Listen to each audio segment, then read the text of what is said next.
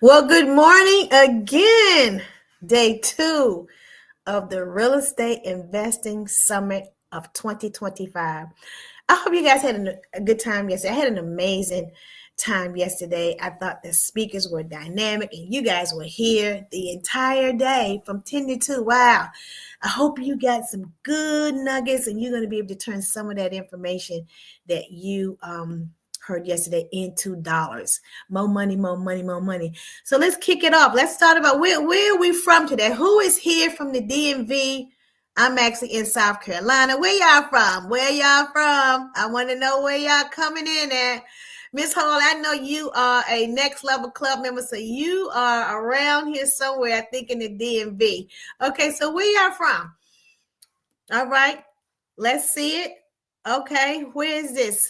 All right, DMV, yes, yes, yes, yes. Maryland, okay.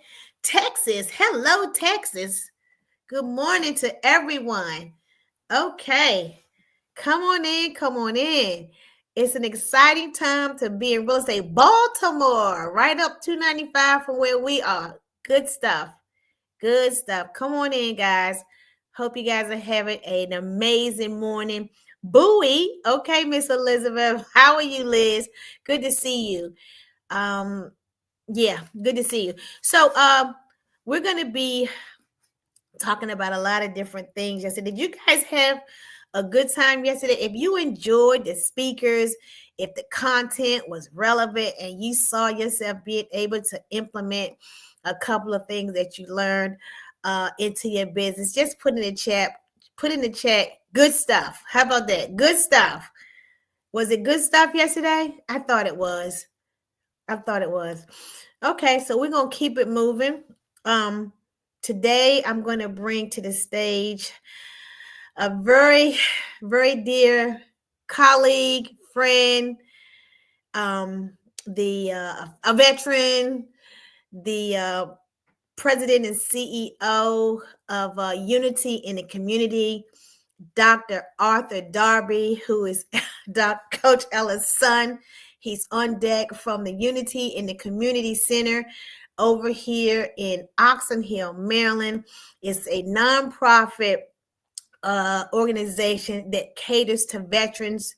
He's a veteran. He served in the United States Air Force. Thank you for your service, Dr. Darby. Thank you for your service. He is here. Hi. How are you, sir? Good morning. How are you? I am amazing. I'm having the best day of my life. Having the best day of my life. It Good to see you. And is good thank you seeing for you. joining the call in the summer today. I know you're super busy, all over the place, helping as many people as you can, Dr. Doc. But thank you for dropping in. I just wanted to spend some time with you to let everybody know what you're doing in the DMV. And I think in other areas as well to Mhm. help our veterans, our homeless veterans, find shelter, find resources, and get back into some rhythm, after coming home. And some of them have been home for years and just didn't know how to plug in. Right, right. So we are. Thank you again for having me once again on the summit. It is Yes. great to be with you all. Yes, we have been working with the veteran population in the DMV area, but we have also expanded out into Louisiana, as well as we're trying to get into Virginia as well, in Southern Virginia area, to be able to provide some of housing for permanent housing. So we have moved from, we started with a lot of transitional and temporary housing, and now we are moving to being able to get permanent and stable housing for veterans so that they can actually either get into rental or mortgage properties and buying their first homes. I love it. I Yeah. love it.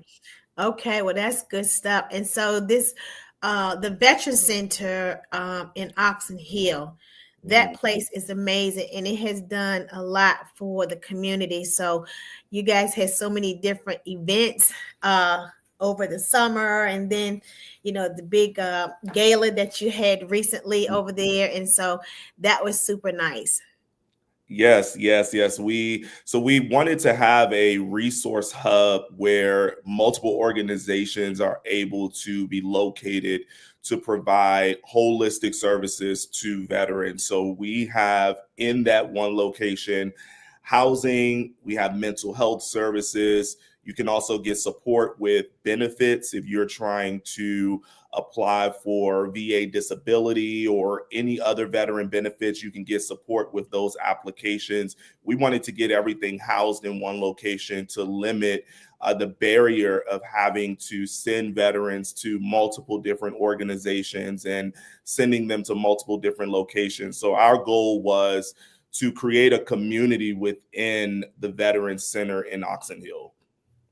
Awesome. And you also have actually housed or allowed some of the veterans and their families to stay there for a period of time as they transition from one city, state to this area here as they get acclimated into. And I think that's a great thing to provide to the veterans, because sometimes, we just get turned around. We're not sure where to go, and so that hub, as you call it, is just a resource center for not only shelter, but other resources as well. Right. So that's what we're desiring to do with that, because I know with me being a veteran, you being a veteran yourself as well, we know how it is that once you get out of the military, it can be an unfamiliar when you're used to being on a base, or you're used to having all of those resources that you needed in one location, and then you become a civilian again. And it is like you're sent to various different places. Even trying to get health insurance can be a hassle and a barrier with continuing therapy services, or so there's a lot of barriers that can be there, which we wanted to make sure we eliminated. So we didn't necessarily recreate new programs. We tried to get all of the programs that have already been operating and doing great work and try to centralize them into one location. I love it. Okay, that sounds really good. So, Dr. Darby, if someone needs to catch up with you or connect with you, how do they get in contact with you?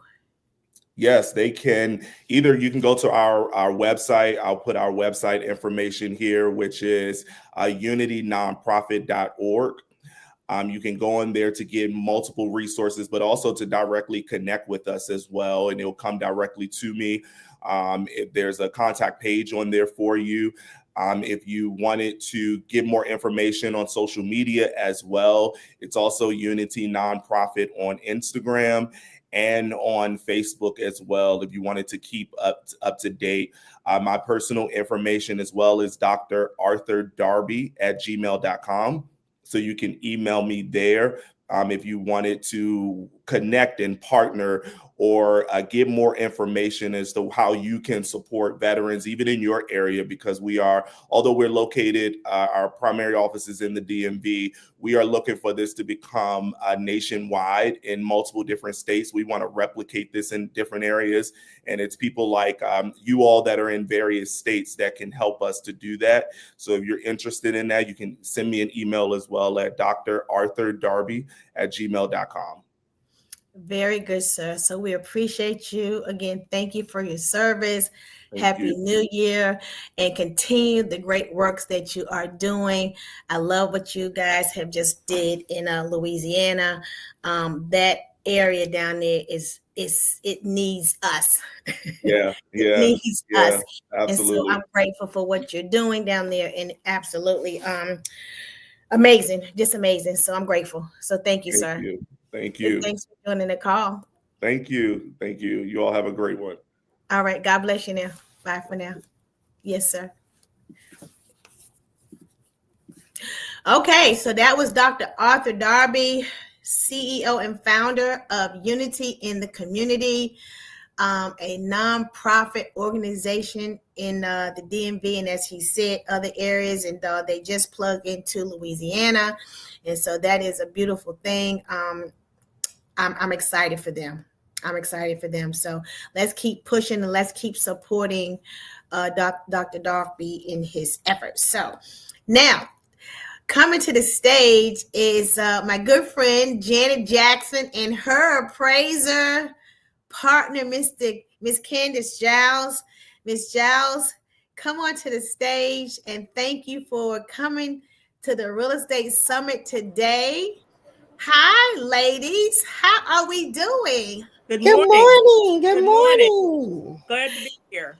Yes, yes, yes, yes. Thank you for joining the summit. I'm so excited to have you ladies back. You did such a phenomenal job at Next Level a couple of weeks ago, and I was like, I gotta get them back on the summit. The information was so well spoken and put out there, and people really enjoyed it. And I said, I got to get them back on, because I think not enough of us investors realize the importance of having a team member as an appraiser on the team to be able to support them and share and look at these properties before they actually go on the market, because it becomes a stamp for moving forward. When the buyer comes and they have their home inspector, they have their appraiser, if something needs to be challenged, you go, okay, I have something right here, you need to take a look at this. And Janet, you are so familiar with that piece. Thank you for joining the call. Come on over here and tell us all about this relationship that you have with Miss Giles.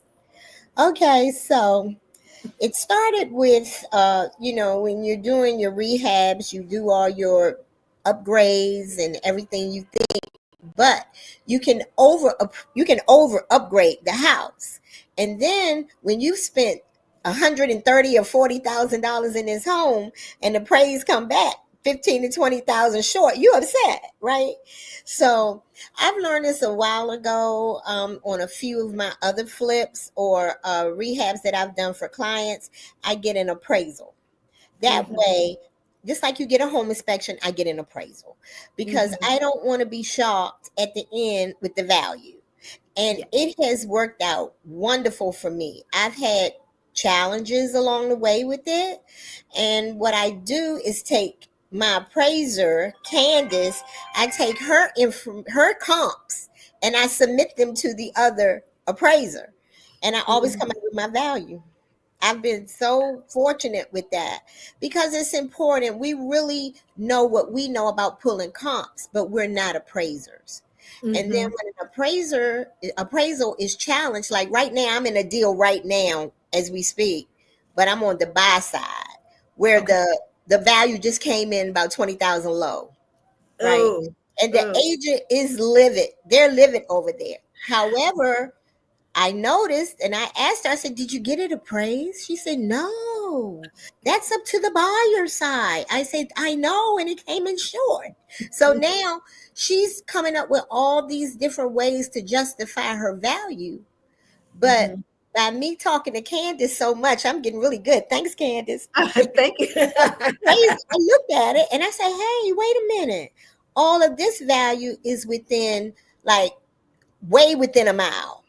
Now, I wonder if she did what I did on one of my flips and looked a little outside of a mile. The difference is there were no homes that sold in mine that were within the mile. This particular situation had several homes that sold right within the mile, and they were less than what she tried to get. So that's why it's so important. Even in my listings, sometimes I just get an appraisal, because that way, when I put a number on it, I feel good about it. I feel that I can win, because I'm not using my real estate knowledge. I'm using Candace's appraisal knowledge, because they should speak the same language, appraisal to appraisal. Okay. So that's how I start this relationship with Candace. And she's been very good, because she teaches me as we go along. And I'm grateful for it. I like it. Very good. So, Miss Giles, thank you for joining the call. Thank you, Janet. So let's talk about this relationship and getting this appraisal prior to listing agent putting it on the market, and having something in hand that's relevant that can be used as a challenge or an appeal if we had to, if the property comes in lower than what the list price was. Yes. One of the issues oftentimes is that the agent may as Janet mentioned, may pull comps or may not pull a wider range of comps because in certain areas, a certain neighborhood or subdivision is not the market area. The market area may expand beyond just one subdivision, which may encompass close to a mile. In the area in Prince George's, Washington D.C. area, the suburban area, sometimes the market may extend. It could be up to 3 miles because there may be a number of subdivisions within that area with homes that are very similar and similar quality, similar style, similar design. So oftentimes, especially if there are has been limited activity, we very well may we expand out until we can find homes that are more similar. So that's a biggie. Were you going to ask a question? No, I was just thinking about Yeah. what you just said. Yes, yeah. And also, depending on the property, it could be a unique property. It could be a home that has improvements that are not typical of homes that have recently sold in the neighborhood. So if we're looking at, we all typically want to use the most recent sales, but sometimes we may need to go back in time to find a more comparable property to the subject property that we're appraising. So where we do have guidelines, those can be expanded depending on the property, the location, maybe the type of property it is, the activity in the neighborhood, which is often a big issue. Oftentimes now we may find that there may be limited sales over the course of a year. So of course we're going to look at the most recent ones first, but then we're going to go back in time and look at others to make sure that we're using the most recent or the best comps. Sometimes values may not have changed very much over the course of the year. So it may not be that the most recent sales are necessarily the best. In a lot of the areas, in a lot of the neighborhoods here, the property values have been pretty much stable. We've went through a period where they had been constantly going up, but then they kind of stabilized. So we may now find that, there's not been a big increase in a certain area over the last year. So that very well could, warrant going back in time, as at least up to 12 months. So those are the kind of things that we look at. Nothing is etched in stone. We have to look at situation by situation and property by property. Lot sizes, differences in lot sizes, differences in room counts, basement configurations, all of those things may warrant us to expand our search beyond what might be, readily observable. Yeah. Got you. Thank you for that. So basically, if I have a house and the comps right here in the neighborhood don't support the value that I have because my house is not the same type of house, are you saying that I can go a little bit further out, that may be just a tad outside of that subdivision? Or Sure. okay. Yeah, as I said, a subdivision, there may be a number of subdivisions within a mile or within a 2 mile or 3 mile radius. They may be very similar. Have similar builders building similar types of homes, or there could be established neighborhoods with homes that are very similar in design and style and quality. So that is not a problem. So yeah, we're going to try to find the most comparable, the most similar property that has sold, and hopefully the most recent. But again, depending on the nuances of that property, we may expand our search in time and distance. Time and distance, meaning that typically the comps are relevant for 6 months, and then if we have to go beyond that, then we can use that comp because we haven't found anything right there in the area. Yeah. Like I said, it's going to depend on the property and what's available. So of course we're going to try to find the most recent, but we may need to go back in time a little bit to find something that is more similar. We may have say a property with 3 bedrooms, but in some neighborhoods where there may be 2 bedroom, a number of say only 2 bedrooms, say looking at a split foyer in some neighborhoods, they may have 3 bedrooms up and maybe another bedroom or 2 down in the lower level. But your house may have 2 bedrooms up and maybe 2 bedrooms in the lower level. They could be similar sizes. Some issues that would come up is someone has converted a 3rd bedroom, knocked down a wall, and so now we only have 2 bedrooms upstairs. So issues like that would warrant us to go back and to go out, maybe expand our search to try to find at least one home that may be similar, or it may be similar in size, or also it may be similar in the above grade room count. So there are lots of issues that come up where we just can't stick to, a certain radius or a certain period of time. Gotcha. Okay, so Janet, you have used Ms. Giles in the past on several of your renovated properties, and you would call her in, she would do an appraisal, you would get that report, and you would have it in your back pocket, I say, to pull out if needed, because you want to get all the juice from the living. So this is my thing. I'll call her up and tell her what I'm doing. Like, for example, I had one that I needed her to appraise for after repair value. Mm-hmm. So when she went into the house, it was as is. But the people were moving out. And I said, I'm going to need you to appraise this as though it's fixed up. So I submitted her the scope of work so she could see just what repairs were going to be done. And she gave me 2. It was a flip, but it was a probate. It was a flip, and they left everything in the house. So I needed her to tell me what this is going to appraise for after we get all this out and fix it up and total the repairs. And it made a big difference with that one. Well, we didn't finish yet because it was still in probate. So, this was one of those situations where the family doesn't get along. So that could go on forever. But what I'm saying is I like the fact, because a lot of times we want to know, we're guessing by using our scope of work and our pricing, what we do, how we price it.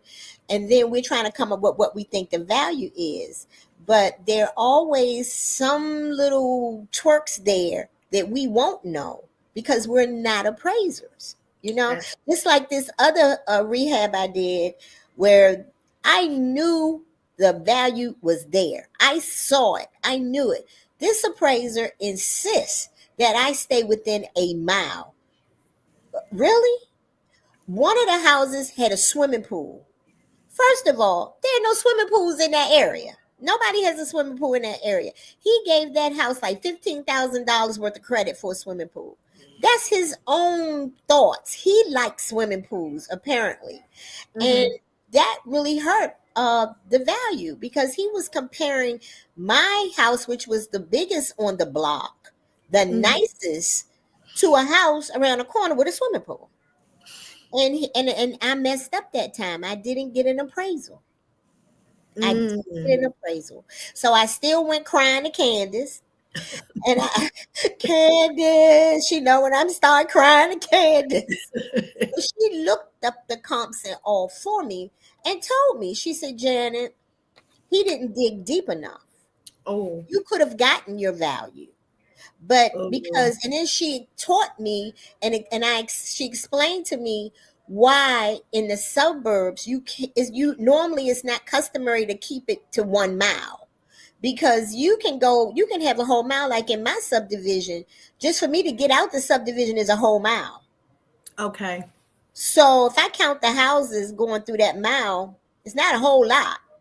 See? So therefore they would be appraising me unfairly, because they didn't give me enough range. My whole subdivision is way larger than a mile. Mm-hmm. So, and she explained that to me. So now when I'm looking at property to buy, to purchase for rehabbing, I'm considering all of that, and the thing about it is that's why I will never do another one without an appraisal. I see. Mm-hmm. Only way maybe if the houses, three houses around that house has all appraised for much higher. Of course, Jay. Of That's course. the only time. Okay, ladies, so let's talk a little bit about upgrades. We have investors here. Some of them are seasoned. They've done flips after flips. They've done many flips. And then some of them are new investors. So when you go into an area and you start looking at your scope of work, you start looking at your budgets and you're saying, okay, so what am I going to do to improve this property so I can get the value of some of the other properties that have sold within the last, I like to use my comps for 90 days, but that's just me. Let's talk about upgrades and over improving a property and what really gets you the money. What really gets you to that price point. Some of the things that we do to improve our home, Ms. Giles, how far should we go? Because some of us are just keep going and going and going and thinking that we're going to get all this extra money because we've done this, that, and the third. But when it comes down to it, what brings us the value, the monies? All right, we have to look at what most buyers are looking for. Most of the time they want a nice kitchen, bathrooms updated. Of course, they want flooring. Those are, look at the things that most buyers are looking for. Okay. So those are the basic things that you want to make sure that you've covered. You may, depending on the age of the heat cooling systems, those things you may need to update as well. So those are the things you want to think about. Now, sometimes you also need to think about the quality of the improvements that are being made.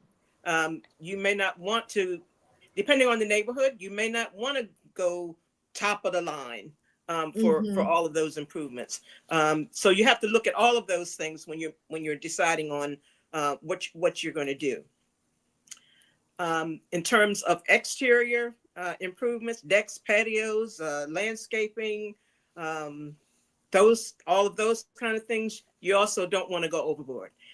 Depending on the neighborhood, you might not want to put an outdoor kitchen in a neighborhood where that is not typical. You need to look at all of those things. So, I've gone into homes where the buyers, the owners are there, and they want to walk through, and they want to tell you about all the things that they've done. Yes. And sometimes when they're pointing out things, in my mind, I'm thinking, well, this isn't something that a buyer is going to want to pay extra for. And I always look at it, try to think about, or maybe think about it as when you're purchasing a car. You want all the extras, features thrown in, but some of those things you might not want to pay extra money for. Right. Some of those things, and that's just like now, over time, certain things have become standard features in vehicles. Those are things that are expected to be there. And so sometimes buyers may have made improvements to things which should have been done anyway. So those would not be, you wouldn't consider those really extra improvements. Some of those are just maintenance items, really, just to bring the house up to what would be expected to be as a standard. Right. I have a question for Candace. Yes, just please, Candace, I have a quick question. So in rehabbing the house, we all are doing either quartz or granite or stainless steel and hardwood or the floors. Is that considered standard now? Or would that be an upgrade that someone would pay for, because it sure costs a lot to do it? What I would say is look at if you're looking at comps, look at what's in most of those in a certain neighborhood, because that's what most buyers are going to be looking for. If the standard is going to be granite, if you're looking at granite, and most of the houses that are selling in the range that you're trying to get to, then that would be something that you would probably want to put in.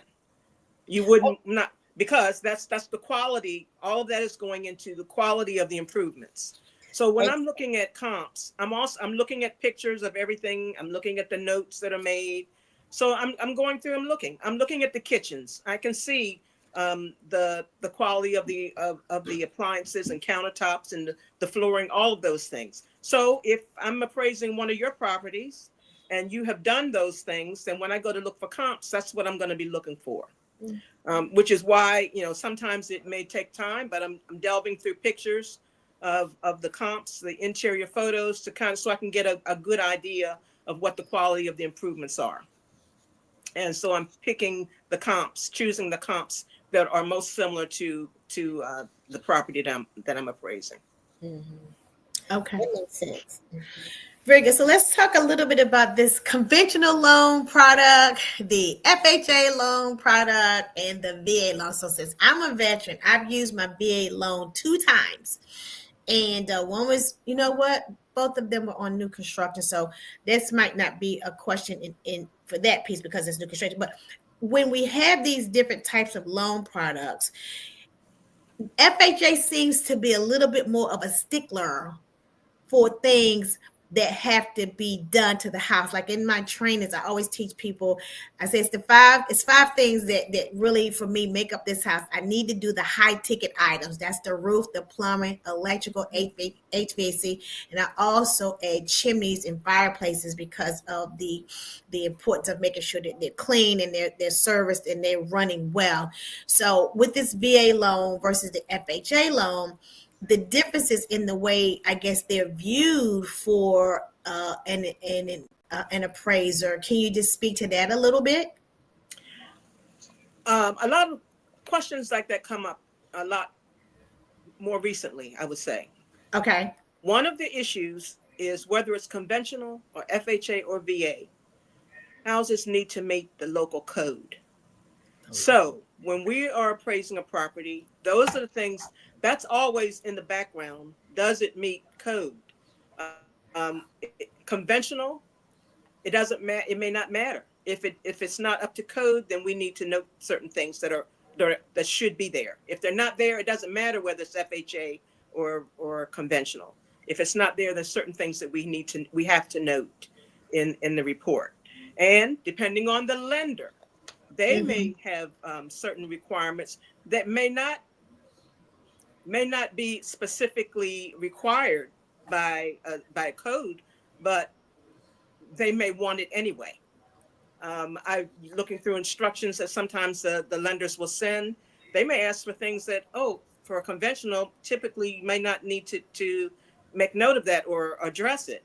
But some lenders have certain things that they want regardless.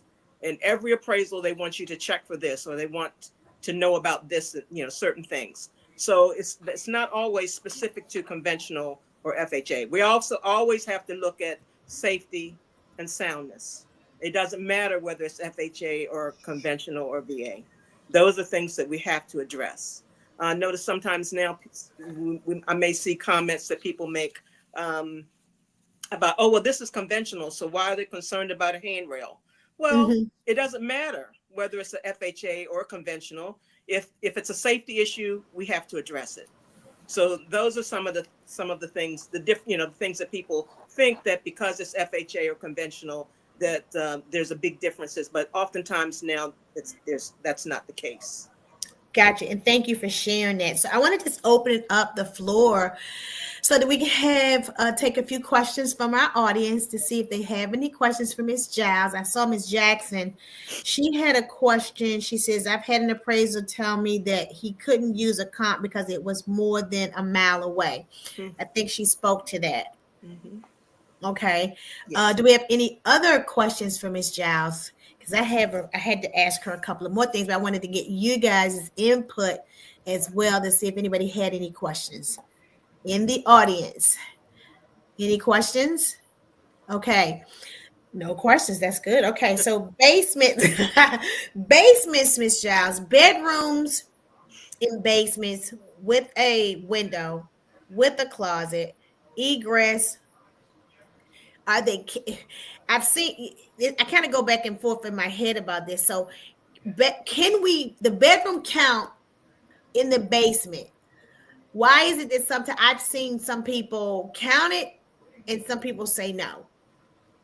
What's your thought? If there is a bedroom in the basement, it will be noted as a bedroom in the basement. Sometimes I'll may get a call back from an owner. It could be a purchaser, or it could be an owner who may be doing a refi. And once they get the report back, they may call me and say, well, you didn't count. You only gave me credit for 3 bedrooms when there were 5. Or you only gave me credit for 2 bathrooms when there were 3. And then I find out that they're looking for those additional bedrooms and bathrooms to be counted in the GLA, the above grade room count, where they have been addressed, but they're separate. They're they're counted in the basement. So yes, if there are bedrooms in the basement, they are counted, but they're counted as bedrooms in the basement. Does that change your value because it's in the basement, or? No, not necessarily. Okay. Because the comparables that I'm going to be pulling would be similar. I would be looking for homes that have bedrooms and bathrooms in the basement as well. So we're comparing apples to apples. Good stuff. Gotcha. Jay, do you have anything else you want to add? This is just good stuff. I just know it worked out well for me. And as we were talking, I've been thinking about different scenarios that have come up where an appraisal's input would be very important. Just like she's pretty much covered it all for me. Yeah, she has. Yeah, she's covered it all for me. But I think it's just good to consult with one. I've always consulted with one about value when I'm listing, because the last thing I want to do is to put something out there and then it's overpriced. Well, we do know that quick as realtors, because nobody's going to come and see it. we know that part, but I need to know why and what we need to do and how close. Like I have 2 listings now that Candace is going to come and appraise from me, because it's like I had one listed at one price, but I had it coming soon. Everybody was coming to me for it, but it wasn't ready to go on the market. But I saw where I could put it for much higher. So now I'm going to get Candace to appraise it, so I'll know for sure just where the threshold is, what I can do and what I can't do. So if I drop it a little so I can get it up, then I'll do that. Then I have another one that's very close to, he just bought it 2 years ago. It's a townhouse. And the thing about it is it's very close to value to keep him from bringing money to the table. Okay. So I need her to appraise that one, so I'll know how to handle that particular listing as well. But it's really good for me on both sides, especially when you're doing the investments, because you need to know how much money to put in. If you don't get a appraisal, and that's where my after repair value comes in for the appraiser to do, I won't know. Say if I need to get, say, 700 or 600 for this house, so I know what repairs I'm going to have to do. And then she comes in appraising after repair value and say, Janet, because we had one, there were houses appraising for that amount, but this particular street was the issue. So see, we think neighborhood is the main thing, but sometimes it could be the street, and then right around the corner is a different appraisal value. You know what I'm talking about, Candace? Remember that one? Yeah, sometimes it could be In a home DC. that is on a busy street. It could be a main thoroughfare through the neighborhood or the area. So that can make a difference as well, because then we need to try to find at least one other sale or listing that also has similar locational influences. Maybe a house on the main road, lots of traffic going by, where all the other houses are on the little side streets, very quiet. All of those things make a difference as well. So they have to be addressed. Okay. And it's the same area. We would look at that. We would say, okay, we look at the neighborhood as if we have a Sanford and Son house, as y'all call it, on that block, then we'll know. But if all the houses on the block are pretty nice and it's just on a different street, I never thought that it would make such a big a difference in that particular on that particular appraised value. Okay.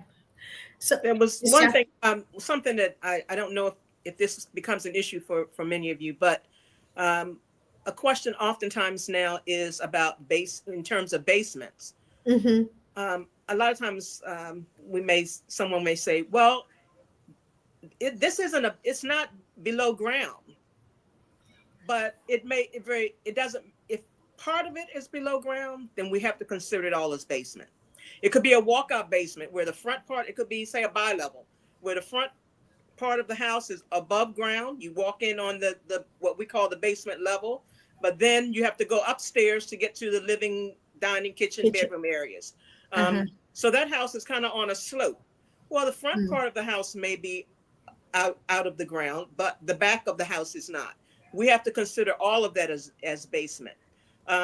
Another that can happen oftentimes with split foyers, with bi-levels, also with split levels, where you may have it. A lot of times people say, well, these two levels, they're above ground, out of the ground. Mhm. But if part of it is below ground, it doesn't matter how much. If part of it is below ground, then it's all considered basement, and it's considered basement. Sometimes I can look at the comp pictures where, it's giving you several angles.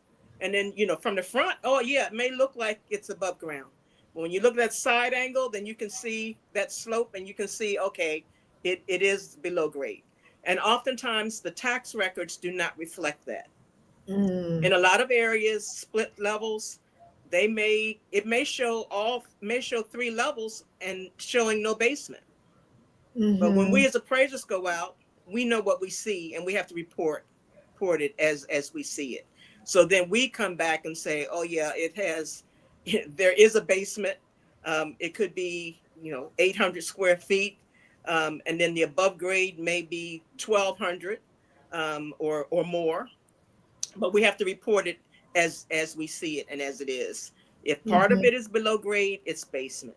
And a lot of times that is a big question that we get.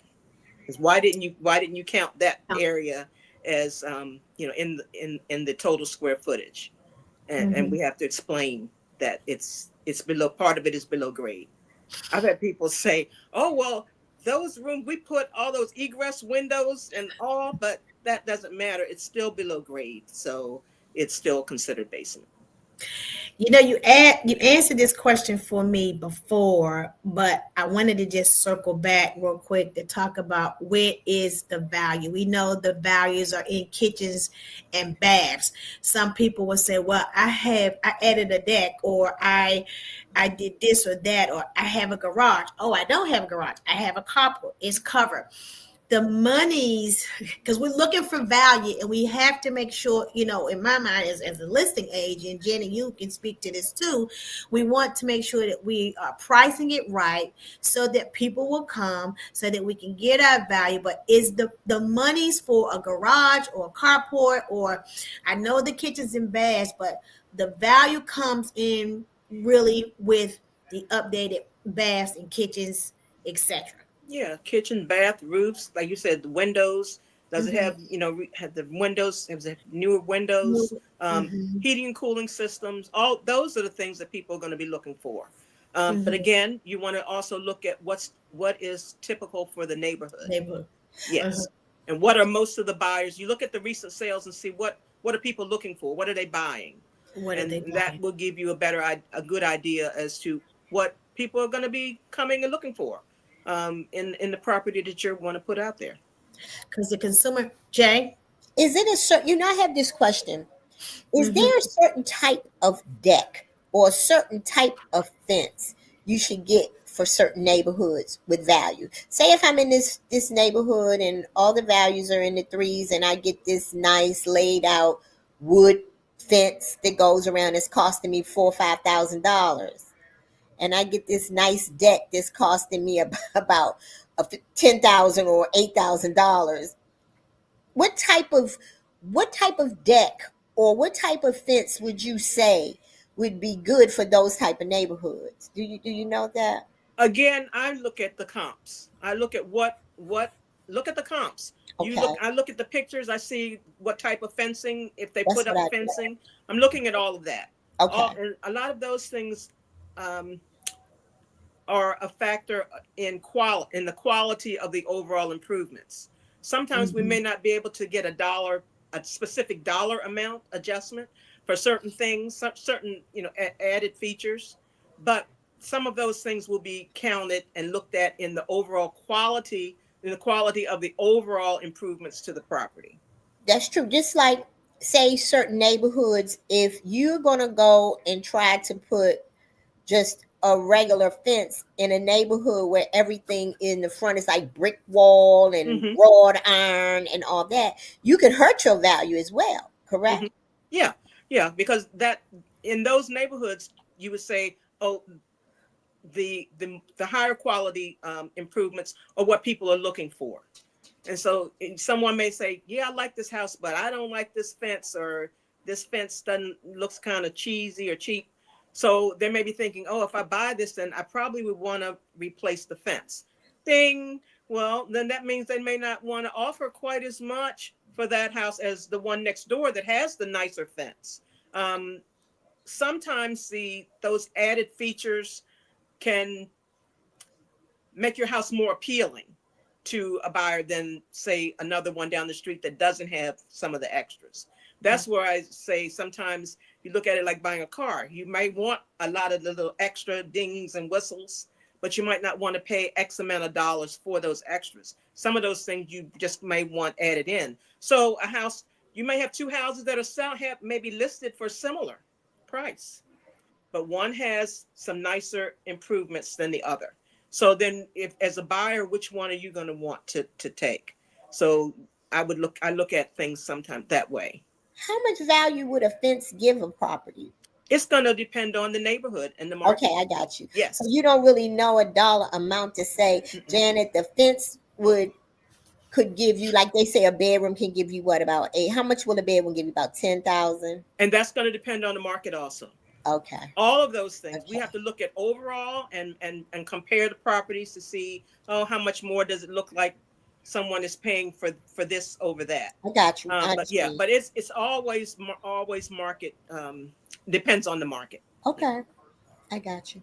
That's why you have to have the right comps. That's why you need the right comps. Because if you had the wrong comps, yes, you're getting your information or making your decision based on the wrong comps, the wrong information. Right. So that's why I need to keep calling you. Okay, go ahead. And look, we all should probably be calling her, me included, Miss Candace. So please, let's get your contact information. I know a lot of us are on the line here, are realtors, a lot of investors. I know we don't drive the requests of the appraiser for the realtor side, but I do know as an investor, Janet speaks so highly of you. You bring so much value to her business.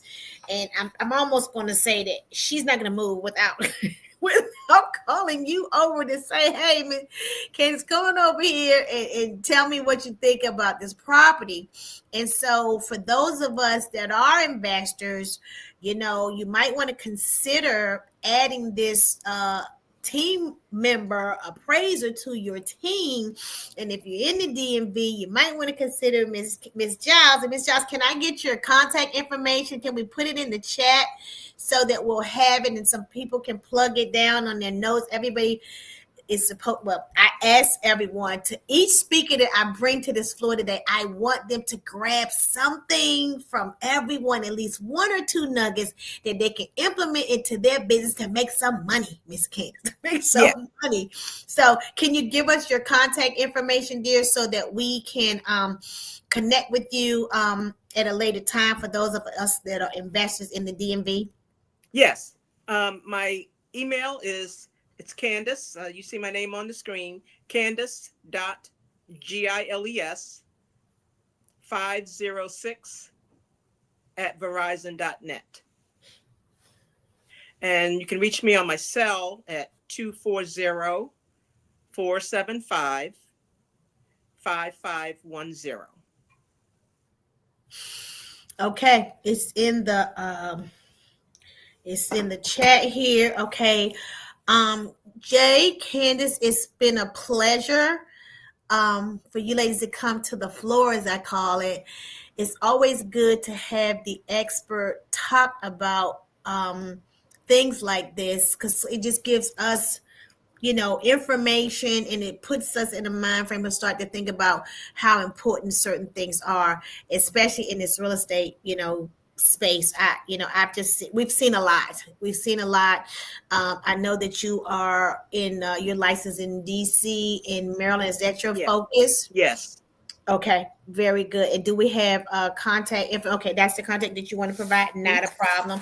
Okay, so everybody, we want to thank Miss Candace and my dear friend Janet Jackson for coming to the stage and sharing this great information. And I think you and have a successful day, year.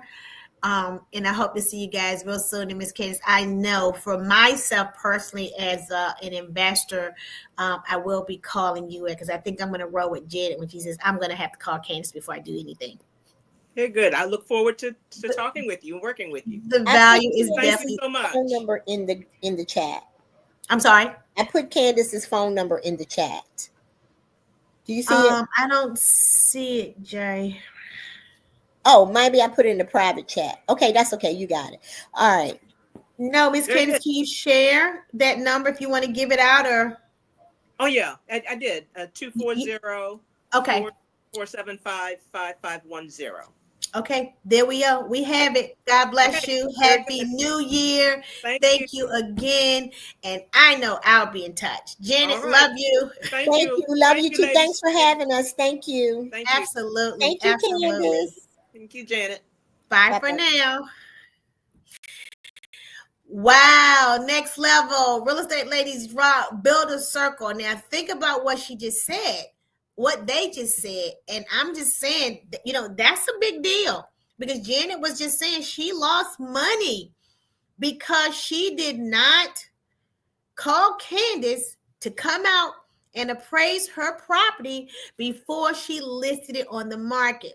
She listed it on the market. She was cut $15,000 short in this last one. I remember her telling me about this in this last one, and she did not appeal it, because Candace did say on another call that she could have appealed that decision, and she could have went in then and bought the comp and probably would have got her $15,000 back. So it is of value for me in my business that I'm going to really consider doing that, because I think, what we're paying for that appraisal up front, you get it back, especially if you need to appeal something. And so appraisal to appraisal, they can talk offline from us realtors, and then maybe come to a meeting of the minds. And even if she didn't get the whole 15,000, she could have got at least maybe half. So I'd rather pay $400 for an appraisal and then get my value, or be able to challenge it standing on the same platform from appraisal to appraisal. So good stuff. Are you guys having a good time? Is this good stuff? Come on, I need you guys to talk back to me. It's good? Miss Hall, what you think? Judy Jackson, Miss Marie, Miss Patricia, is it good for you? That's a song, right? No, that's Ashton Simpson. Okay, forget that. Let me stay focused. Okay, so moving on, day 2, 2025 summit. I'm in South Carolina. I am down here where there is no snow, sunshine, and I'm excited to be here. I love this platform. I love my Next Level people. If you from Next Level, I don't see y'all here. Are y'all here? Miss Marie, Patricia, okay, there's the Builder Circle member. There go Miss Jackson, Judy Jackson. You'll be coming on the platform later today as a panelist. There go Miss Maria. Where y'all at, Next Level? Builder Circle people, where y'all at? I know y'all out there. Okay, that's good. All right, so day 2, we got Mr. Curry Woods coming back. I love this guy. Smartest man in America, I say. He always got a word. He's always got a word for a sister. And when I'm rolling with him in the car on this platform with Next Level, I always feel safe, because he's always got he's got a wealth of knowledge. He knows something about everything. I was like, okay, whoa, smartest man in America. Anyway, he's very humble. I don't want to, he's looking like, Cecilia, stop, please. He don't want me to like do that. But anyway, I have to tell you guys, this man is amazing. So if you ever are trying to learn something about some wholesaling, some lease options, some subject twos, if you are not a next level member, you might want to come on over here and get with us, because this man is rolling along. Shanae, is Shanae here today? I hear they just got something nice under contract. Woo! You on mute, bro? Where you at? I'm here. Good morning. How y'all bees? What's going on? Hello. Good, bro. We good. How are you today? I'm great. Yourself? I'm having the best day of my life. Thanks for coming back for day 2. Oh, you're welcome. Thank y'all for having me back today. Huh? Thank y'all for having me back. Oh, absolutely, man. I rose with you, bro. I'm settled in my sack today, a little bit more comfortable. So day 2, we're going to just finish it with a bang. I'm asking everyone on the call, as these speakers come up, they share, think about what they're saying. Think about if anything like the scenarios that Candace just gave have happened to you.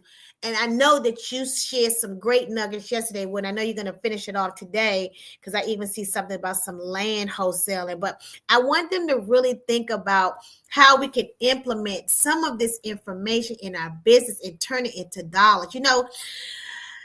We go to these trainings, we go to these conventions. I know you don't want to hear me say it. I said it yesterday. I did, and I will. And what we don't do is find something, just maybe a couple of things to hold on to and shift it into monies. Make it work for you and not just be information, writing notes on pads and putting it by the bedside. I call it bedside reading before you go to bed. And it sits there and you don't look at it. Then you move it to your office and you don't do anything. And then we come back to the class and we do it again.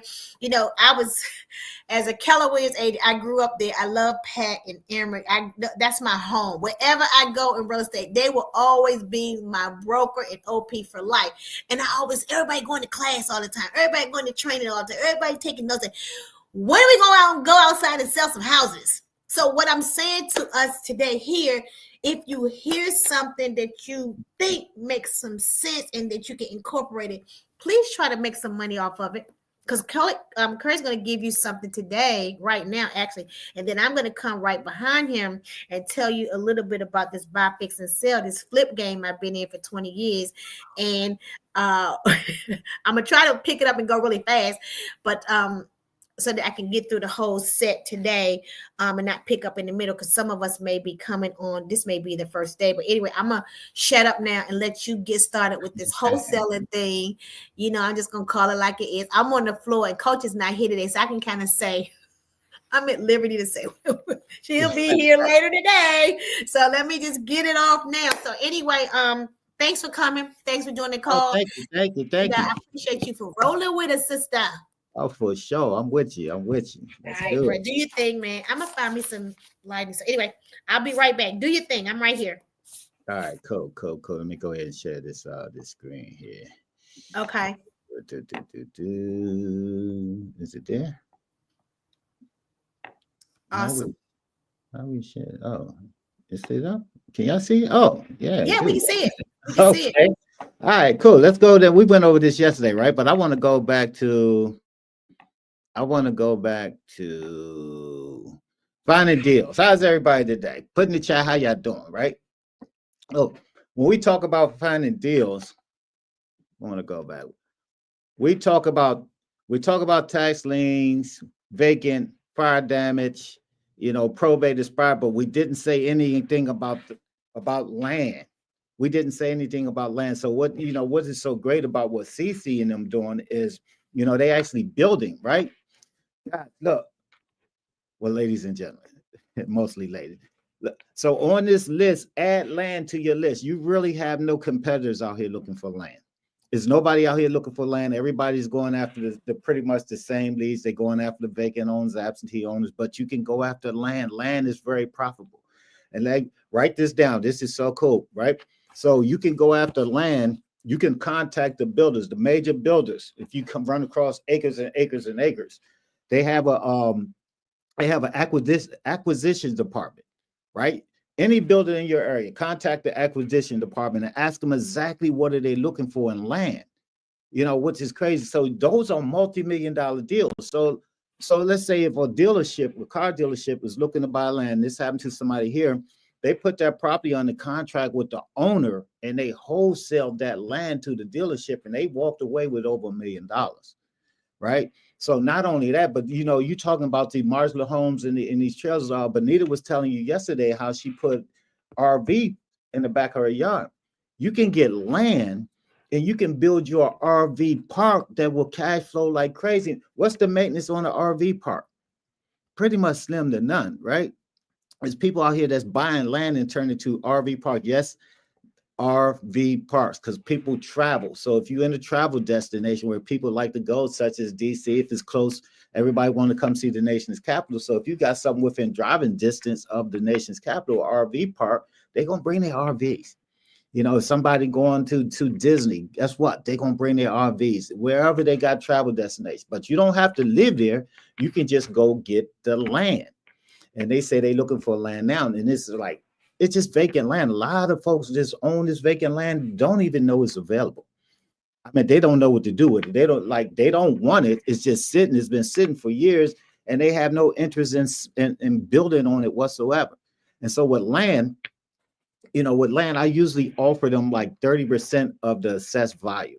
So if the county say the land is worth $100,000, my offer is like $30,000, right? And it all depends on where it all. You don't have to pay a lot for land, because especially if they're going to develop it, you don't want to pay a lot for it because they got to bring in the water, the sewer, the gas, and all that. So developers going to cost a fortune. So just to do the land is a gold mine. So with these marketing lists right here, add land to your list. Add land to your list. It's absolutely a gold mine. Now, let's go back to you guys are regular real estate agents, right? So let's talk about generating leads for your business so you can have money to do deals, right? So look at these marketing lists. So real estate agents, you guys want the pretty properties. The wholesalers out here making a fortune. And if you don't believe me, man, go to any meetup in your area and contact the wholesalers. They're making a dime. Guess what they're doing? They marketing to this list that's on here. So look, guys, you got an opportunity to say you in a better position than them because you have access to the MLS. You have access to data that they have to pay for. You guys pay for it through your Bright, but you have access to this. You should be going after the same deals that we go after. Go after the people that need to sell. They're going to bring you the people that want to sell. They're going to bring you the buyers. Go after the people that's motivated, some type of motivation, right? Pre-foreclosure. For instance, if you guys not working pre-foreclosure, you're crazy. You don't get no more motivated than that. And same thing with the land. So you go through your taxes. A lot of folks own the land. They don't want it, so they don't want to pay the taxes on it. Imagine you can get a piece of land for whatever it costs at the tax sale. Where's my list? So look, guys, get your list and do the combo. Get you a vacant list, get you a pre-foreclosure list, get you a tax lien list, and stack all those lists together.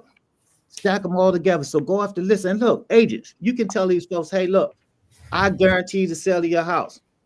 You can give them a cash offer that the investors will pay for, right? So you got the whole group. I think ladies nationwide looking for deals that they want to rehab.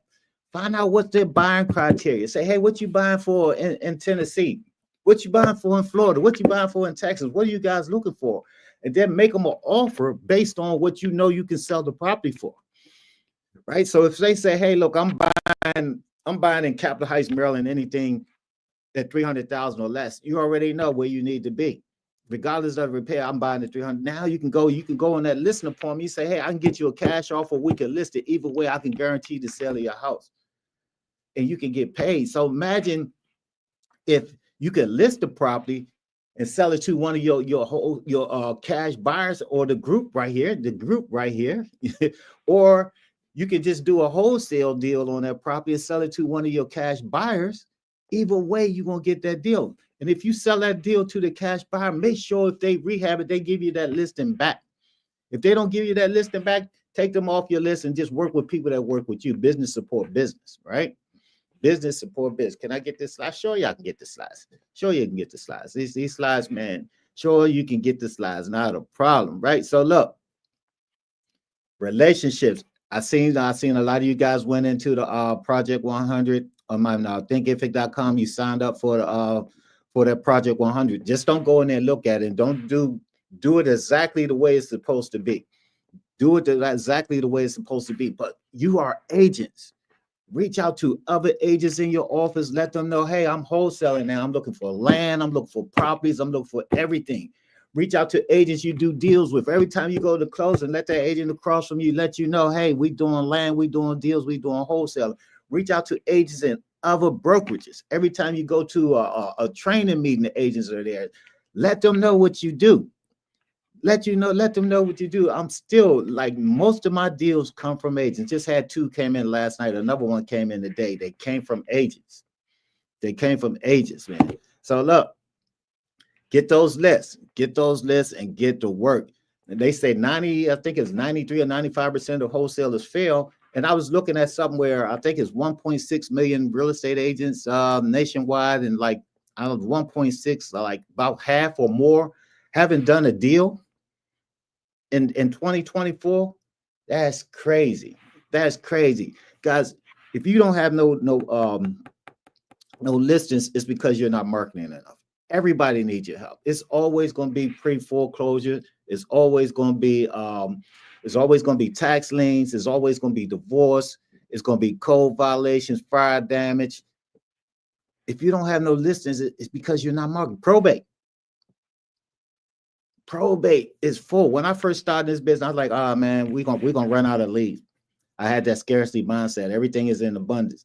If you look at it, you see how car dealers are next to each other, gas stations are next to others, grocery stores, but it's no competition. There's really no competition. It's all about your marketing effort.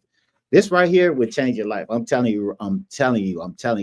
Wholesaling will change your life. You can wholesale to pay the bills, then you can take that money, start rehabbing, then you can start buying and holding, for generational wealth. You get that passive income, you get that residual income. But think about the land. Don't walk past a piece of land. Don't discourage a piece of land. As a matter of fact, go into your MLS and look at any listed land that's been there for a while and make them an offer. But make sure first you find somebody that wants to buy. Go out first and find your buyers. Find exactly what they're looking for as far as land, and go into Bright and find that land for them. Same thing with the wholesale. Go into your Bright, find all the cash deals or cash buyers in there, or you can go to trustedinvestor.com. Is it Trusted Investor? Let me make sure I'm telling you guys the truth. Trusted Investor. I'll make sure I'm telling you the truth. I want to make sure that I'm giving you some accurate information here. No, that's not it. That's not the domain. So don't go there. I forgot the name. So I'll get the name where they got all these cash buyers, and you just go in and you contact those guys. And you find out exactly what they're looking for first, then go find your wholesale deals. The deals are in the MLS too for the rehabs. Or as one of the CC students, that's all she do, work the rehab. I work the MLS for her rehab deals. Go in there and work for your land deals. Go in there, it's going to be hard to wholesale a listed property, but it's not hard to wholesale expired and withdrawn. Set your wholesale deal up set your MLS so you get expired and withdrawn sent to you every day. Now with the marketing, how do you reach out to these folks? I like the phone calls. They still work. Never, ever, ever let text be your first way of reaching somebody. Use text for a follow-up. You can get sued. And they got lawyers out here that was looking to sue real estate agents for texting. So there's guys out here like, oh, just send out texts. Don't do it. Only use texts for your follow-up. If they reach out to you first, they call you, miss the call, then you can follow up in the text. But do not start marketing to these folks and sending out texts, because you're going to get yourself sued. I don't care what they tell you. So look, I'm open to questions. I know you guys got questions. I'm open to questions. I'm telling you, you don't have to spend a lot of dime. You already have your money. And then look, we could do this virtually. So you don't even have to look for land in your state. You can look for land anywhere. So I think, Cece, they say they're going back to Louisiana. Look, you can start looking for land before they get there By the time they get there, you can have them a deal lined up. This is sweet, sweet, sweet, sweet, sweet. And I don't know how many people in other states reach out to other agents in other states and let them know they can be your bird dogs too. They can find you deals. So if I get a deal like in Utah somewhere, I'll go and Google real estate agent in Utah. I reach out to that agent. Hey, look, I have a deal on the contract. I need you to show the deal to potential buyers, right? I'm gonna give you 20% of my profit. They're like, oh, I'm used to getting 3 or 6%. Yeah, I'm gonna give you 20% of my profit. A $10,000 profit, that's $2,000. All they need to do is show the property to potential buyers, and guess what's going and go to closing for me. Make sure my check get wired. Now, the fact that they are licensed agent and they showing the property to potential buyers, the homeowner is going to trust them. I'm in a whole nother state. They working for me now, and I could, hey, will they take my buy? I don't care. They shoot themselves in the foot. They won't get no more business. But it's easy business. Easy business. And business support business. You're definitely right. Yeah, make sure you guys get these slides. What questions you guys have about wholesaling? Land is the thing. I'm telling you, land. What's the guy had? The Marshall homes, the RVs. Go find you some land so you can actually lease your land to an RV park. Like, hey, you can do a lease. Let them go ahead and use it. They paying you every month. They own the RVs and all the equipment, but you own the land. Something like a triple net lease for those who do commercial. Y'all with me? It's quiet in here. I don't see no questions whatsoever. It's quiet. It's quiet, Will. They ain't saying nothing. I'm telling you, Virtual wholesaling. Okay, I like the whole. I'm in this development thing now. This whole land. Buy me some land. Let's build some houses. Coach been talking about. She's gonna be back on today, talking about this development thing. So I want to do the land now. Okay, yes. I'm gonna just not move away from the traditional thing, residential sales, but I am very much interested in land development and building houses, building communities, building townhouses, duplexes, putting modular homes, manufactured homes on the land, bruh.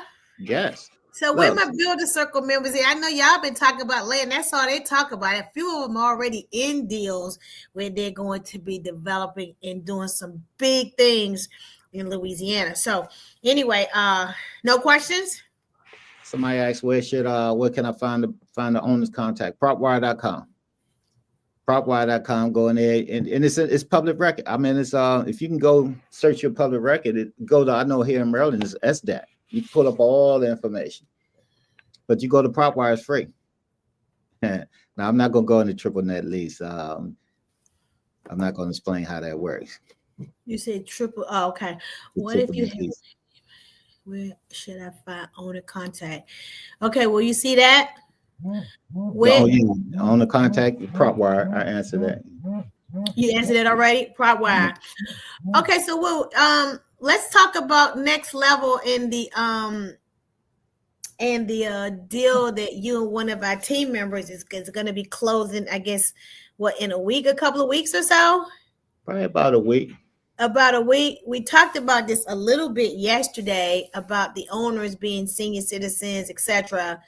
And what did you guys do? You went in there, put the contract on. She did all the work. She was out there. She actually located the deal, right? And they was in a real bad situation from what I understand. Yeah, they was like in a bad. I went there, Will. I went there.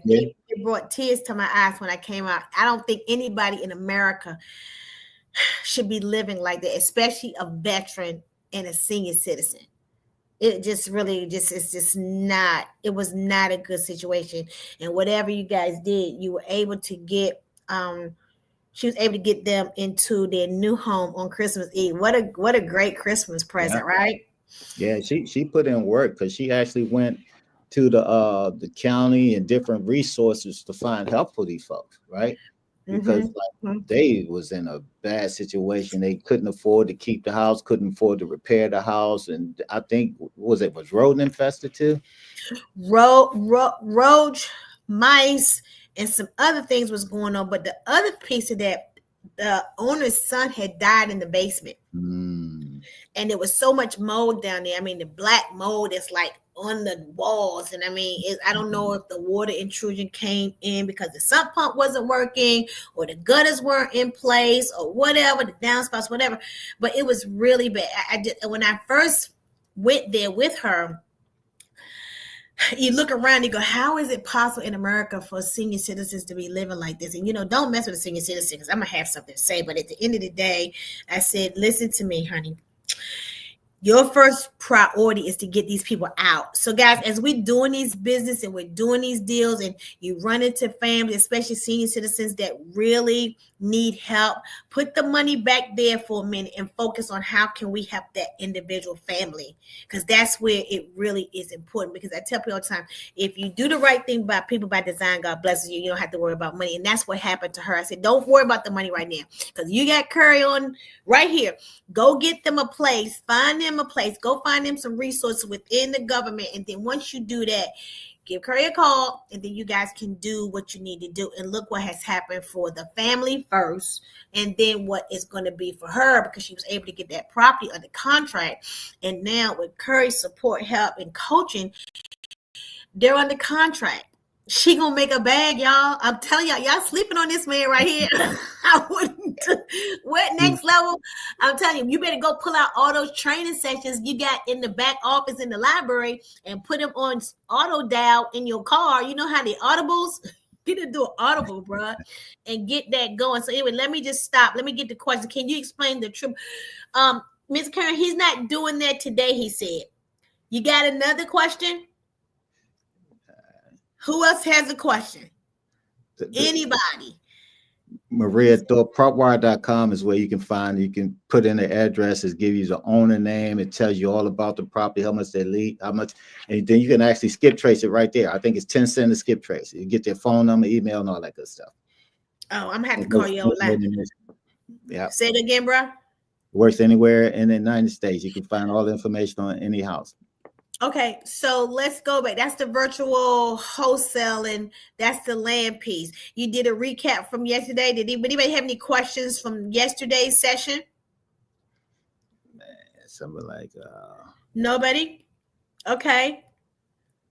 Well, you got anything else? Okay. Well, don't you have an upcoming wholesale class? Okay, Ms. Jackson. No, I'm putting everything online. It's too time consuming. I'm super busy right now. I don't have the time. I used to do them live online with people eating cornflakes and watching Oprah while I'm trying to teach. So everything's going to be online. You learn at your own convenience. But we probably like meet once a month to go over whatever questions you may have. But everything's going to be online. So it's most likely it's going to be on that Thinkific website where you go in and you can you have to go in and you can complete it at your own leisure, right? That way you are not under pressure, because I'm gonna put pressure on you when I'm live. But I need you. So it's going to be there. You can go back anytime. You complete it at your own leisure. I like it.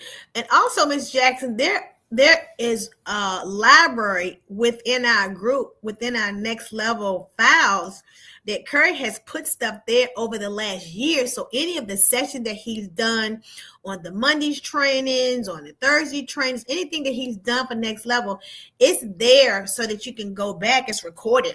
You can go back and listen to it at any time. And that's any one of our Next Level members, Builder Circle members. It's there. So at your leisure, just go pull it down. Okay. So it's MarylandHousePros.Thinkific.com. A lot of that stuff in there is old. I want you guys to go in there and do the Project 100 first, but a lot of that stuff in there is old. So you can sign up for the other stuff that's sitting in there, but some of it still works, but some of it is outdated. I need to go in there and update it. But the new training is going to be in there. So I haven't gotten a chance to load it up yet, but it will actually be in there, and I'll send it out, let everybody know when it's available. But well, wait a minute. We have all of your live trainings in the library. So okay. So yeah, you guys have them, but okay. The ones outside, you guys, yeah. So right there in the group, yeah, everything is there. I think you guys actually have the 3-hour wholesaling too, right? They should have it all. Yeah, they should have it all. So yeah, okay. Anybody else? Any other questions from anybody? Anybody got any deals they working on? As a matter of fact, guys, are you working with investors in your area? If you're in another state, You should be working with investors. Them your buyers, right? The sellers are the motivated sellers, and your buyers are the investors in new construction. In this market, I would just do new construction and investors. I wouldn't go after nobody else. I'm not worried about no loans falling apart or they can't get qualified because investors doing cash, right? Yeah. Cash is king, right? Cash is king. Money talks. And what you had the guy on here like giving loan to almost anybody with no experience, man, you can't beat that. You can't beat that. I love it. So you probably working on how many deals right now? Man, it's about 8. We had, I like it. I 2 like more it. coming right now. I like it's crazy. It's like been on fire, and it's what 8 days in? It's 9 days. 9 days in. It's 9 days in. Okay, so let's do this real quick before I let you go. What's the typical day of a wholesaler? What do? They get up the bed, they thank God for another day, and then they clean themselves up, and then they boom. Are they on their phones? What are they doing? They're making the calls. What are they doing?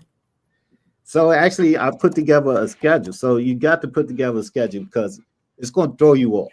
It's going to throw you off, right? Let me see something. So it's actually going to throw you off because it's going to be pulled everywhere. Calls going to come in, contracts. We need to change this. So I do a schedule. So this is what I should start with. So I'll say, hey, I'll check my email in the morning. Then I'll check for, the probate. I'll check for expired. And then I'll do this. And it's all on a time frame. So like right now, I'm on this training. When I get off, let's say if I get off at noon, I'll go to my schedule and I'll just pick up where I should be at noon. Right. And so the most important time of day is on my schedule when I think it's like from like 3 o'clock or something like that, when I'm reaching out to 5 wholesalers that I don't know. I'm reaching out to 5 agents that I don't know. I'm calling 5 attorneys that I don't know, probate attorneys, divorce attorneys. I'm making 5 verbal offers and I'm making 5 written offers. That's the most important part of my day. If I miss everything else, I'll try to do that. So guys, you can put that on your schedule, right?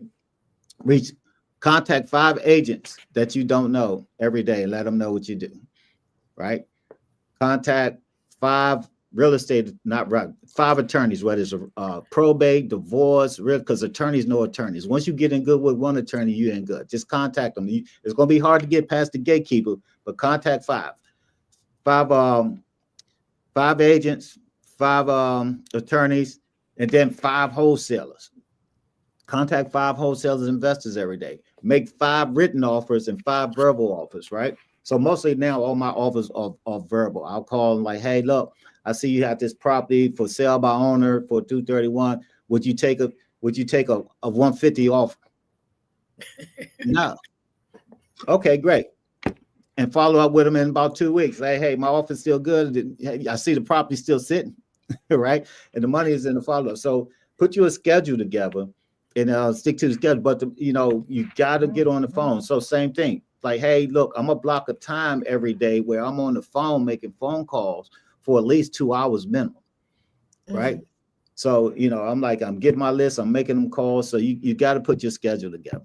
You got to put your schedule together because if not, you're gonna be like, oh man, what should I be doing now? You wake up like, yeah, I found I was driving for dollars yesterday. And what's gonna happen, right? You're gonna find once you get that first deal, you're gonna be like doing all the paperwork, running back and forth. And then you forgot to market. And when the deal closed, you right back where you start. You don't have nothing in your pipeline, right? So do your schedule and stick with your schedule. I can share a copy of the schedule. You guys can actually tweak it and make it yours. I'll send it. I think I have it in the group too. That's in the group too. It should be in the next level group. So the schedule, do you do your schedule on Sunday or you do it the night before? Is it planned out for the month? Because most of the stuff you probably do is the same stuff. It's very in line with what you did the day before. Get up, make the phone calls, do the letters, follow up, because we know the money is in the follow-up. Yep. Okay. And so you do the same thing every day. And then, they say whatever you do for 21 days becomes a habit now. 21 days of greatness. That's what they told me, real estate over there at Callaway. Whatever you say, 21 days becomes a habit. So if we could just implement 1 or 2 things that we've learned here today with Curry, I think that it will help your business. I don't know if Shanae, how she was doing her stuff, but she was just outside anyway because of the type of work she do. But this is not the first deal that she's bought to Next Level, and it just didn't pan out. But this one here is a go, and I'm super proud of her. She works two Man, jobs, and so yeah. let me tell you something. Her marketing effort is ridiculous. She's her first quarter. I tell her, man, she probably in this first 3 months, she probably gonna make well over $100,000. By the end of March, she probably gonna be sitting pretty well over $100,000. She's gonna have a great year. Next Level, she's in our group, so you might want to say, what are you doing? She's active. Can I get on your team? We can build this out, Curry. We all roll with you. We can build this out and make a lot of money in 2025, right? More money, more vacation, and it's a lifestyle. I tell people, don't find a life, fund it. FUND. Let's fund our lifestyle. And then, of course, you guys know I'm on this legacy and retirement, and leaving something for our children and our grandchildren, and just having a life so we don't have to be a Mr. or Mrs. Pratt and have to go back to work, after you retire. If you go back to work after you retire, it's because you want to, not because you have to. What you say? You run out of life before you run out of money before you run out of life. She told me, Cecilia, the money ran out before I died. I'm like, dang, that's scary. I don't want my money ran out before I die. I'm gonna get off the horn right now so we can keep this train moving. But at the end of the day, the lady said to me, her husband died, left her with a lot of debt. They didn't have very much. She had to go back to work. She wanted to buy foreclosures from me. She couldn't buy because she didn't have enough money. And I said, if you had to do anything over, what would you do? She said, save more money, get out of debt, buy some real estate, get me some annuities. And then she looked at me and she said, the money ran out before I died. I'm like, what? I don't want the money to run out before. So we got to plan today. That's why today on the 9th, we're doing Summer Day 2 because we want you guys to implement some of this stuff. So I'm going to get off your horn, Kurt. I love you, man. Tell Nene I said congratulations. She owes me a meal at my favorite steakhouse. So don't forget that because I want my steak and blah, blah, blah. Okay, so anyway, God bless you, man. Go out there and crush your day, bro. Crush your day. Man. Look, I'm about to go shoot this video on this deal I just got. Take these pictures and then shoot it out to the network. So, okay, tell your wife I say hello. I sure will. I love you, dude. Bye for now. See you on the floor. Thank you, guys, man. See you on the floor next week. All right. Bye. Oh my God, this guy's amazing. Okay, we are here. Day 2 at the summit. I'm your host, C-Bell. I learned to stick to my schedule for 21 days, 5 and 5. Thank you, Cecilia and Kurt. Okay, Miss Patricia, that's a good thing. You stick it to your schedule. Some people do their schedules on Sundays. I don't know. I used to do mine the first of the week as well. But what I will say is that if we don't have a schedule, let's put something together. And Next Level, where you can go get the files from. But right now, we're going to jump into the buy, fix, and sell. And I like the way Curry comes on, before me because I can always move from his space to mine because a lot of people don't want to do flips. They want to do wholesale and some people want to do both. But for me, I've always been your flip girl. So I've done well. I've made a lot of money in the buy, fix, and sell. And I kind of have stayed in this space, rehabbing properties,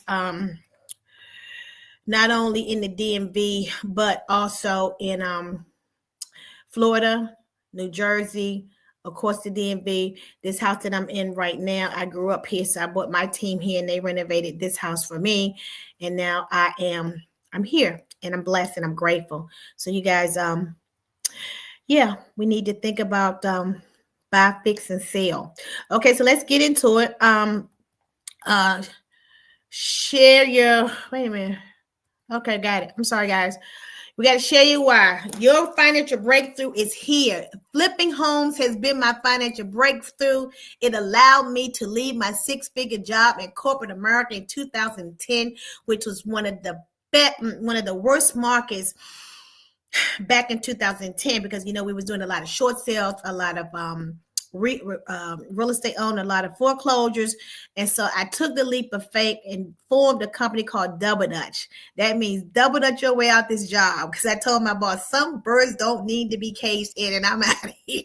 So anyway, that's just my thing, guys. And now I'm joking around today because it's the last day and I want to have some fun with you guys. But in this piece right here, and I'm going to step it up a little bit so I can get through it. We're going to talk about how to secure financing, ways to find the deals, building your team, working with contractors. Is it a deal or is it not a deal? How to write a winning offer, the scope of work, the rehab process, and how staging sales. And I don't know if people are doing as much staging as they used to do back in the day, but I know that was one of the things that I always did. And before I really started making some money, I used to take all the stuff out of my house and go stage the house with my own stuff, candles, towels, flowers, and all of that. So it was always fun. And how to get it so fast. Securing your finances. Okay, guys, so we have 6 ways here that you can secure your finances in your rehab properties. And I think you heard Gable Bennett talk about the hard money yesterday. For those of you that were on the call, you also heard Mr. Tom Black talk about the creative ways, but cash is always king. Hard money is another one. Private money is another way.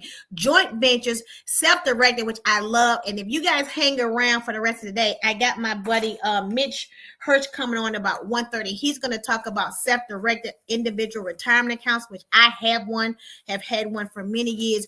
And that thing it's bad. It works very well for those of us that want to build money for our retirement and not get taxed on the monies that we make when we do flips. And of course, seller financing is always super, super attractive. So first of all, cash is king. As we know, getting in and out of rehab, if you have cash and you putting offers in, they like the cash with no contingency. So keep that in mind. Hard money loans. Hard money loan is a type of loan that is secured by real property. Hard money loans are considered loans for short terms. These loans are primarily used for real estate transactions for investors who need to close quickly and do not require too much paperwork. The paperwork slows us down.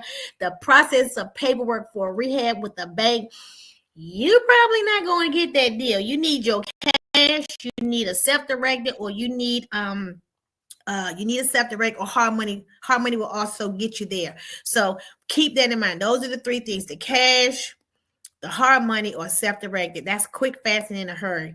The hard money loan usually asks for 3 sets of comps, photos of the property, and a repair list. I like the scope of work. Hard money loans have to be approved. A rep from a company usually comes out and reviews the property inside and out. And upon careful review of the documentation submitted by you, you may get an approval. This is not the same as cash. So people used to tell me all the time, "Oh, I got cash. I got cash." And I said, "Well, where is it?" "Oh, it's the hard money loan with Johnny over here at the Hard Money Center." Well, guess what? That's not cash. That's not cash. Cash is Bank of America, Wells Fargo, SunTrust Bank, a self-directed individual retirement account with a security trust company or equity trust company or some institution that you have money sitting there and you want to utilize those funds to do deals. When I left my job in 2010, I could no longer contribute to my 401k. So therefore, I needed to make a decision where the money that I had in my 401k was going to go, because they're going to do what they want to do. I don't want anybody having control over my money. And I elected to go to Security Trust. I paid $2,000 to get my account set up. They did an LLC for me. And now I was able to use those funds to fund to other investors to do joint ventures with. But one thing about it, if you're doing, let me go back. If you're doing that type of deal with this self-directed, the money that you make cannot go to you. It's got to go back to the self-directed individual retirement account, because you don't want to get caught and have to deal with IRS. So we'll talk about that down in the next few slides. Private money. Private money is very similar to hard money with no real specific guidelines. The term of the loans are based on individuals or companies who lend money. Therefore, the terms can vary from lender to lender. Private lenders can use whatever criteria they are comfortable with when deciding whether or not to loan you the money. So basically, if Uncle Jack has some money in an account and he not making very much interest, and you tell him about your investment business, your real estate business, and you have a deal, you may be able to pitch that deal to Uncle Jack. He will loan you the money, and you guys put some documentation together, and then he approves you and gives you the money. Or any other private lender, anybody that has money that you know and it's just sitting there in a bank and not being utilized, or if it whatever you're getting back, the return for the money sitting there is going to be nowhere near what you're going to get if you work with an investor and loan the investors some of your funds. So just keep that in mind. So if you have family members, friends, colleagues that have money, you might want to tell them what you're doing. They may just say, okay, let's work together. Okay, joint ventures. I love joint ventures. I've done many over the years. In real estate investing, in joint venture is a business arrangement where two or more individuals or entities collaborate, and I'll talk about that, to undertake a specific real estate project or investment opportunity. In a joint venture, each party typically contributes resources such as capitals, expertise, or property to the venture. So I've done a lot of different joint ventures with investors with some of my students. I've just did one with Waukesha last year. I did one with Janet, and she found the house.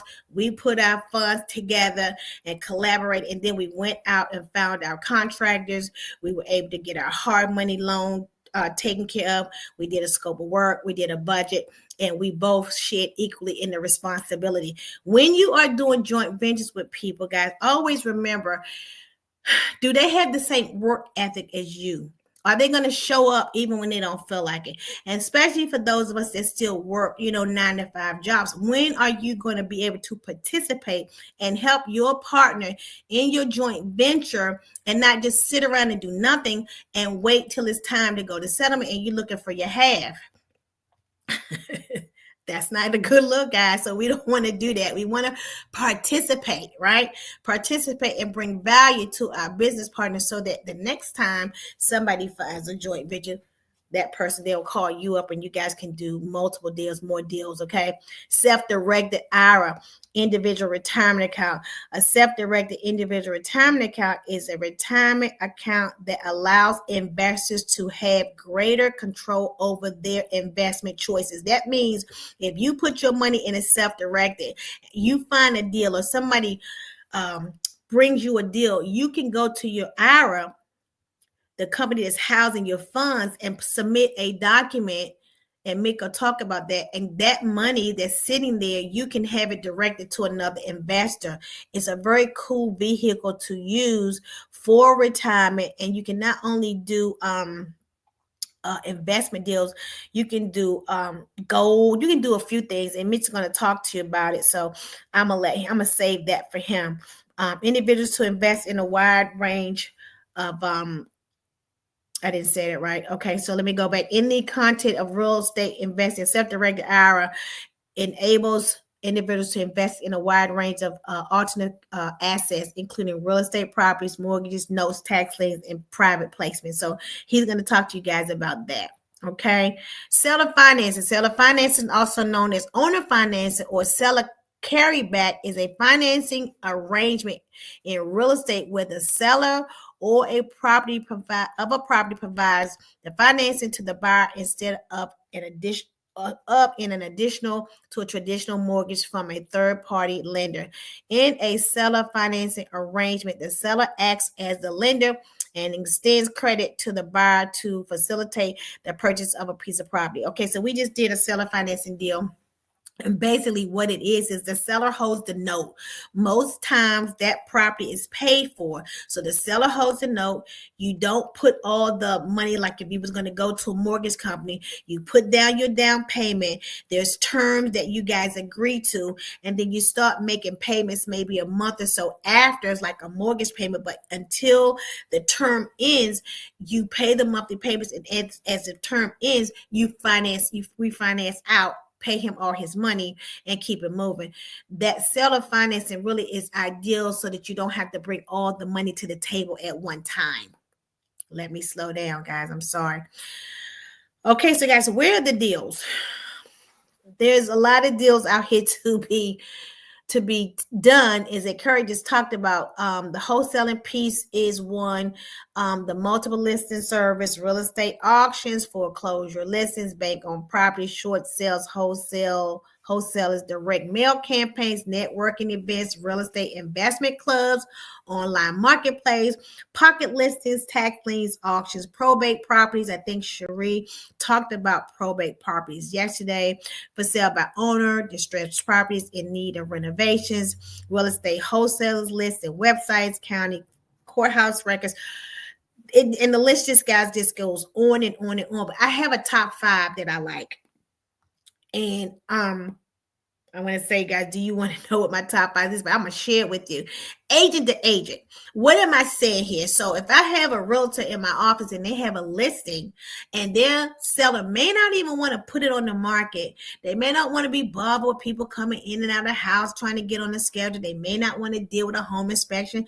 They may not even have any money that they want to put towards helping to get this house ready for the market. So the agent knows that. So if you let agents in your office know that you are an investor and they have some of these properties that are distressed that their homeowners was living in, like the one that Shanae had, if it had gotten on the market, agent to agent, you guys talk about it and you can get in a deal together and both parties make some money. Agent to agent, I've done it many times with colleagues in my brokerage. It actually works, but just let them know what it is you're doing, and you never know, they might come to you and say, hey, I got something you might want to take a look at. Family and friends need to know what we do, guys. Don't be a closet investor. I came down here to South Carolina for a family reunion. I think I turned the family reunion. One side of the family reunion, we was talking about real estate because everybody wants to talk about real estate. They want to know what the market is like. Where's the money? How can I make some money? Can you teach me how to flip? I got a house. So they just go on. So family and friends, it's very important to let them know what you are doing. Short sales. I like short sales. You know why? Because a lot of investors do not want to wait to get these deals, because sometimes short sales can turn into long sales. What does that mean, Cecilia? Well, it's a process to getting a short sale to the table because the seller has to show that he really is in a distressed situation. What does that mean, Cecilia? They lost their job. They're going through a divorce. They have all these multiple issues in the house that they can't keep up with the mortgage and also do the repairs. And so they find themselves in a place where they're behind in their mortgage and they need help. And they'll go to their bank and tell them, hey, I can't do this anymore. I lost my job. And they have to submit documentation that speaks to that. And they put a package in to get a short sale approved. And the bank decides if that short sale will be approved. So it becomes the bank, the buyer, and the seller. Okay. Short sales can become long sales. But what I find, if a lot of investors don't want to wait on them, you don't have to bid against multiple offers. It's easy, but it's a wait. But in the interim, you can continue to look for more deals. REOs, used to do a lot of REOs for Wells Fargo, and I have found that even now, or back in the day, the bank started fixing up REOs because they knew investors was making a lot of money, real estate owned a lot of money in getting these foreclosure properties that they had, fixing them up and selling them and making a bag. So that market is not as plentiful as it used to be. I believe it's going to be coming back, but keep that in mind. Foreclosures have always been a way to make money. Wholesale deals, Curry talked to you about wholesale deals, and so therefore I won't speak on that. Building your team. Who is on the team, guys? Candace and Janet just got together, so the appraiser, agents, lenders, appraisers, title companies, and escrow officers home inspectors, general contractors. All these people here are part of a team that I have, the demo team, the roofer, the plumber, electrician, pest control, architects if you need it. I mean, I have so many people calling me, do you have an architect, or do you have a mason person, or do you have, and I always give them that information. So if you see this piece right here and you want to take a picture, these are the people that need to become a part of your team. Some of these people you will use more so than others when you're flipping your properties, but you need to have these people in your back pocket so when it goes down, you got somebody to call. Finding and working with contractors, there's certain documents that we have to put together to make sure that we're secured. Deposits, I talk about a deposit and a third each time to give them all of their money. Make sure that these contractors are getting paid. You pay them on time. You respect them so that they don't have to put a mechanics lien on your house, because if they do, you will not close until, you'll close, but you'll pay them at the table. So just keep that in mind.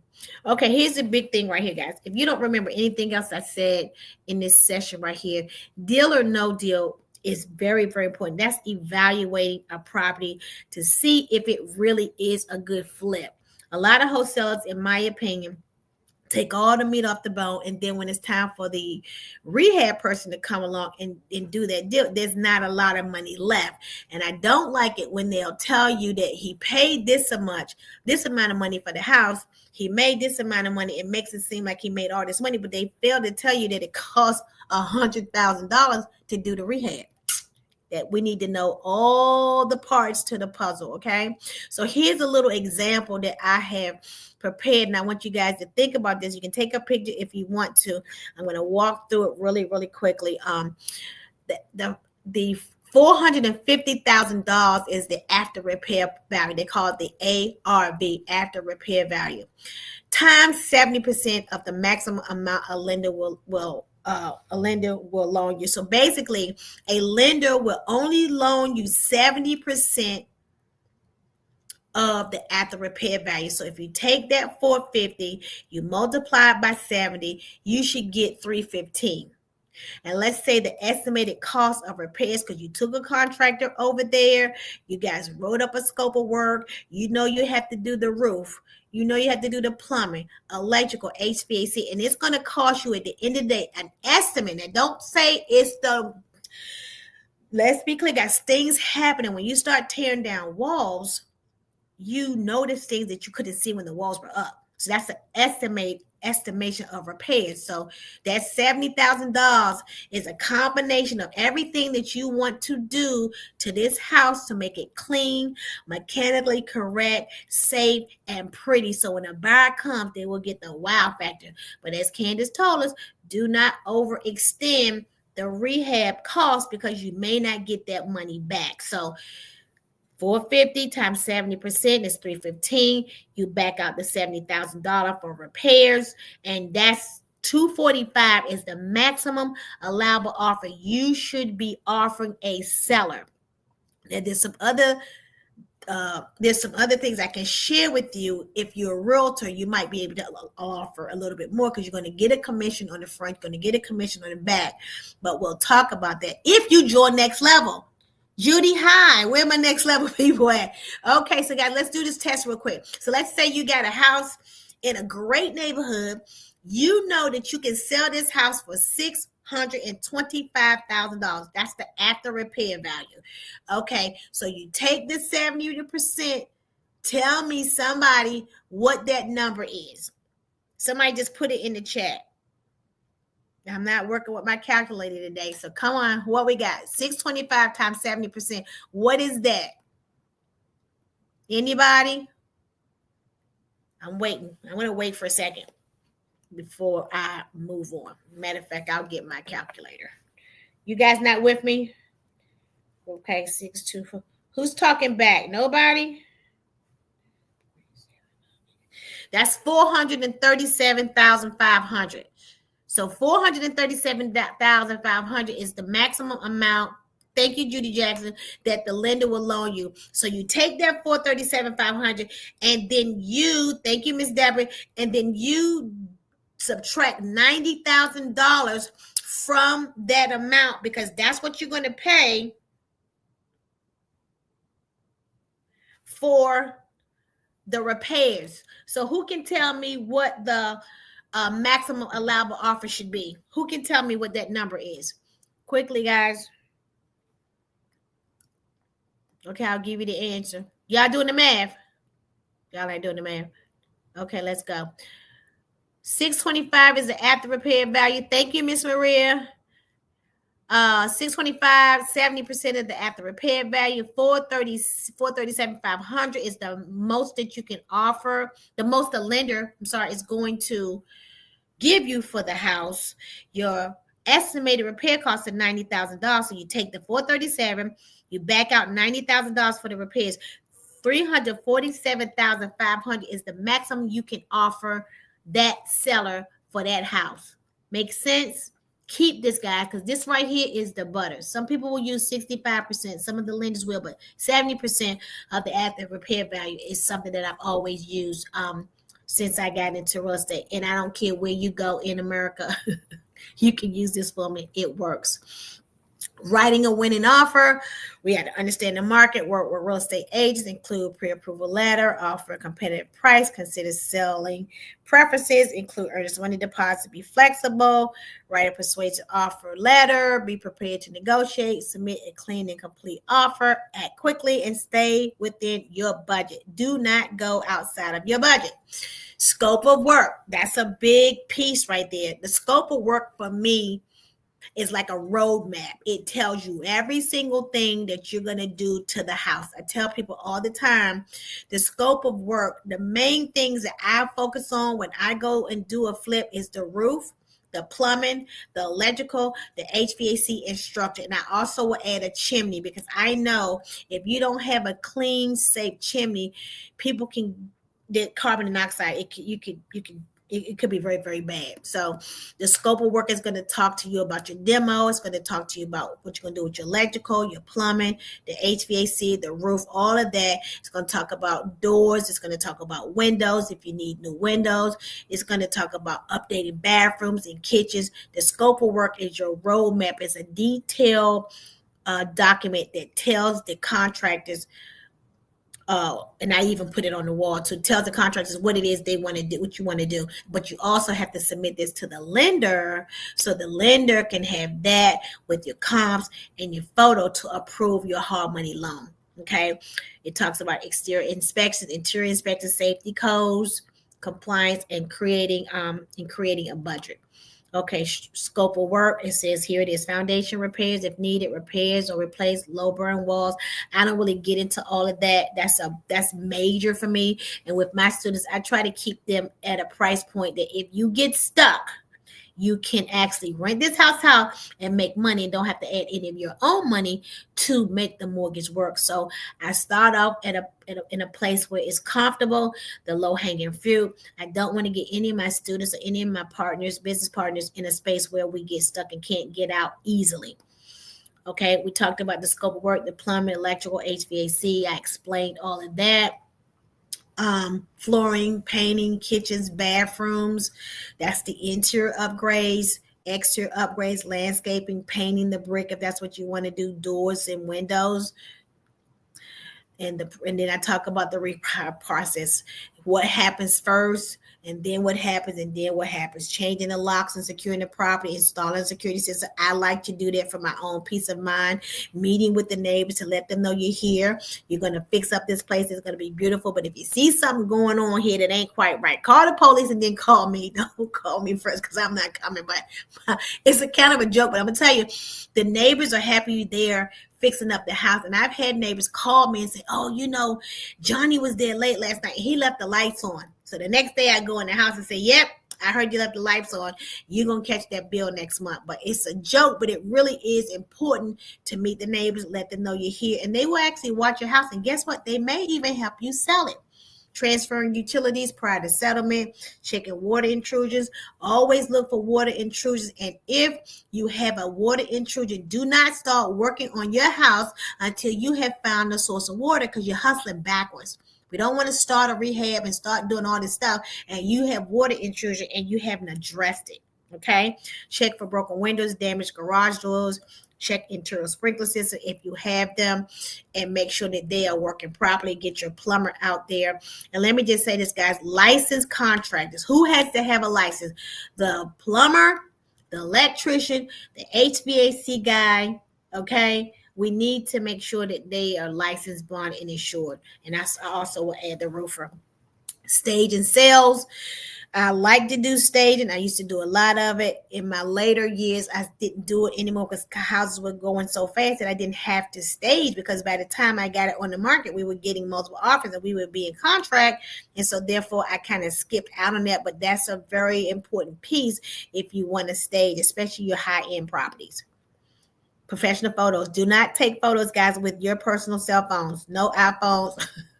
No iPhone photos, okay? Take professional photos, virtual tours, do your marketing, have open houses. Now, I don't always have more open houses in every area. It's just going to depend for me where, where we are. I do that for a reason. I just sometimes don't have open houses because I don't want people coming in there knowing that, anyway, I will just say that I don't have open houses on every one of my lists, depending on the neighborhood. Networking, you got to price it right. Highlight unique features. Responsive communication is great. Make sure you're answering your phone. So it's your time. I guess I'm going to say, are you ready to do your first flip? Who's out there ready to do your first? Repeat after me. I believe in me. Nothing will stop me, guys. We're going to do this in 2025, right? Who wants to do a flip? Can we do a flip together? Who's out there? Judy, you're already in one. Where are y'all? Y'all back there asleep. Are you ready now? Y'all not talking back, are y'all? Well, at least most of y'all are still here. Come on, people, talk back to me. Where you at, Miss Kern, Miss Liz, Judy, Deborah? Yes. Okay, you ready? Y'all not ready. Okay. Are you unstoppable, Judy? I think you are. And congratulations on your retirement. Miss Deborah, yes, you are. You're always there. Miss Maria, let's do a flip. I love it. Come on, guys. Keep them coming. Because I'm going to write these names down and I'm going to call you. Say, I thought you said we was going to do something. We got to find something, right? Hello. Come on, guys. I'm right here. Okay. And nothing can stop me. I'm all the way up. I'm all the way up. I know, y'all. I play too much. I bet on me, myself, and I, right? Me, myself, and I. I can only depend on me when it's all said and done to take care of me. Hey, North Carolina. How you doing, babe? I ain't see you yesterday. All right, guys. I can only bet on me because I am it. At the end of the day, I had to protect myself and make sure that I'm good. So, hey, Mr. Kenyatta, thank you for joining, guys. I love you guys. I thank you for being here. Got to bet on ourselves. That's another class. And so that's the end of the presentation. I know I went fast, talking fast. I didn't want to not be on time, on schedule, because some of my speakers, but not some of them. They all busy. They all experts. They own businesses, and I want to get in and get out so I can get them in and get them on their way. And I'm grateful for them taking the time out of their day to hang out with us. So without further ado, I'm going to bring to the platform now my girl, Miss Rachel from Turnkey Title, and they be rocking over there, y'all. I don't know if you guys have ever did any settlements, especially our agents are in the DMV with Turnkey Title, but they take your contracts when you send them over. They got a couple of eyes looking to get them. They do great work. They're going to make sure your title is clear. And also, they have great customer service. Where's Frankie at? I love Frankie. I love Rachel too, but Frankie, what's up, girl? Hey, mama. She say, Frankie's amazing. Anyway, so is Rachel. I get to talk to Frankie more because Rachel's so busy. She don't have time for me. But anyway, I love those ladies. They take photos of you at their office. Come on to the stage, ladies. Come on. Where y'all at, ladies? Come on over here. This is our preferred title company, and I want them to come to Louisiana. Bring them to the stage, please. Hello. Where are we, ladies? Hey, Miss Rachel. How are you? Hello. Yes, she is, pretty lady. Hi. Come on, bring them to the stage. I need to see them. Are you guys still snowed in? Yes. Yeah. A little Yes. bit. A little bit. Some of the roads, they closed school again. Because you know we Really? got country roads back here. So the plows. I'm in South Carolina at my little beach house down here near Myrtle Beach. We don't have any snow. Oh, lucky you. Wow. You didn't invite me? No invite? Next time, baby. No, All I right. got on Sunday. But I won't talk about. I gotta focus on you guys. So you guys are amazing. You always support me, Coach Ella, Real Estate Ladies Rock, Next Level, and now the Builder Circle. And so we are blessed to have you in our space. You come out and support. We call you, you come, and the customer service is great. So anyway, talk to me about Turnkey Title. What's going over there today, guys? What's going on? All right, so I'll start with this. Good afternoon, everybody. I'm very excited to be here, and thank you for the invite, as always. Yes. So just a quick little synopsis on Turnkey Title. I actually started as a receptionist at a title company 23 years ago and kind of just built my way up. So I've been in every facet of the business as far as opening, post-closing, processing, everything. Okay. So then I finally got an opportunity to be a marketer, which I chose to do. And then 7 years ago, I got an opportunity, well, almost 8 now. I think it is 8, actually. I got an opportunity to open up my own, and I jumped on it, of course. Yeah. Congratulations. Kudos to you for taking that. It's called double dutching, Rachel. It's double dutch. Okay. Yes. Yes. I mean, being an owner of any company is not for the faint of heart. That is absolutely true. Yes. So I think it was probably like 2 years ago. My daughter here was going to, or 3 years, Temple University. Got the COVID hit. So she was home and just started kind of working just to make extra money with us while, going to school online.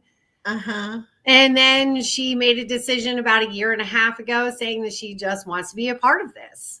I love it. So, and she got the best degree, in order to be a part of this industry. And that was a psych degree. Oh, wow. A psych degree. Yeah. I bet that comes in awfully with all the classes you guys. With all the agents, with her, with you. Yeah, definitely me. As with you're crazy, but yeah, it helps with everybody for sure. Thank So you. anyways, we've been kicking butt for 8 years. There's been difficult times without a doubt, but you remain positive and keep an up spirit. And just now, things will work its way out the way it's supposed to. And that's exactly what has happened. Our success is based on our customer service, without a doubt. Frankie will cheer you up even if you're in the bad mood. If you call here or come into the front door, that's very important because the person at the front desk is everything. Yes. And she is everything. She's so amazing. I love Frankie. Her personality is just infectious. But I wanted to say something, Rachel, that's very, very, very, very true. When you said I started as a receptionist and I did this position, because see, the thing I like about that, because I had to do that in corporate America in a docketing department for IP Law. I knew every single job. So when somebody quit, okay, bye. I can fill the gap. On vacation, I'm not coming. I'm sick. I can fill in the gap because I knew every job title inside of the office. And so that just helped a lot, and it just relieves stress. So I love that because you know what you're talking about because you did it. You didn't see it on Facebook, Instagram, Twitter. Right. You did. And I'm not an attorney who just decided to open up a title company to make some extra money. Okay. Exactly. That can be a problem in itself. And the blessing side of it, though, is doing every position as well also makes me more tolerable and understanding for when my girls are stressed out. Yes, but you do great things for them. So they get to hang out and have good times. And then you guys invite your clients out. And I've been to some of your functions. They're amazing. You showed up at the Veteran Center and supported Coach. So I just like what you guys do. So let's walk me through not so much a typical day of what happens at Turnkey, but I send you an offer over. New contract, just got ratified. I'm getting it over to you right away. What happens once it hits your email and you open it up and you see it? Tell me what happens with that? All right, well, I'm going to leave that one for Frankie because she's the one who takes it from that point. So go ahead, my No, it's dear. fine. Help me, Frankie. Yes. All right. Hello, everybody. I am Frankie. I sit at the front desk. So all the contracts come to me.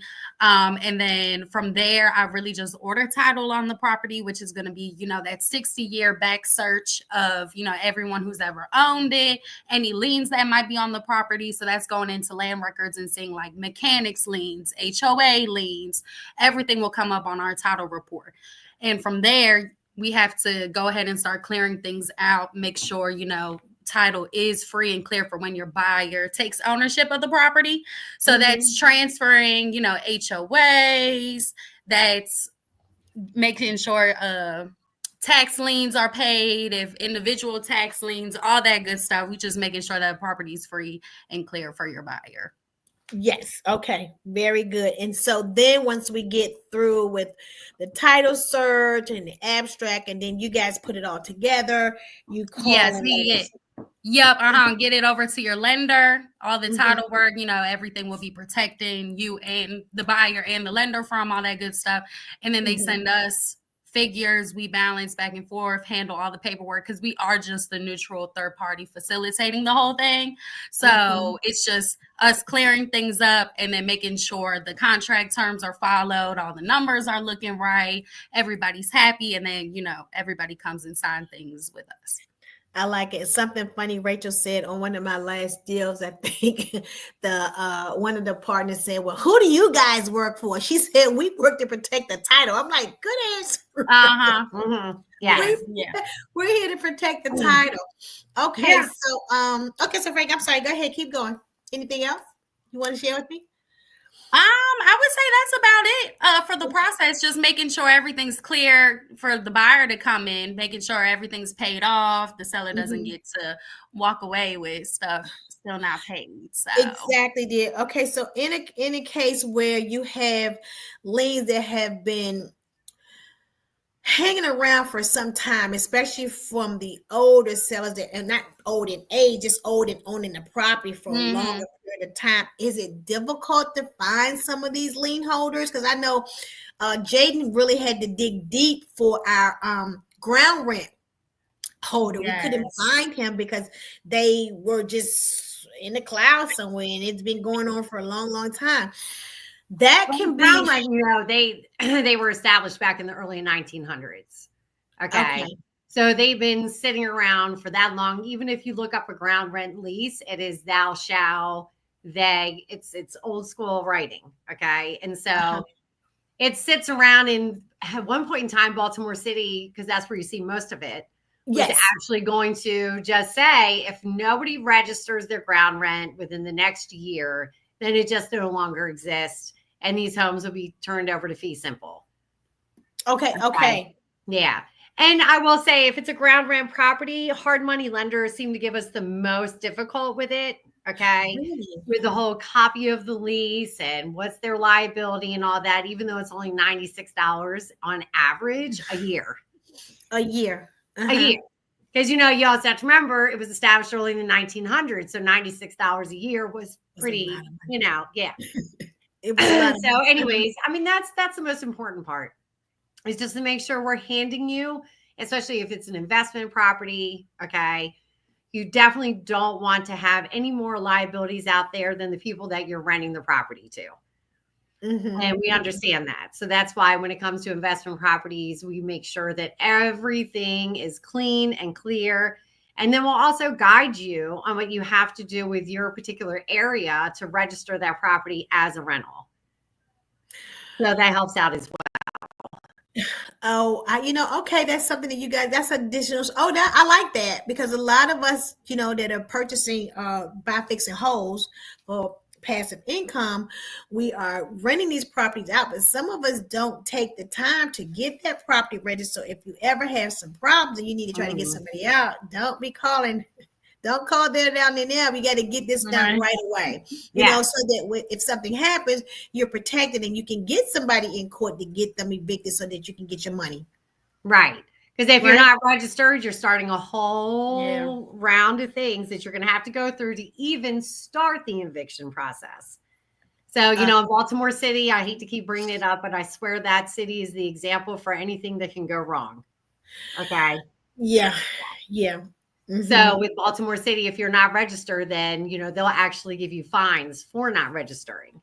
Okay, that's good to know, guys. Did you guys hear they said that Baltimore is a tough one. So if you have Baltimore rentals, you want to make sure that you're getting them registered and also lead-based paint certified. Yes, Right? The absolutely. lead-based Yes. paint's a big deal there. Yeah. Yes, Okay. it is. They had a lot of lawsuits back in the day for the lead paint. So Okay. they don't want to suffer those consequences anymore. So ladies, talk to me a little bit about condos and how challenging, and you might, this may be a lender question, and I know Tim's going to come on and talk about 1031 exchange, but getting the condos, getting them approved because, you know, of the delinquency rate. Do you guys see a lot of condo purchases now from investors or you know, just owners that want to be in condos because they don't want to deal with all of the groundwork, the grounds and all of that? Do you see a lot of condo purchases in this market or no? I mean, we do see a few, you know, as far as the, you know, the delinquent rate, that is something that, you know, the lender knows more about. But I will say, you know, again, how Turnkey Title goes the extra mile.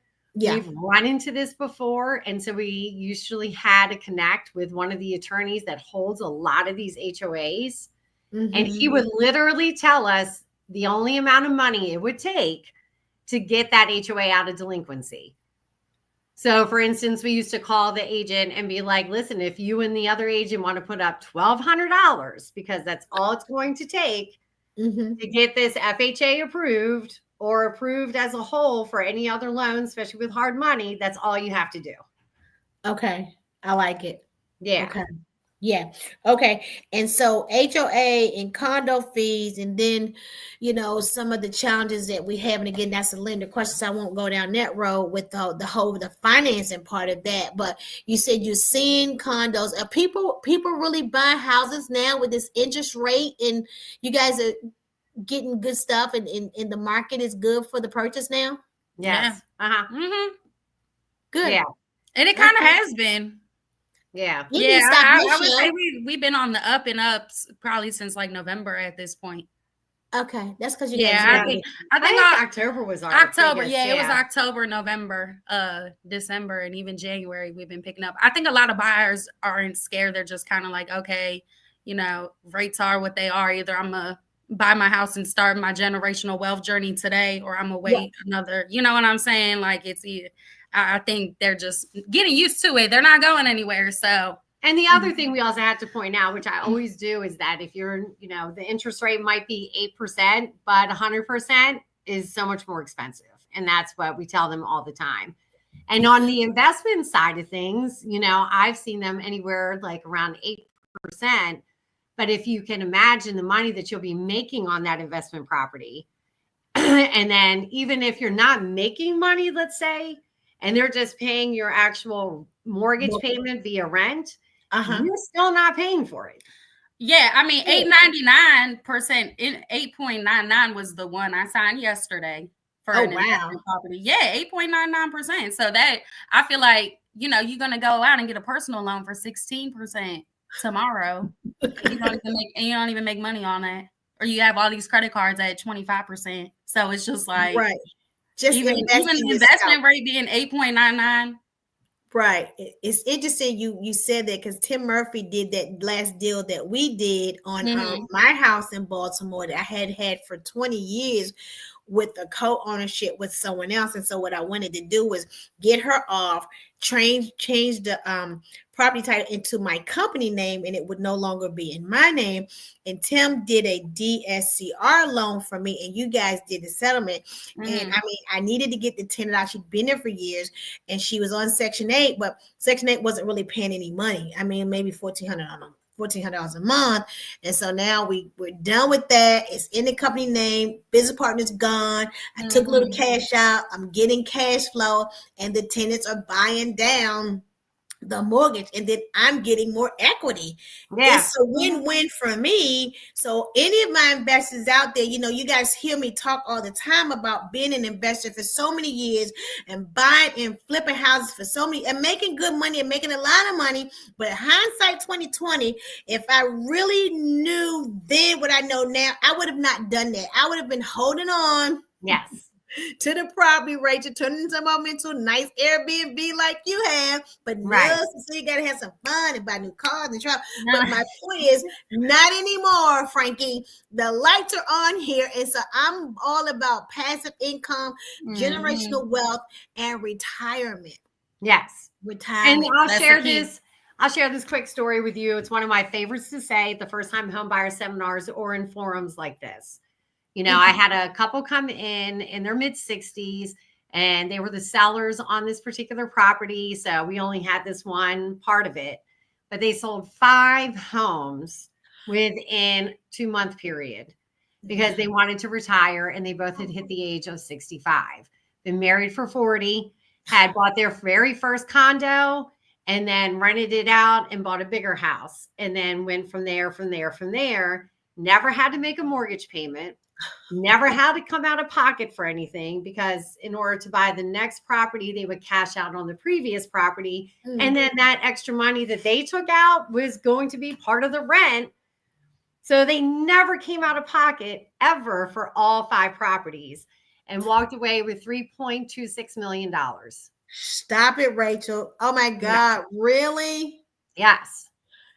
And that's why I've, instilled it with the kids. When my mom passed away, the kids took over her home.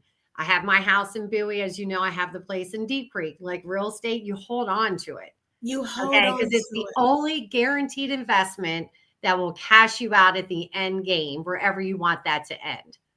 Amazing. That is such a beautiful story. I'm so glad this is being recorded, because this is a bedtime.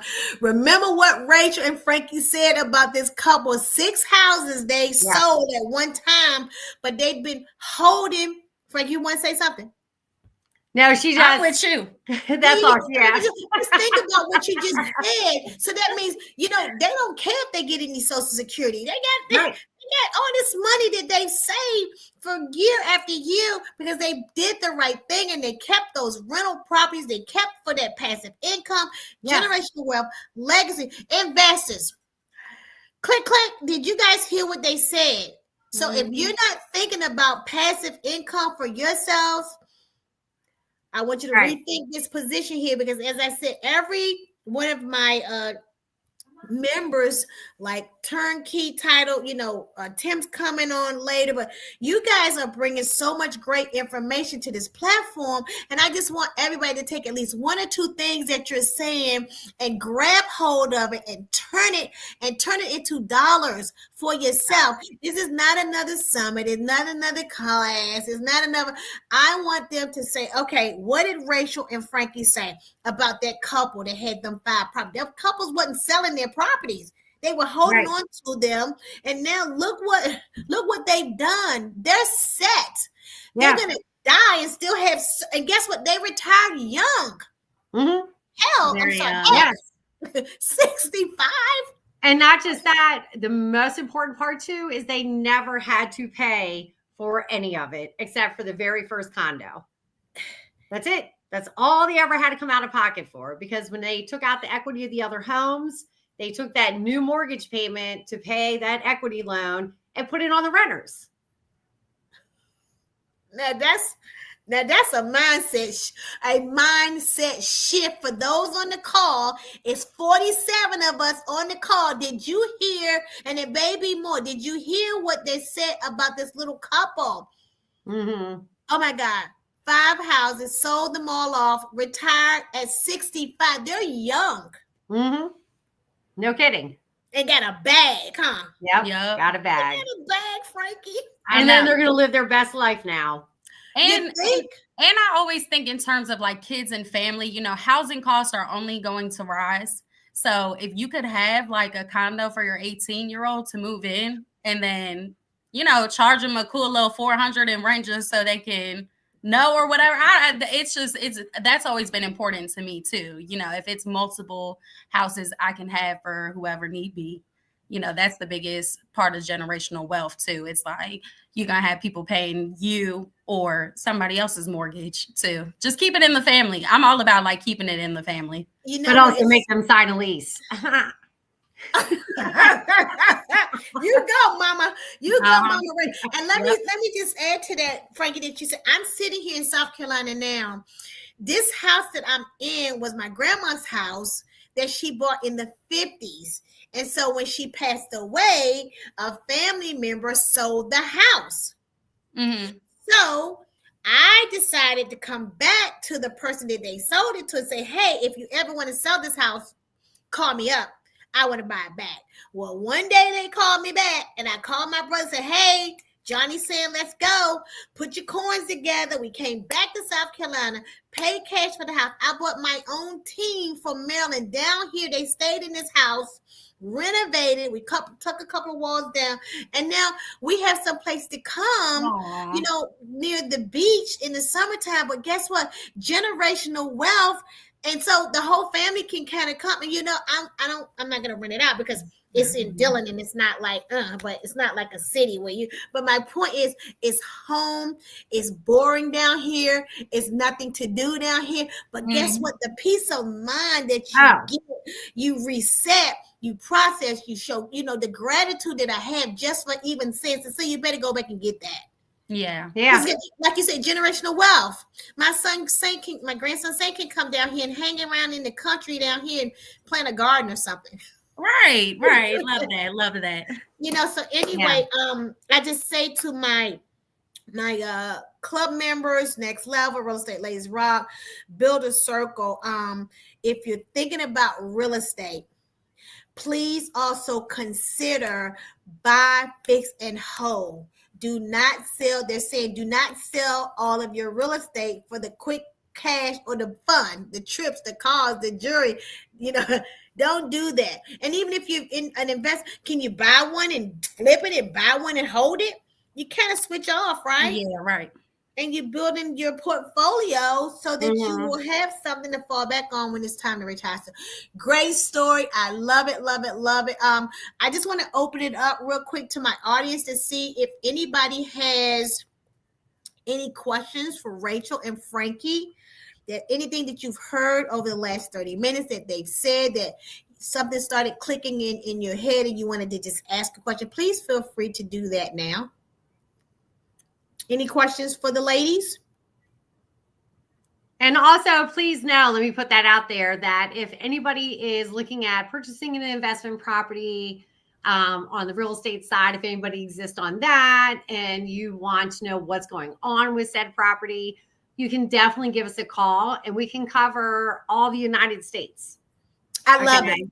So we can do pre-title work on pretty much a majority of them just to see what's going on. So feel free to call us for that.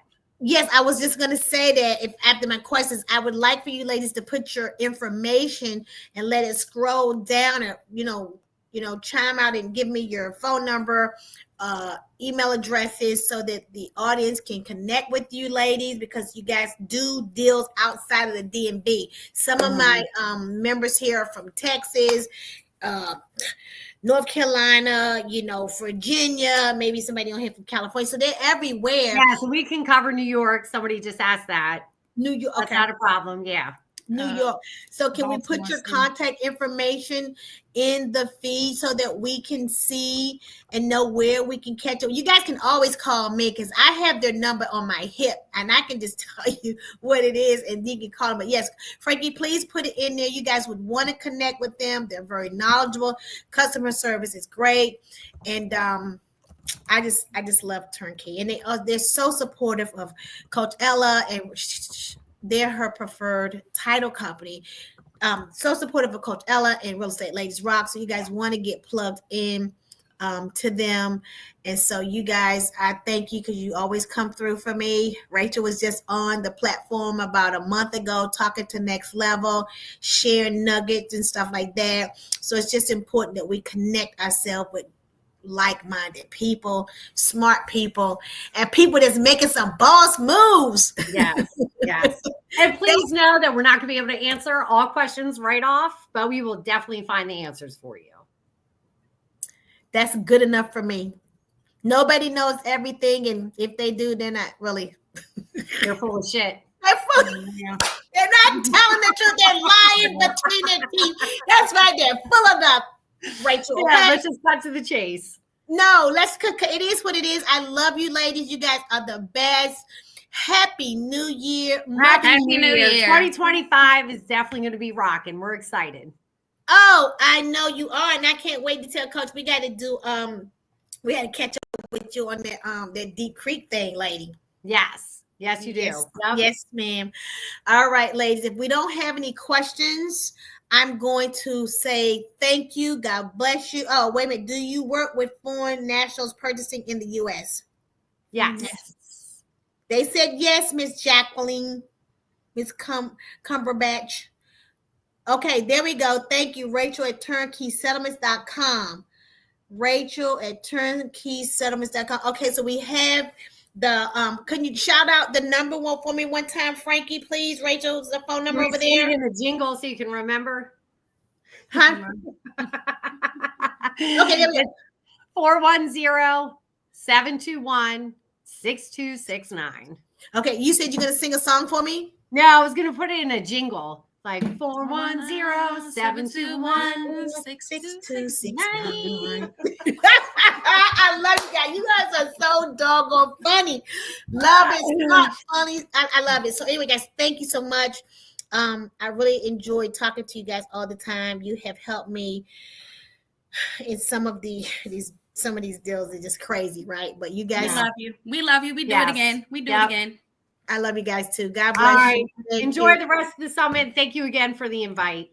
My pleasure. Bye for now. Bye. See you later. Okay, bye, ladies. Bye-bye. All right. We are moving along here. It's 12:30. My next speaker to the floor is my dude right here. Okay, you talk about smart, funny, and I think I want to say that he has more energy than I do. And guys, y'all know how I roll. I'm always turned up. I'm always on 1,000. But this dude right here, it's not been one time I've called him and he was he's always, hi, Bell Enterprises here. This is Tim Murphy. And so we laugh at that, but it's real talk. But he's smart. He's very knowledgeable. He's been on my platform a few times, and I'm going to bring him back to talk about the DSCR loan because he just closed a deal for me. The one that Rachel and Frankie did for me. He was my lender guy. He was on it on time. He answered my questions. He answered my calls. I need you guys to plug into what he's about to say because this man is well versed in so many things. And so he's going to talk to you today about what is this, multifamily? No. It's 1031 exchange. I know what it is. Tim Murphy on the floor. All right, we're gonna have fun today. I'll tell you what, I love you guys because I always like to sneak in early on. I get all the input, all the energy. You guys are just fired up. You really are. So it's exciting to see because a lot of folks are just kind of like in the dumps, and I'm like, the opportunities here are amazing. They truly are. And so you asked me to hit on 1031s, and I think that's such an incredible platform to start with, especially for this time of the year, because people don't realize you make a lot of money, right? But we don't keep it. And it's insane when I think about it. I'm looking out there, I'm saying, okay, what do we need to do, right, to begin keeping our money? Now, I wanted to start here because Cecilia and I are always talking about the marketplace and what's happening and what's changing, right? And, we all thought interest rates would be like 5% by now, right? We're all like, oh, they're going to come down.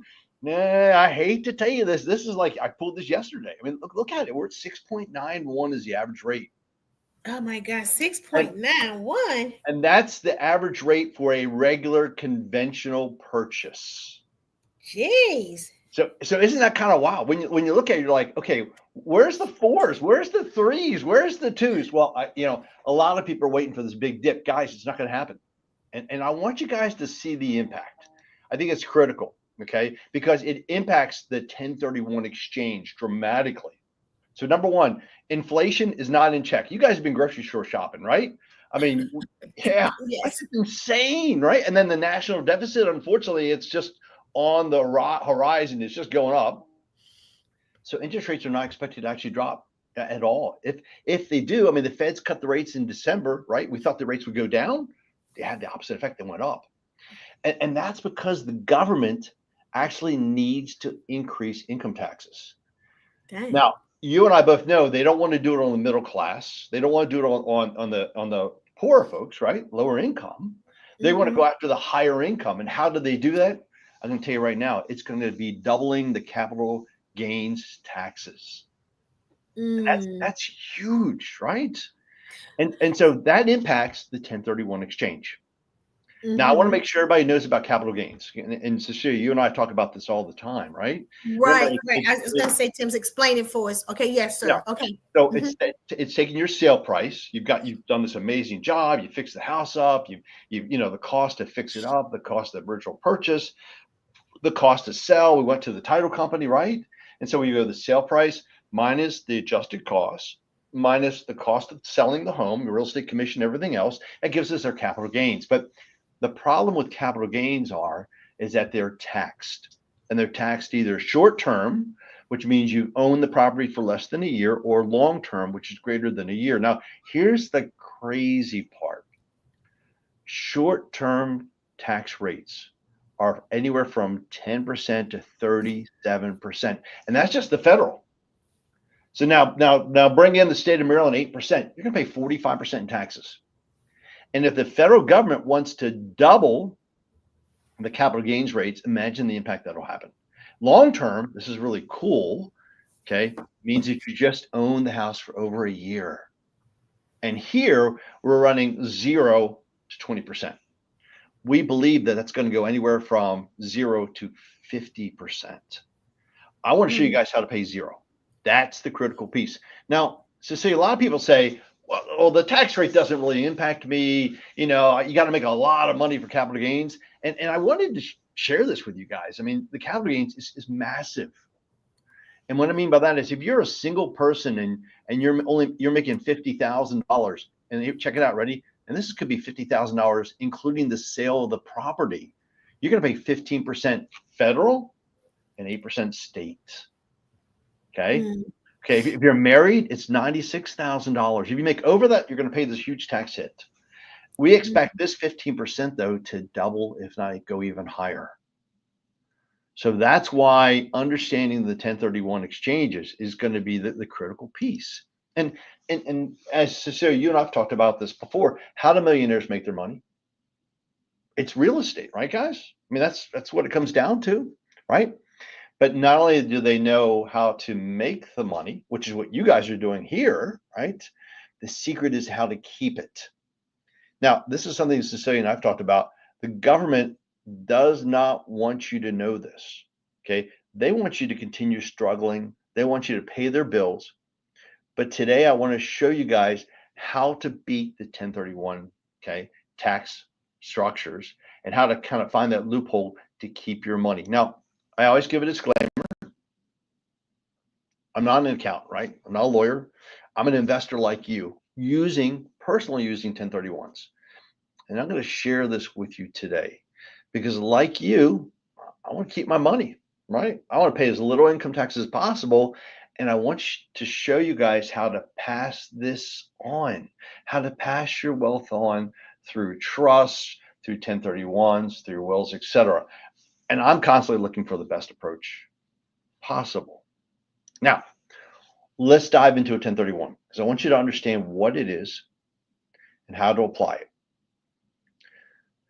So a 1031 is a section of the Internal Revenue Code. You'll hear it called a like exchange. You'll hear it called a Starker exchange. And in the exchange, which means the sale of one property for the investment of another, right? It can happen simultaneously, same day. It can be delayed where we can sell the house in up to 180 days before we buy the next investment property. You can even do a reverse, which I'm going to talk about as well, because it's a missed opportunity for a lot of folks. Now, what's really cool is in a 1031, you're swapping out, if you will, one investment for another. And it can involve multiple properties. And there's a brand new exception that just popped into play. I want you guys to see. And that is they now allow second homes and vacation homes. They're now eligible for the process. Okay. And it can involve multiple properties. But remember, investment properties are defined as held for investment, right? Not resale. Now, what does that mean? Let's talk about real estate in general. When we talk about exchanging property and like exchange, we're just talking about real estate. So you can go land and farms to commercial properties. You could go land and farms to residential. You could go to vacation homes. You could sell a house. You could sell townhouses. You could do apartment buildings, multifamily structures, condos, co-ops, commercial buildings. The only restriction is you have to stay in the United States. And it does include Puerto Rico. What's the benefit? Well, what we're doing here is we're delaying, remember, long-term capital gains. So in other words, when you sell the property, you're not paying any taxes on the profit. That's the cool part about the 1031 exchange.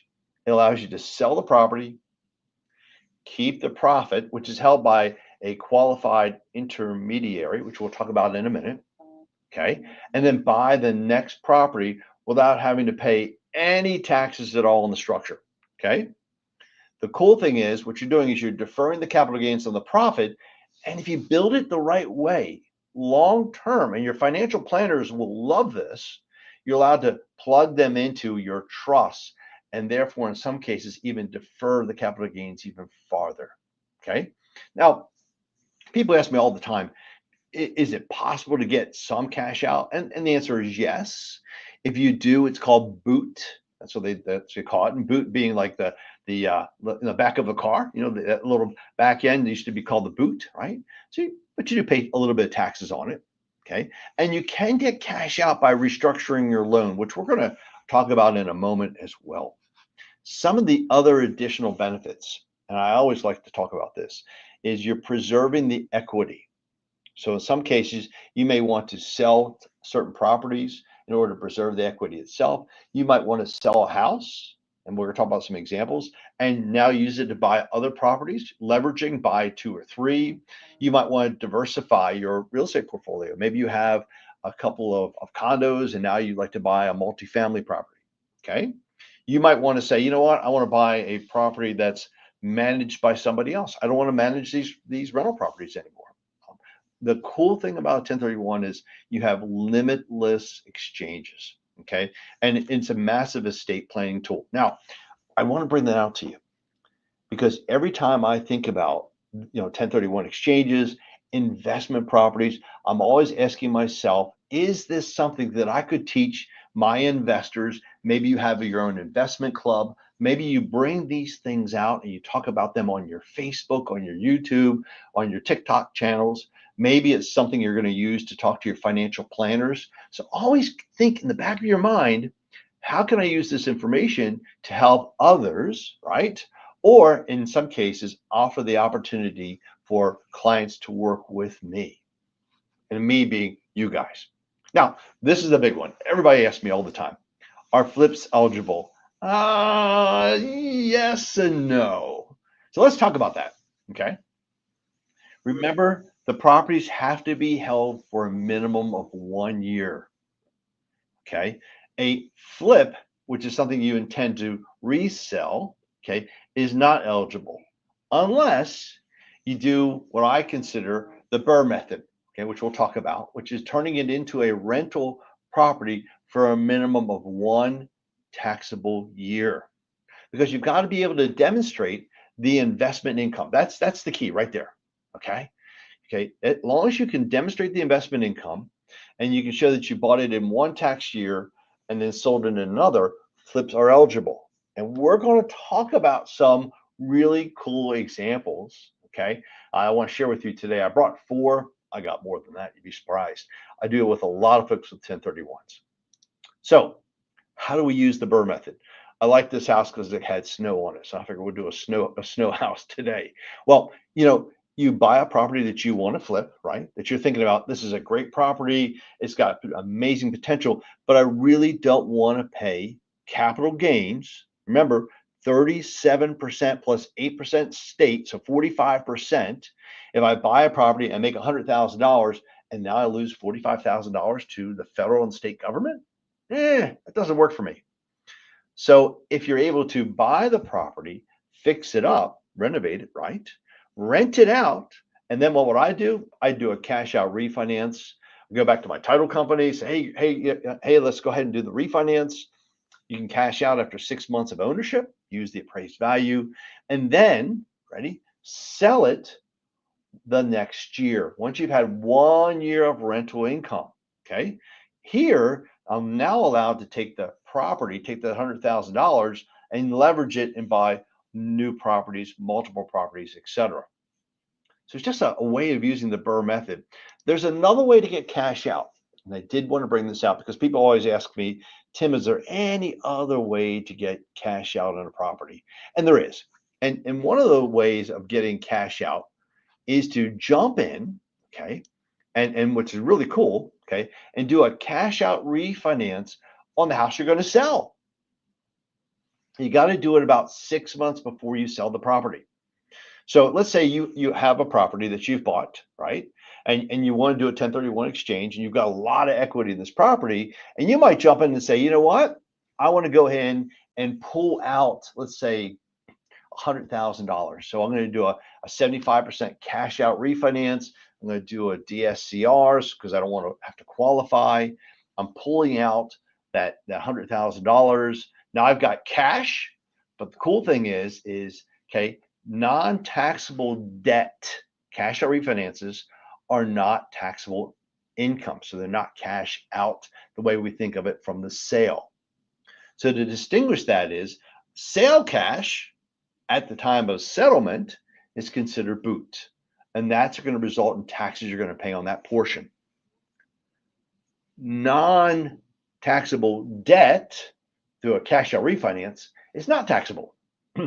The other thing for you savvy real estate agents out there, I have an agent who sold a house last year, and I love what she did. She was, not only was she the buy side and the sell side, but when she went to sell the property, she increased her real estate commission to 10%. Of course, she's paying herself. And that's how she was able to get cash out, but it was truly real estate commission or revenue, right? And she was able to leverage the system. So this is another way that you can get cash out. So how can you get cash out? A, refinance, right, up front, okay? Or B, look to trying to take it out as real estate commission, or C, take some out as far as called boot, but you're going to pay some taxes on that portion. Now, after, and Janet Jackson had a question. She said, after you do the renovation, can you just keep the property as a rental? Yes, Janet, great question. As Cecilia will tell you, we don't like to sell our properties if we can handle it, if we can keep them. But if you have, and like one of my flippers right now, he keeps one flip for every 2 that he does. So he does 2 flips, keeps 1, and then the other flip that he's doing right now, he's actually cashing that out because he needs the cash to be able to reinvest into multiple properties. That's a great question. Okay, so with that being in mind, guys, the question is what's a reverse? And I want you to think about this. In the exchange category, we have simultaneously, which means we sell a house at 12 o'clock and we buy another house at 1. That's the simultaneous exchange.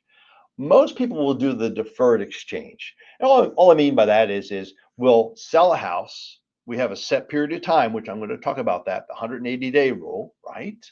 To be able to sell. And then at the day of sale, we have up to 180 days to complete the purchase of the exchange properties for equal to or more than what we sold the properties for. Okay. So we have that. So that's a delayed exchange. And then a reverse exchange, which I've actually personally done, it allows you to buy the property that you're actually going to use for the exchange, the exchangeable property, and you plant that with the intermediary, and then that gives you time to sell your home. Now, why is this important? Remember, we're talking about investment properties. It gives you time to market the property. Sometimes it needs a little tender loving care, right? Sometimes you and I both know we got to make some improvements to the rental property. The tenants moved out and they've really destroyed the property, right? Or maybe it's maximizing the market, right? We want to sell in May and April, but this great deal came available in December. As long as we meet the 180-day rule, that's the key. Now, people ask me all the time, what kind of financing can be done? And of course, remember, it's an investment property, which means we have to use conventional financing.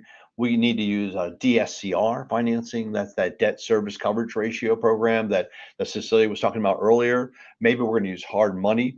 But the key is it's got to remain in the person's name that's in the 1031.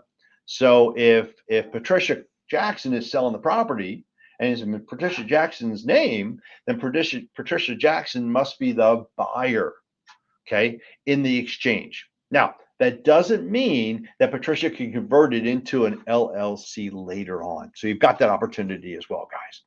Okay. 3 ways to identify property.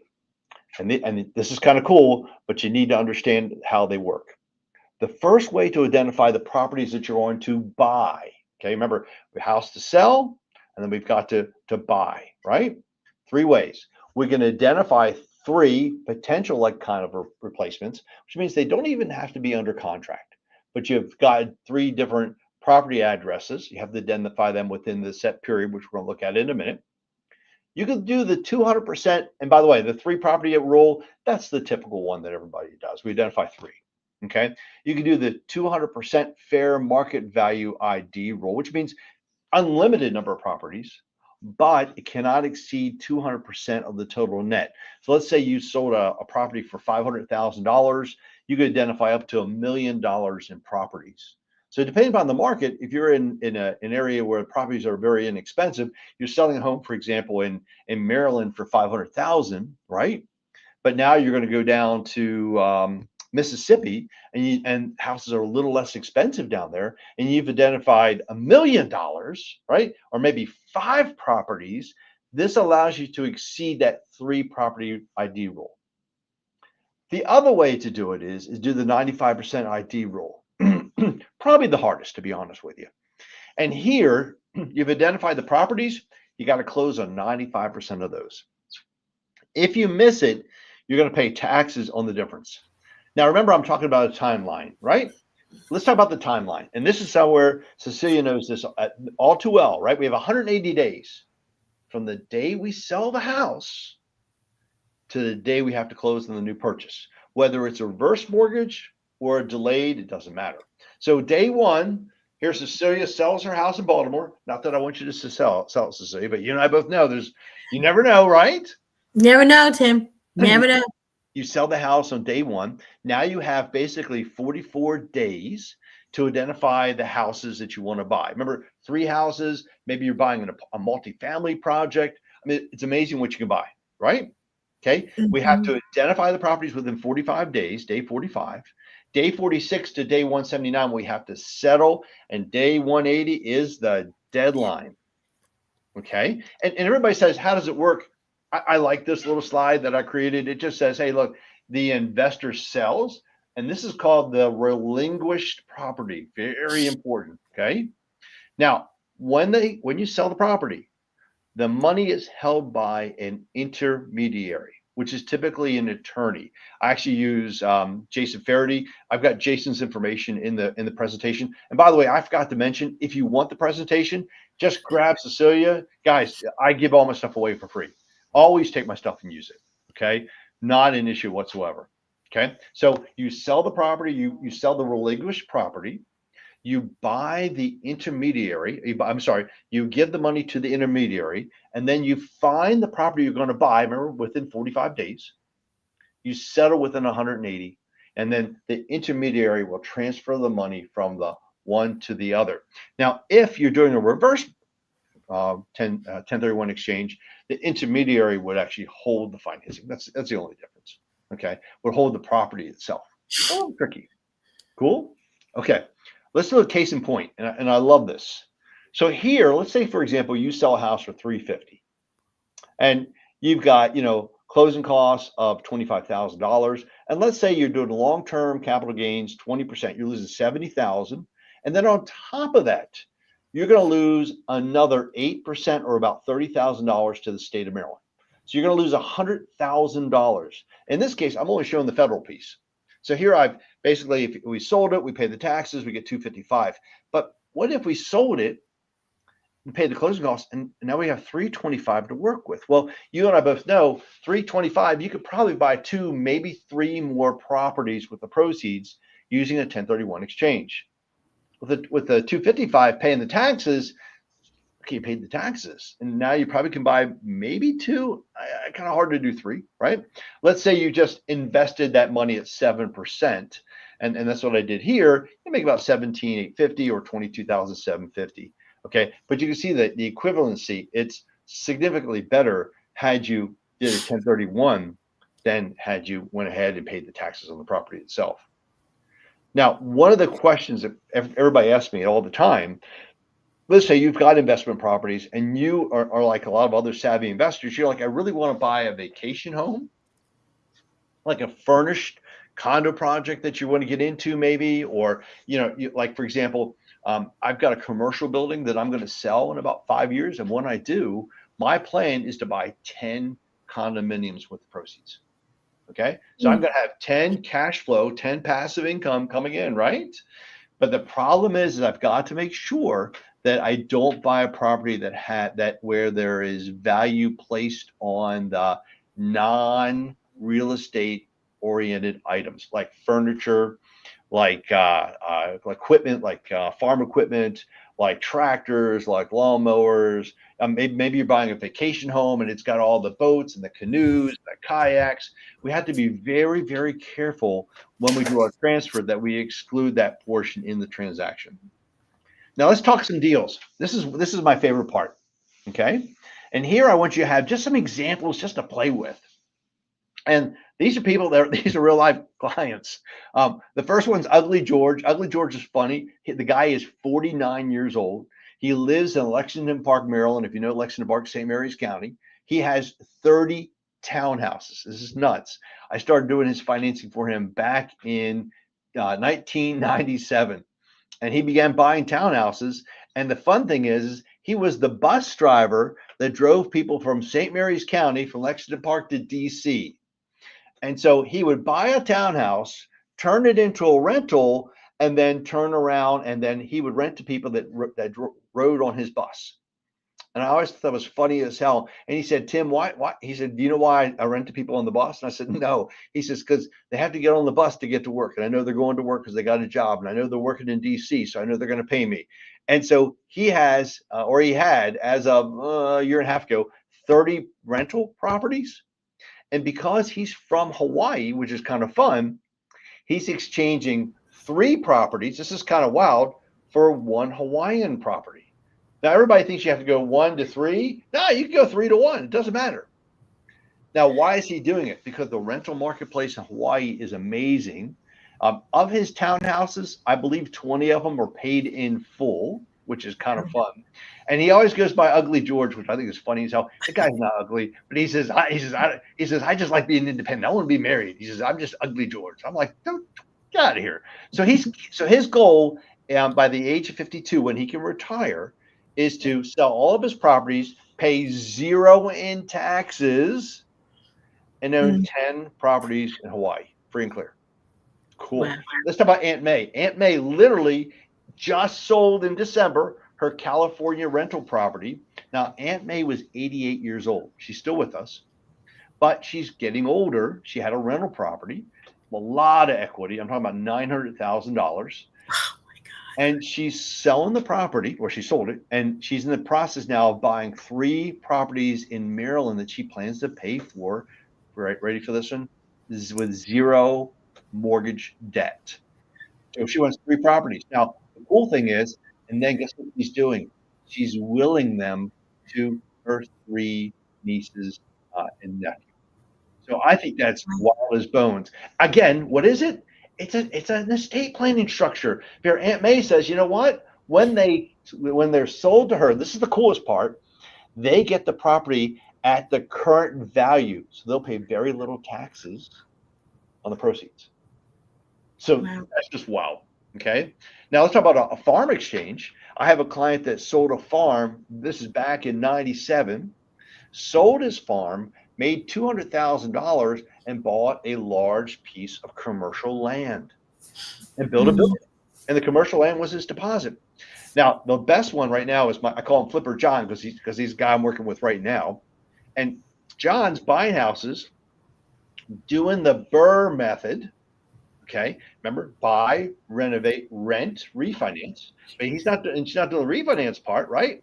He's doing it with the 1031 exchange. He does the refinance to do cash out if he wants to, or he'll go ahead and pass it through. And so he's buying these properties and then doing the 1031. Now, I think what's really cool with Flipper John, his last one he bought was in Lusby, Maryland. If you guys are familiar with Chesapeake Ranch Estates, he bought the house and had 2 extra lots. So that's just the wild part. I mean, you know, so he's done the one, and now he's going to build 2 more houses on the 2 lots. So what are we talking about here, guys? We're talking about building wealth. We're talking about keeping your money. Now, the last and probably the most important piece I want to talk about is that qualified intermediary, because that's the one person that's going to keep you out of trouble. Okay. And that is the gentleman, the lady, the attorney. By the way, they cannot do the settlement, which is cool. So we'll go to turnkey for the settlement, right? Okay. But the qualified intermediary is the person that facilitates the transaction. That's the one that manages the agreements, reviews the contracts, looks at the timelines, looks at the deadlines, makes sure that all the IRS regulation is followed through, holds the funds rather. Sometimes we'll hold the property until it can be transferred, but has no relationship with the investor. Okay. You must have a qualified intermediary to avoid taxes. That's just plain and simple. The gentleman that I personally use, and this is, I really like this guy, and he's inexpensive. I'm a cheap person, Cecilia knows that. I save every penny, right? It is Jason Faraday. Now I tell Jason, he's got to get a better haircut. I mean, honestly, the haircut is a little off, but that's okay. Jason's in La Plata. Jason's Maryland and Virginia.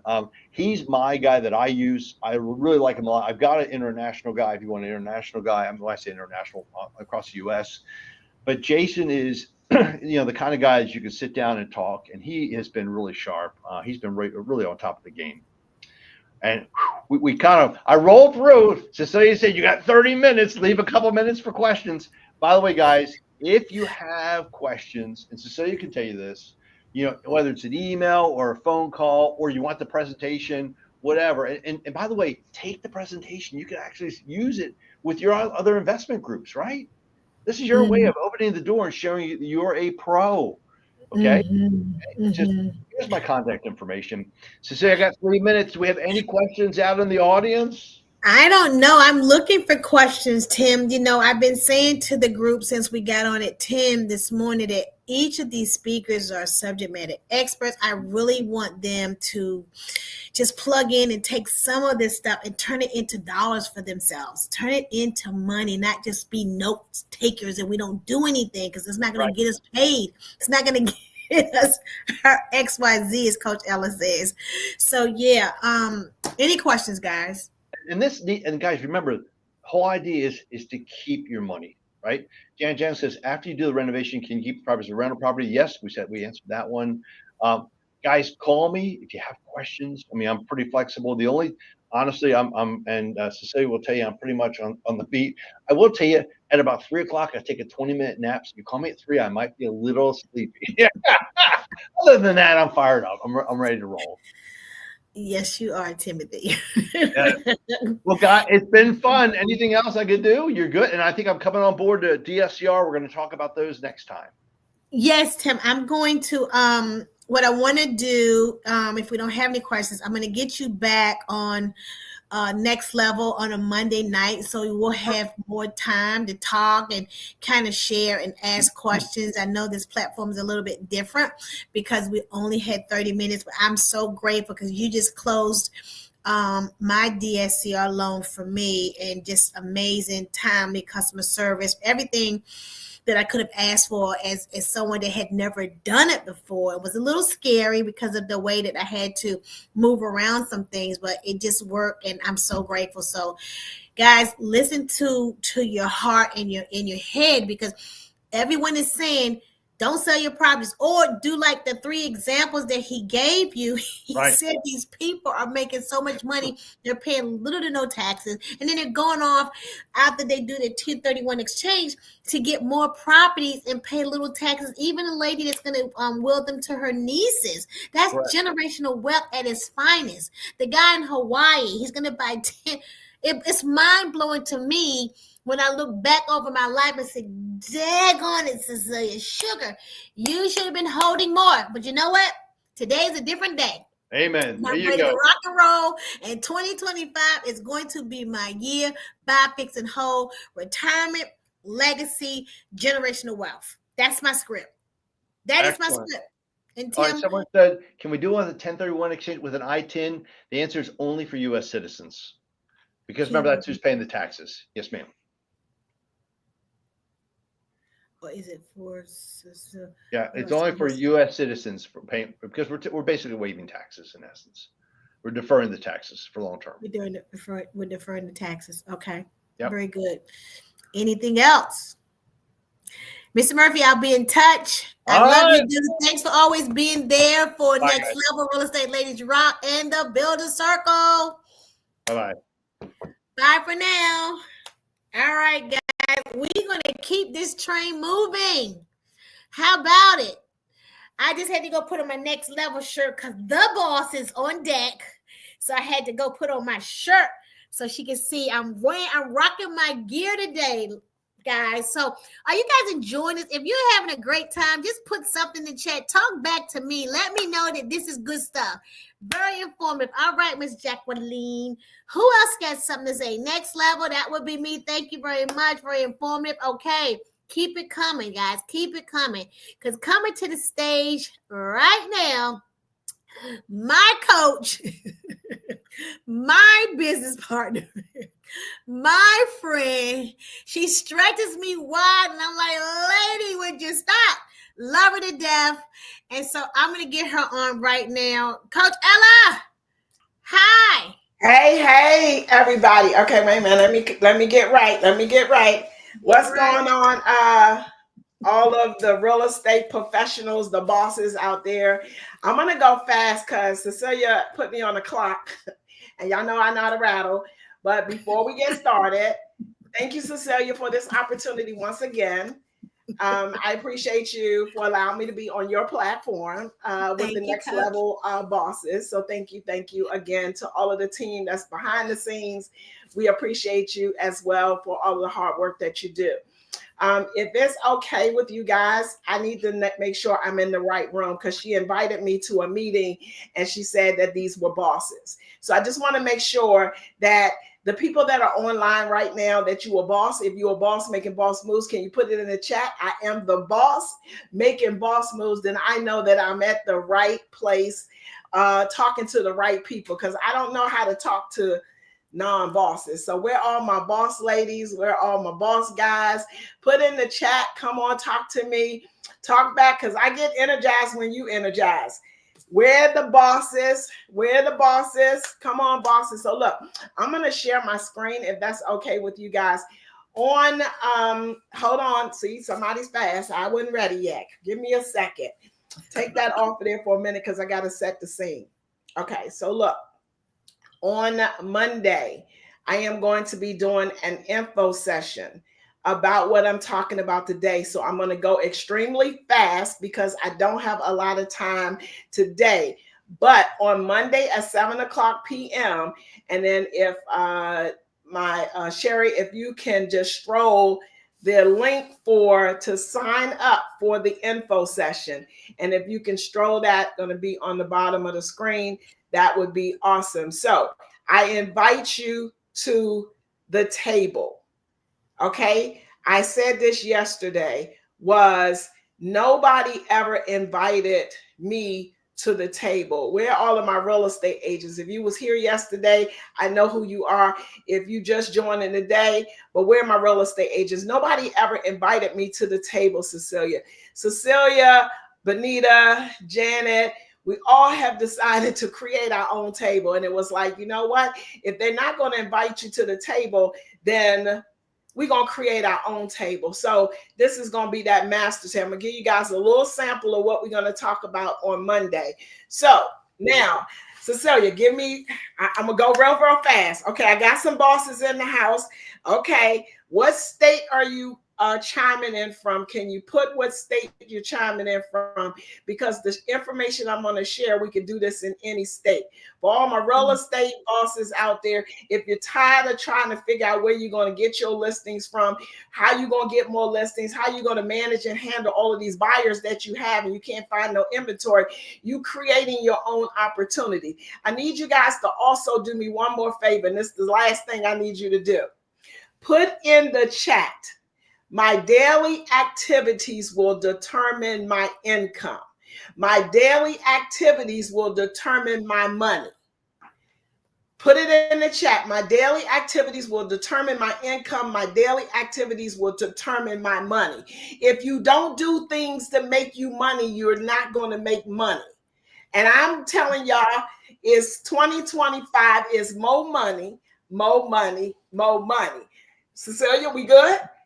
Can We I good, talk Coach. about more money, more money, Yes, more money, please, more please money? keep it. If you don't Yep. work, you don't eat. Scared money don't make no money. All of the things and above. Okay, so I'm going to put my slide up. We're going to roll with this. There we go. I got it. I got it. Okay, so look. The fastest way to your million. Think about it. I'm only working with millionaires this year. I'm only surrounding myself with millionaires this year. Where are my millionaires at? If you don't even have $1 million right now, you better claim your million. Claim your million. Millionaires in the house? Okay. Because see, if you're around brokenaires, you tend to be broke or close to. I just don't want to be around that. So I'm going to go and I want to share this opportunity, the fastest way to the million. Everybody know real estate investing is the thing. So thank you, Cecilia, for even bringing this to the forefront about real estate investing. This is not taught at the brokerage level or whatever at the brokerage, is because maybe they're not getting paid. And that's the reason why. But I'm telling you, the people that are making millions, they're investing in some kind of real estate investing. So we need to think about it. We need to invest. I'm going to give you guys something that happened to me and the Builder Circle. The Builder Circle is a group of people, whether they're real estate agents, but they're real estate investors, that said, you know what, I'm going to go build. I said this last year, and I said, you know what, if there's an inventory shortage for real estate agents, then why we don't create the inventory? The builders are not inviting me to their table to go out and go buy some land with them and to go invest with them. So why we won't do it ourselves? So that's exactly what we did. And I'm going to show you what I have done in 7 days. Fastest way to the million. In 7 days, once I was tasked with this opportunity working with the Builder Circle, I did this. Watch this. I'm going to show you guys something. We build. That means we buy some land, we build it, and we're going to list. So put this in the chat. You're going to buy some land, you're going to build a house, and you're going to list it, and you're going to make some money. That's what we decided to do. We are developers. We are builders. Put it in the chat. I'm a developer. I ain't never built no house or whatever, but I claimed it, and I said I'm going to do it. 7 days, this is what happened. So look, I purchased the property. And when I say we're talking about the Builder Circle. To all my Builder Circle bosses out there, y'all know what I'm talking about. So we found a property. I met an agent. Long story, I'll tell you guys when you come to this session. Make sure you jot down this sign up, because you need to be there, because I'm going to close it out January the 31st. I'm only going to have one more info session. So here's how it went. I bought a house. it was $26,000. Now here I am. I'm in Louisiana. I don't live in Louisiana. I got an opportunity to be in Louisiana, and I'll share the story how we got there. Purchased the property at $26,000, $45,000 to fix it. Y'all already done took Cecilia class, so you know about the buy, fix, and rehab stuff. Okay, $45,000 to rehab it. Cost of sale is like closing costs, maybe a buyer agent fee, et cetera, et cetera. But we agents, so we listed, so we only got one side. I calculated that at $6,750. So the total out-of-pocket cost is going to be $77,750. So the sales price that we're looking at to get after the rehab is $135,000. Our profit is going to be $57,250. You don't believe me? I got HUD-1 statements to show all these properties that we got. So I'm not just talking and telling you. This is all within 7 days. The address of that property is 501 South 23rd Street. I'm going really, really fast. So I profit. I got a prize for somebody. If you follow me all the way through this presentation and you get it right, I got a prize for you. I got a surprise for you. It's a big one. I said I'm only working with millionaires. So pay attention. Get your notebook. Write this down. Property number 1. Got it? Second thing was that property that I bought, it actually had 2 lots on it, which means that I inherited another house that was on it. It was an abandoned, broken down house that was on it. I never even knew that that house belonged to the property, the $26,000 property. So now I inherited another property. We're going to take that house down and we're going to build a new house. I can build a new house for $90,000. Cost of sale, and it'll be a 3-bedroom, 2-bath house. Yes, I can. So $7,000 cost of sale. We're selling the house for $140,000. We're going to profit $43,000 on that house right there. Address is right there. You want to see my HUD-1s? Come to the session on Monday, right? So now that's property number 2, and we're going to profit $43,000. So now that $126,000 that we got, we're going to make $100,000, $100,250 to be exact. Are y'all following me? Where are my millionaires at? If you want to build and you want to develop, claim it right now. Put it out there in the atmosphere. I'm a developer. I'm a builder. Yes, I am. Okay? I don't need to wait and reinvent the wheel. The wheel is already in motion. I'm just hopped on. I thank you, Cecilia. I thank you. So now, here's the next property that we did. We actually, because I said we're going to buy some land, we're going to build on it, and we're going to list it. We also do the rehab, but this one here was a land deal. I paid $5,000 for this piece of land.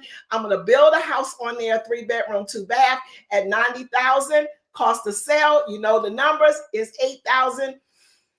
We're selling this particular property for $160,000.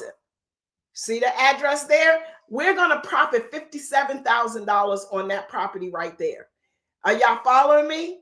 Where y'all at? Where are my builders? Matter of fact, where my millionaires at? Can you claim it? Can you claim it? So look, that would be $57,000 that we got.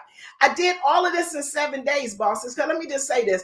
If you got a computer and you have the heart, you're going to make money. I just needed a computer and I got the heart to do it. I'm going to make some money. So this next one was, we were driving by and it was another piece of land in like kind of their downtown area. I found this owner on Facebook Marketplace. I got my computer, I got the heart. They told me, hey, look, you can make $1 million if you're a developer and a builder. I started putting my developer and my builder hat on and I made moves. So this particular property here, it was $17,500 for the land. Now, mind you, I did some research because now I'm a developer. I found out that I could put 2 houses on this lot, which means it's kind of like a duplex, a townhouse, 2 houses together. So I said, you know what? We're going to maximize our money. If this lot is zoned that I can put 2 houses, and why not put 2? Why am I going to put 1? Well, it's going to cost us $180,000 to put it on there. Cost of sale. We're selling these for $225 because in the area, I'm a real estate professional. I can go pull comps, right? So I know the area. I know what I'm buying. So we're going to profit $260,000 from this particular sale right here. Bosses, I'm not making this up. When you go open up the MLS and you go look at the MLS, you see a list price, you see a sold price, you see a whatever price. It's numbers don't lie. If for one, inventory is low, if I put a new house up and the demand is there, I'm going to sell it. Simple. Okay, here we go.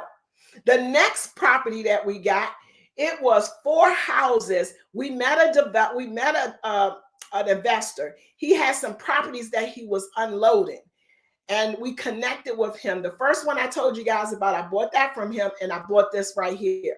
It had 4 houses. They call them shotgun houses now. So there was 4 properties on it. Initially, we were going to go and just rehab them, but the Builder Circle is a group of some amazing bosses. I presented it to them and they said, you know what, Ella, let's take those 4 houses down. Let's get rid of them and let's put 8 townhomes on these properties. Because see, if we fix them up, it was cool to fix them up, but they like, this is a nice prime location. Let's take them down and let's rebuild them, because we the builder, we the developer, if there's no middleman, we the middleman, because we own this, right? So we're going to put up the 8 townhouses from those 4. We're going to break it down and we're going to put 8 houses there. The cool thing about this one, the property was $80,000. We didn't come out of pocket with $80,000 because the owner was willing to own a finance for us for 6 months. That means all we paid him and gave him $8,000 up front, and we still have this property. So we're going to profit when we sell these for, you see what we're going to sell them for? We're going to sell them for $175 a piece, and we're going to profit $690,000. I'm telling y'all, all in 7 days. All of these within 7 days. We buy, we can fix, and we can list. That means we do rehabs as well. We got the best coach, the best trainer, the best team ever when we connected with Cecilia at Next Level. You don't have to reinvent the wheel. You just get on the wheel and you start making money. Too many times we like thinking about it. You waiting on it. You trying to figure out if it's right. I don't have time to go back to school. I don't have time to go to elementary and middle school and high school and college and all. I need to go where the millionaires are. If they're making the millions, then just get on board. But you got to trust the people that you with. So now everybody that say they who they are they that person? Because they're not. I'm just saying. So it's a property that was at 2408 Wood Street. And this was actually presented to us by another real estate person. So you remember Cecilia said, and Curry said that their best lead source is typically real estate agents.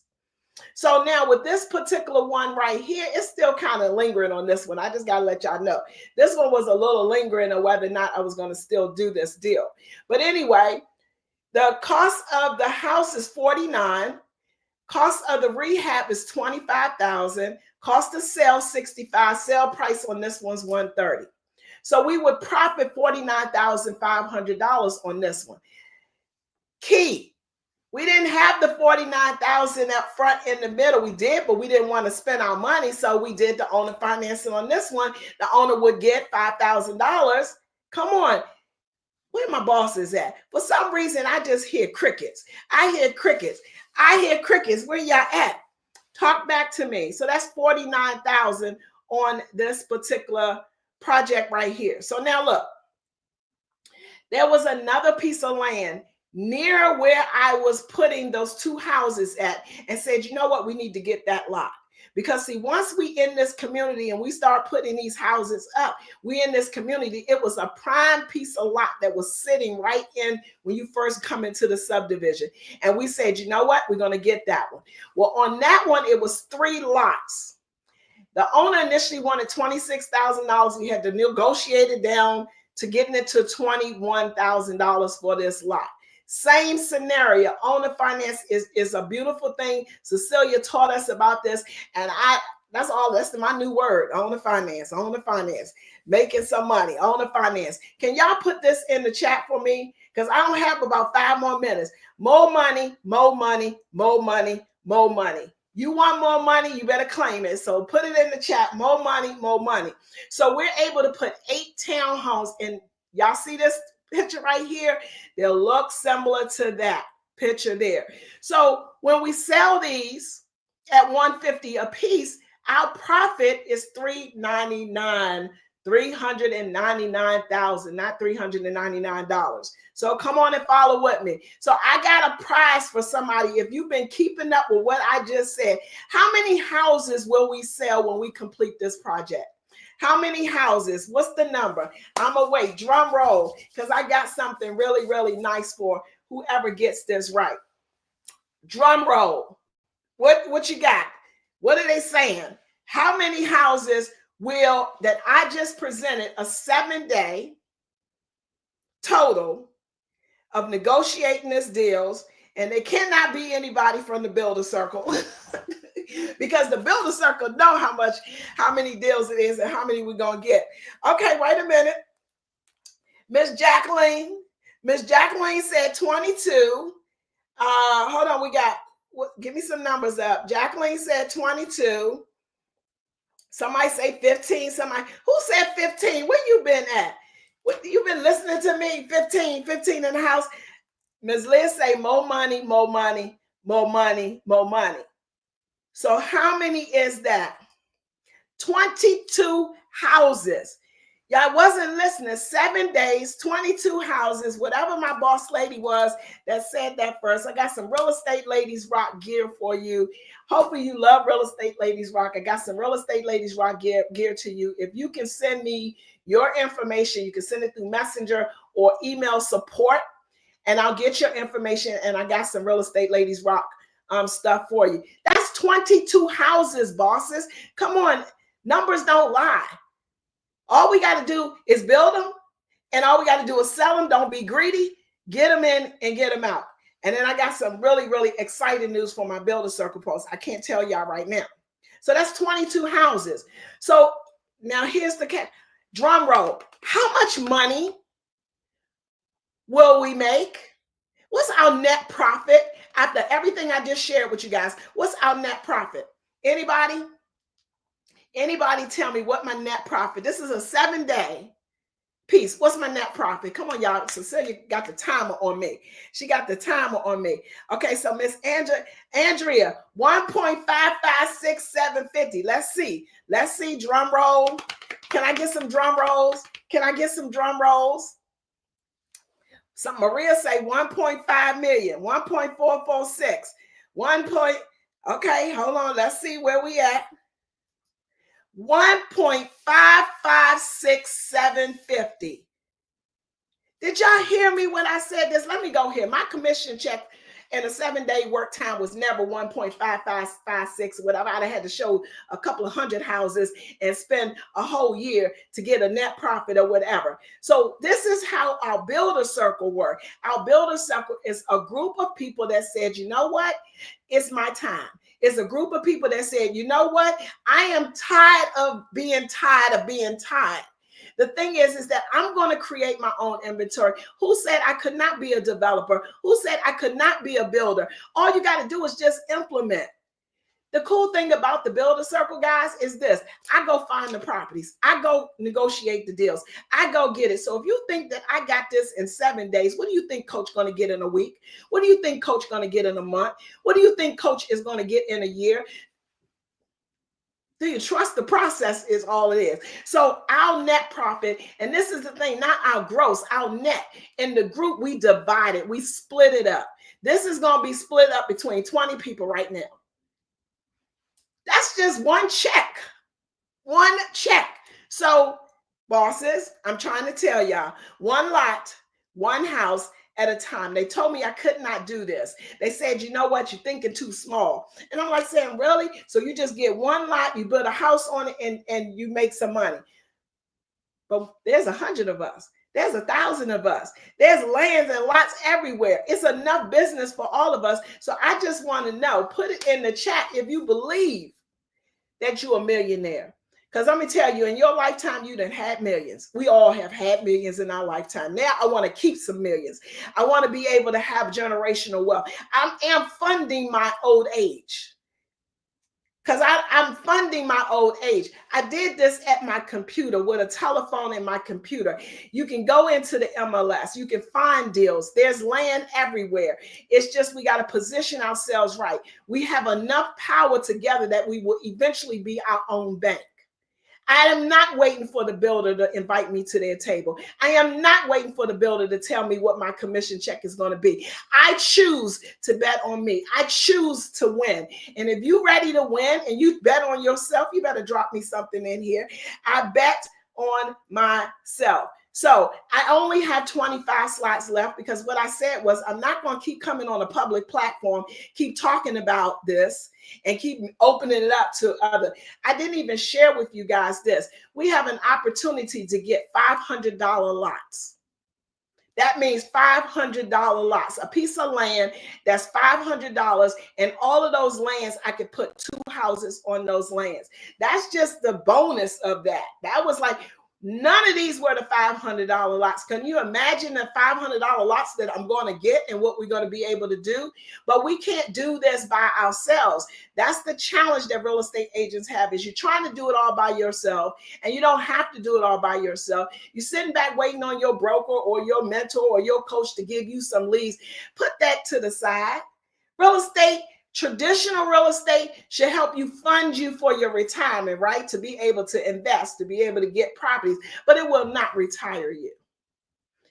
I can't show houses and keep going up and down the steps forever and ever. I'm going to bring Cecilia back to the stage with me because I am done here. And you see that little link that's just strolling on.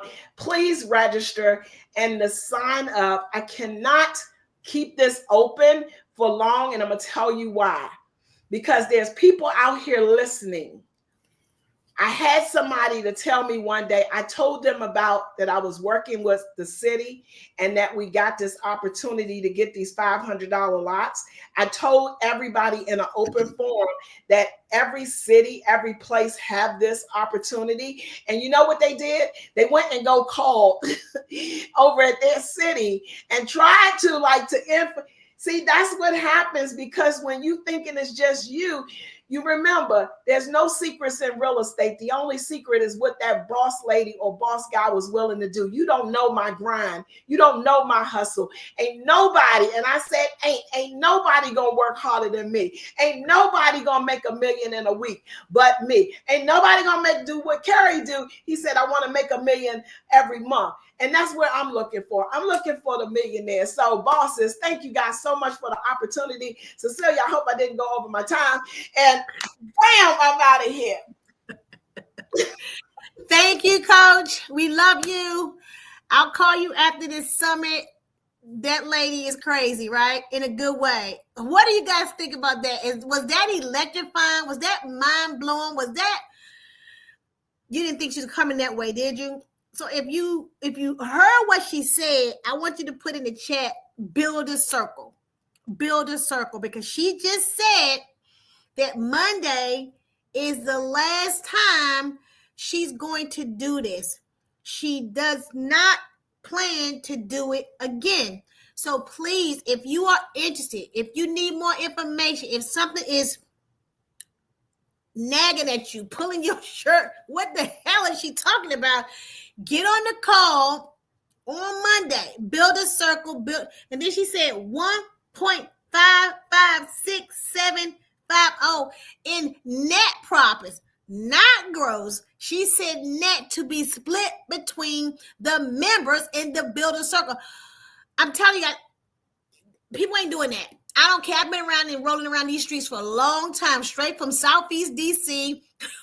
I'm way South Carolina, and now I'm in Water. But what I'm saying to you, I've taken the many classes. I've traveled this country doing conventions, what they call family reunions. Okay, Remax conventions, Keller Williams. Ain't nobody ever invited me to no damn table. And I'm gonna not only say that, I was in an office with builders, bless their heart, and I never got invited to the table. But that's okay, because as Benita said, Janet said, and Coach is showing us we done made our own table.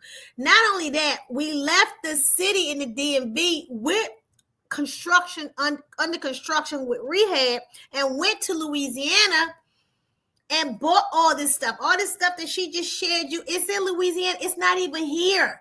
I'm headed back there on the 19th for a week to go meet some people and to also talk more about, I'm just telling y'all, this is what I'm going to say, because I got somebody coming on right now and I got to get out of here. But I want you guys to think about what she said.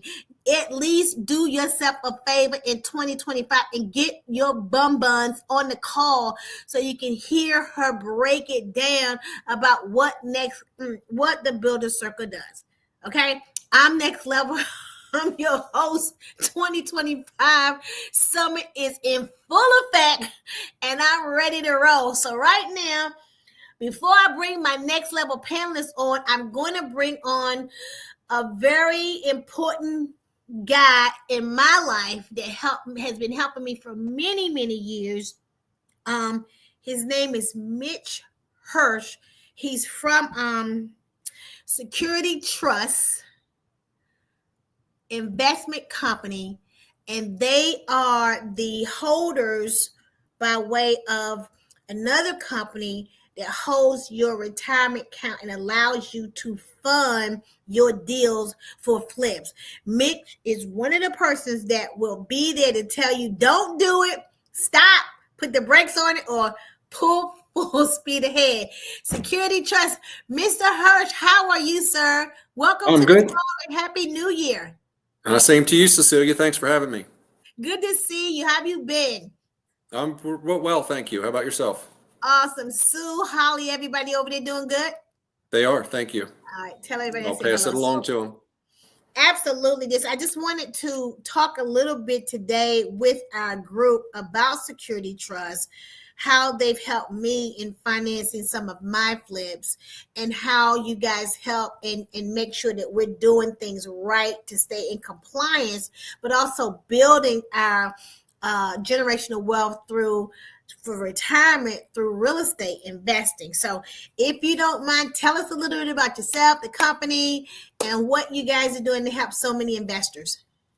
Sure. So again, my name is Mick Hirsch. I'm with Security Trust Company, also known as STC, and we are an administrator of self-directed retirement accounts.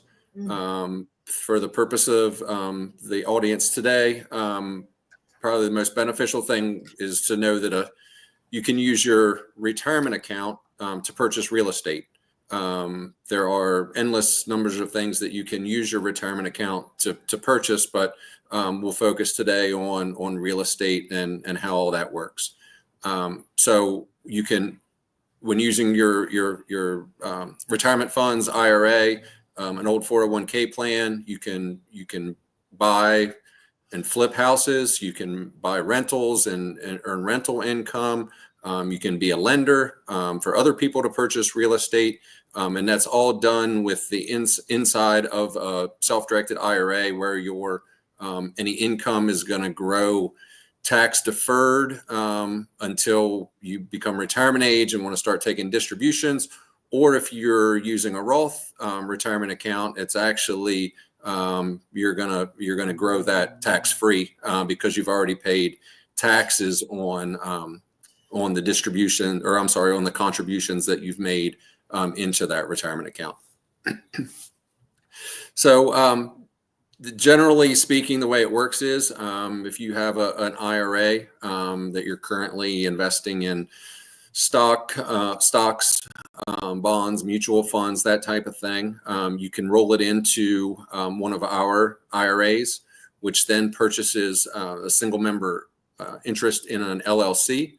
And then that LLC is your investing vehicle to go out and do anything you want in the world of real estate.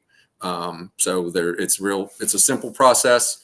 You're actually, as the retirement account holder, you're the authorized signer on behalf of that LLC.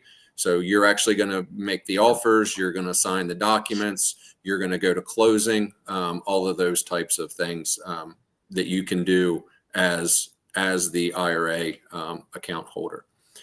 Now, there are some roadblocks that you have to look out for. As Cecilia said, one of the big things that we do is make sure that you stay in compliance with the IRS. So the IRS has some rules to make sure that you're not skirting the system and getting around paying taxes and so forth when you should be. So what they've identified is a list of disqualified parties that you can't do business with, or you can't buy real estate from, you can't rent to, those types of things. And the big one in that situation is yourself. So if Cecilia went out and bought a house that she wanted to rehab, she couldn't go in and actually swing the hammer and do the rehab herself.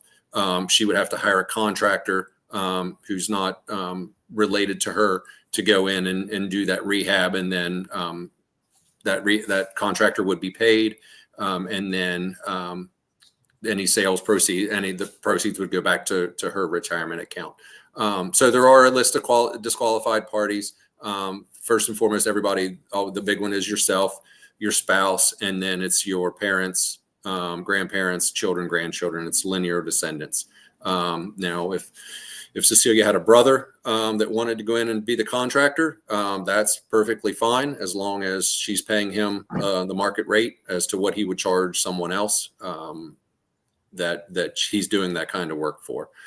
So there are some roadblocks when it comes to things like that, but it's all things that our clients are used to, and we kind of walk them through the process. The first couple houses they buy, we hold their hand and make sure that they're not breaking any of those IRS regulations. And then after the first couple, then most of them already know what to look out for, what to do and what not to do, and those kind of things.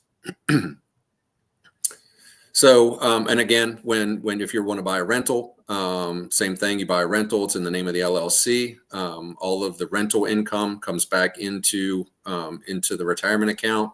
And as long as you're not renting that property to your children or your parents or someone like that, then that's all well within the IRS regulations and how that process works. Also, you have the ability to be a hard money lender. You can loan money to others that are doing the same type of thing. If you want to earn more in your IRA than you think you could do it in the stock market, you lend at what a normal lender would make that loan at, and then you sit back and have the payments coming back into your IRA. Is there anything I'm missing, Cecilia? You're familiar with the process? I'm very familiar with the process, Mr. Hirsch, and I love Security Trust. I think I was on the website as someone that speaks highly of it, and really, I really am one that is a fan, and I know what it has done for my life. And I think back to 2010 when I left my job. And I was in a 401k at the law firm, and I could no longer contribute to the 401k because I was no longer there. And I didn't want anyone to have control over my funds. So the best thing that I could have done was met Janet Lucas and Sashi. I think Sashi was her name. And they actually talked to me about your company, came to my office, met with me, and then I decided that was going to be a good tool for me to roll the money over to tax-free, and then continue to build on it because I was leaving the job. I don't know what the fee is today. And somebody asked me that question earlier in the session, and I told them I would wait to hear from you because I remember when I paid, it was many, many years ago. So what is the fee today? The fee, it's $1,000 to set up your account. That includes setting up the IRA. It includes us getting the EIN from the federal government. We set up the LLC. We then have that with the operating agreement, legal opinion, and then that's actually, we take care of all the funding from that. So that gets your account set up and ready to invest. From there, our annual management fee is 1.03% of the value of the assets in the account. So simple math, if you have a $100,000 account, you pay us $1,003 a year, and that's assessed on a quarterly basis. For that management fee, that includes anytime you want to call, talk about deal structure, make sure you're not getting yourself in trouble with the IRS. We don't charge for anything like that. We don't charge per transaction. If you have 10 monthly rent checks coming in and utility bills going out, that's all included in that management fee. The management fee also includes, we prepare a profit and loss statement for you once a quarter that'll show you how your investments are doing. You get a balance sheet. We make sure your LLC stays in compliance with the state that you choose to set it up in. It's a pretty all-encompassing type of thing. The only thing that we don't do is there's a very small chance that you would have to file a tax return if your IRA decided to borrow money.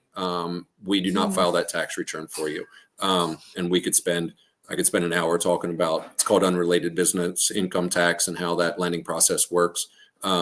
But that's something if any of your participants want to dig into something like that, something I'd be glad to have a one-off conversation with. But yeah, that's a pretty tricky subject. But obviously something we walk you through the process. So, Ms. Fresh, what I'm going to do is I'm going to get you back onto my Next Level platform. All of those sessions are on Monday evenings at 7:00. It's just my club members. And so I know so many of us in the group may have questions, but I did see somebody ask, what's the minimum dollar amount that you can start up with? I know you said $1,000 to set up your business entity, but what would it be like? I mean, what would it cost to set it for the initial dollars invested? I mean, there's no minimum. So it would be if however much you wanted to make, if it's a brand new IRA, obviously you have IRS regulations as to how much you can contribute in a year. But we don't have a minimum dollar amount that you have to start with. We do have a minimum annual fee, which is $360 a year. So if your account's in the $30,000 range, you're going to fall under that realm. But we don't have a minimum amount that you need to keep on hand with us or set up your account with or anything like that. The only problem you run into is if with a small account, you're limited to what you can do with it. Obviously, if you're setting up with a $5,000 contribution, you're not going to be able to go out and buy a piece of real estate, but you might be able to start loaning funds or something like that. I'd say a good portion of our clients have retirement accounts from previous employers or from years of working and have IRAs, and then they roll portions of those funds into a new IRA with us so that they're starting out with a little more than a minimum amount so that they can make investments or make purchases. And do some things, right? And make some money and grow that account, because we're always looking for a vehicle to invest in where it is tax deferred until we start to do the distribution. So that's one of the things. Committee can this be used to purchase auction properties? Yes, you can. You can. So again, this is something an auction can be tricky because you have online auctions, you have ones that you go to the courthouse. All of that can be done. It's just that we have to work out the logistics for usually the earnest money deposit and so forth. I mean, we're located in Hagerstown, Maryland, which is about an hour from Baltimore and DC. And we've actually had clients come to our office to pick up checks to go to the courthouse steps to be able to make bids and so forth. So it just depends on the type of auction that it is.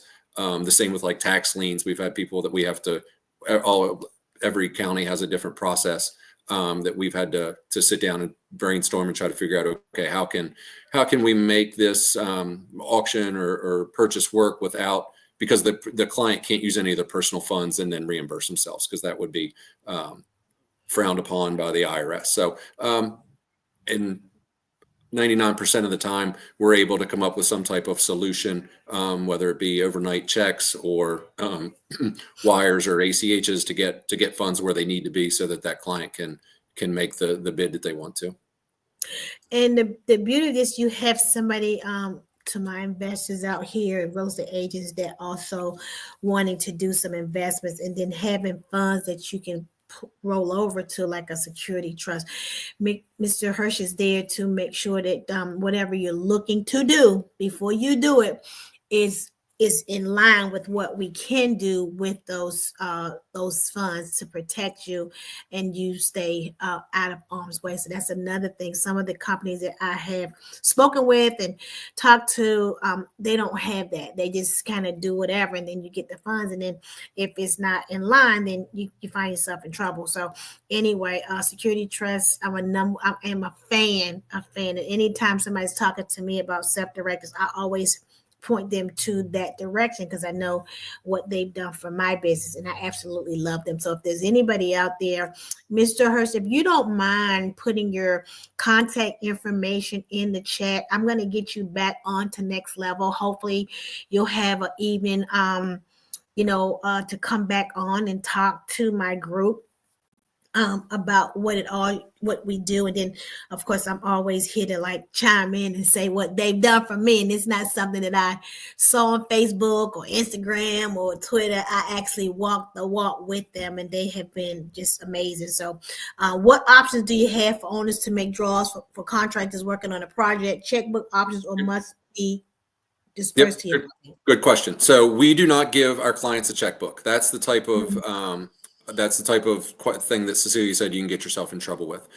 So what we typically do is our clients will just send in send us in a form that says they need to make a draw to this contractor for this amount.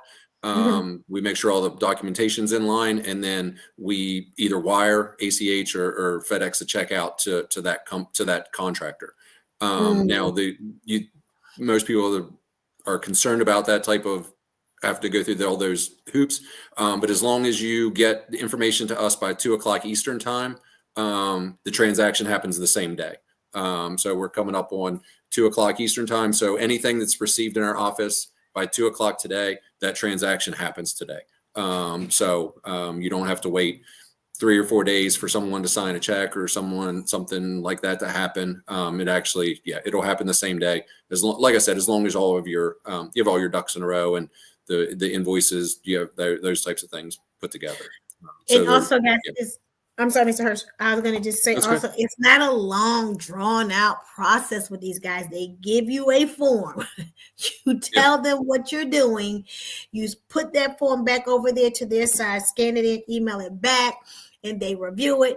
And then your funds are coming, to wherever they're going to be dispersed to. It's not long drawn out. It's not a lot of paperwork. It's just a different process. It's just easy. It's like very streamlined. It's very good. Yeah, it's a one-page form. You tell us what you're doing, where you want to send the money to, what it's for. And then depending on the type of transaction, we just review. If it's just a contractor draw or something like that, it's typically just an invoice.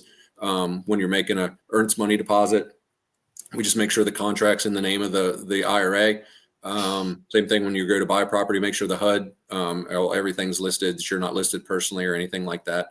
But it's a very simple process, and we're a small staff, so you're going to deal with the same people every time you call in to get a transaction done. So it's not like you're going to go through a call center or anything like that. And everybody on the team that I started with, 15 plus years ago, they're still there. Yep. So we're all still here. I love it. So that means stability, and that means they must be pretty happy in this space to hang around for such a long time. So, Ms. Hirsch, we're definitely going to get you back. I don't know what the schedule is for February, but there's so much more to dive into, the do's and don'ts, the paperwork, the setting up the LLC, what all those documents look like. And so I definitely want to get you back in February, and I'll send you a text and say, hey, what's your availability, and then Next Level and Builder Circle members will be participating, and we'll come back and continue to dive into this. But so grateful for you. Thank you so much. Tell the team I said hello. And if nobody has another question, we're going to let Mr. Hirsch go, but we will be back. All right. Yep. Thank you for the opportunity today. I appreciate it. God bless you, sir. Keep doing what you're doing because you're helping a lot of us investors out here. Thank you. Have a good rest of your day. God bless you, sir. Have a great one and Happy New Year. All right, guys, let's go. Now, see, this is what I'm talking about. Next Level is on the move. We always are talking to people like him, Tom Black, Bennett Abel, Rachel and Frankie. The whole lineup is all driven to help you upgrade your business. Of course, my coach, Coach Ella. I just want you guys to really think about some of the stuff that you've heard and see if you can implement some of this stuff. You might want to come over here and join Next Level because we're going to be headed back to New Orleans in the summer to do the lottery tax sale again. We're looking at modular homes. We're looking at manufactured homes. We are building in Louisiana. We're doing flips down there. What I have found, and if you guys help me bring my panelists up here so that we can talk real quick about Next Level. There's the mother-son duo. Oh, my God. Who is that over here to my left? Oh, that's Miss Francis. Oh, looking all dolled up. You got real cute for the camera, mama. Okay, let's go Next Level. All right, guys, so I'm going to be real brief. I know it's late. I thank you for you guys staying in the box with us, staying here. I got my girl Judy Jackson here, Miss Francis, Mr. Khalib, and Miss Sony. They're here to talk to us about Next Level. So, guys, what are we doing in Next Level? How has Next Level been? I just want people to know what we're doing in case anybody out there feels like they need to get with this. You guys need to get over here because we're doing some stuff, okay? We're doing some big things in Next Level and the business. I'm going to start with Miss Jackson. Miss Jackson, you just retired. Congratulations to you. Tell my audience what Next Level has been to you and how you've been able to kind of grow and stretch because of this community here we have. Oh my God, I am so honored and thankful for this Next Level, this group as a whole. Next Level and now Builder Circle has really afforded me the opportunity to do some of the things that's been in my heart for forever. And that includes, partnering with you all on deals. Now I have two. And not just in the sense of putting my money in, but I want to be able to walk alongside you and learn the processes. And that's what this Builder Circle has allowed me to do. You guys are tangible. You answer the phone when I call. And I'm looking forward to going out and doing this. Like you said, you want your partners to be available to do things and not just collect a check. That's exactly what I want to do. I'm retired and my sleeves are rolled up and I'm ready to do what I need to do. I heard you, Miss Jackson, because you was definitely on that bus when you went up to Delaware. Was it last month to see the manufactured homes that we want to buy? And I didn't make it to that one, but I've been on your boot camp. I'm not on that one. No. Okay, I'm sorry. Okay, well, it was about 15 of us on that van, and so we had a great time. We learned a lot of stuff, and we know what we can do with those types of homes. So thank you so much for your input. Thank you for rolling with us, sister. Thank you for being a Next Level member, and not only that, a Builder Circle member. And so now I'm going to scoot around here, and I'm going to circle back. Sony, where are you, and where is Mr. Corsi? Are you there? Sony and Mr. Khalib. Okay. Okay, wait a minute. Okay, he's outside. He's working. This is my young gun right here, y'all. Hey, sir, can you hear me? You're on mute. Can you hear me?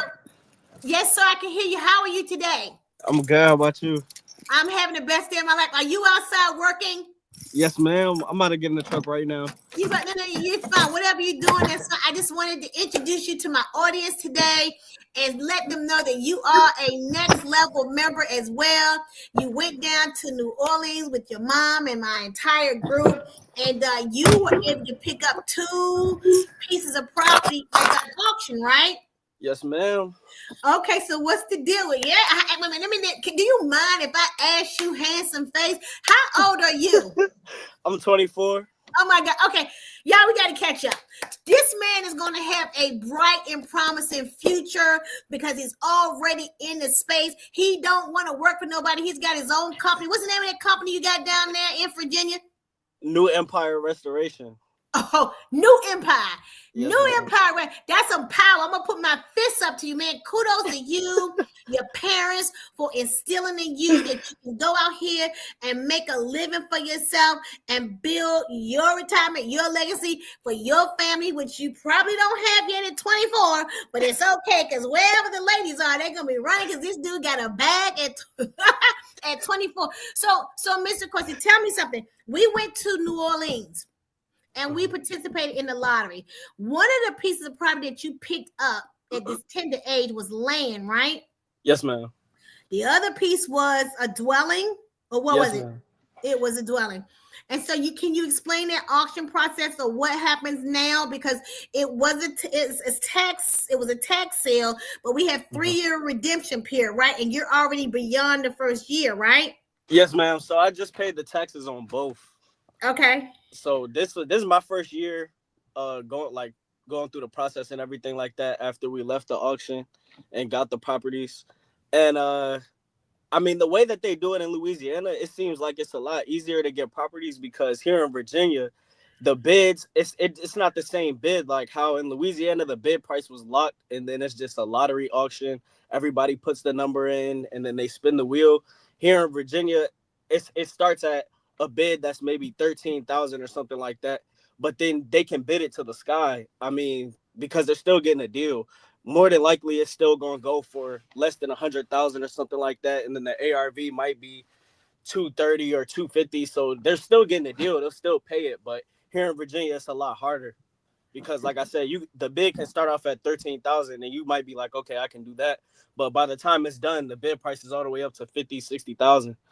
So it's a lot different here. Whereas in Louisiana, it starts at 300, and then you can secure it for 300 as long as the wheel spins on your number. Right, and that's the way when we went when we went in June, we didn't know what to expect because that was our first time going down there doing a lottery auction. But we had one of our colleagues who is the tax lien king himself out of New Orleans. He actually spearheaded the whole thing and came into the hotel where we were. We did some boots on the ground looking at some of the properties before we actually went to the auction, and now we know how it's set up. We'll be better prepared. And so if you out there and you next level, if you want to go, I'm gonna be asking you guys this question in a couple months. You coming down with me so we can set up space. If you are not a member of Next Level, you want to join a community that's doing things, not just talking. We're doing things, we're moving, and the value that we try to bring. Let me go here. I'm the host, so the value that I'm bringing is unheard of. I'm gonna tell you right now, I try to get the best of the best. And again, I said this is not just another convention, not just another class. We on the move, and we really try to instill the value and bring the speakers to this platform that know what they're doing and know how to move things around, and they got our back. So, Mr. Corsi, I know you're busy out there doing your thing. I'm not going to hold you. If you got to pop off and get back to work, I just appreciate you coming on the call today because I know at 24 you're going to have a bright and promising future. You keep doing what you're doing. You listen to your mother and father. No, you listen to the coach and you do what you do, man, and God bless you. And if you can hang around, fine. If not, I just wanted you to chime in because he's 24 years old. Can you imagine? What would it look like if I had done this at 20? I would be done. It would be a whole wrap for me. So stay tuned, stay focused, stay plugged in. Got to talk to your mom and you about getting to this builder circle thing because that's a big deal now. Like I said, we're in New Orleans and we're going to be building some communities and building some houses on some land. We just demoed a whole ugly house down there. Miss Jackson knows about it because she's part of the builder circle. So let me move around here to my other club member, Miss Denise Francis, who was invited to come into Next Level Waukesha Lee. Everybody knows Waukesha because Waukesha is a boss, honey, and she don't be playing. She was on the platform yesterday. She sent me a text, still looking for 500,000. I said, okay. She looking for houses right now. She got her little setup going, so she's doing well. So, Miss Denise, how are you today? I'm having the best day of my life. Can you hear me okay? I can hear you well. Thanks for joining the call.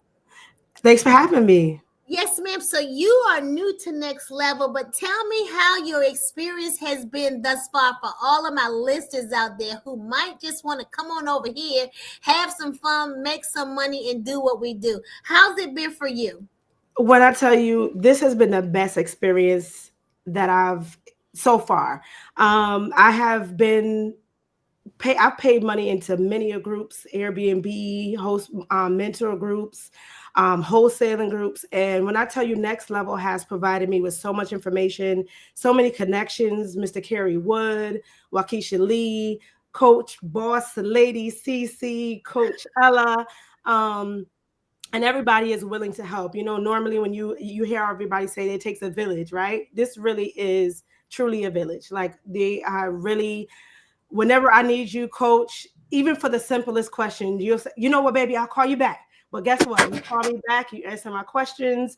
And then to be very honest with you, I'm not a risk taker. I really am not. And Keisha jokes with me all the time. Like, if we go to the bridge and we get ready to jump, I'll be like, wait, Keisha will jump. And she'll be like, come on. So in this situation, I have to give the kudos to you, Coach. You have really made me feel comfortable with moving forward with this venture.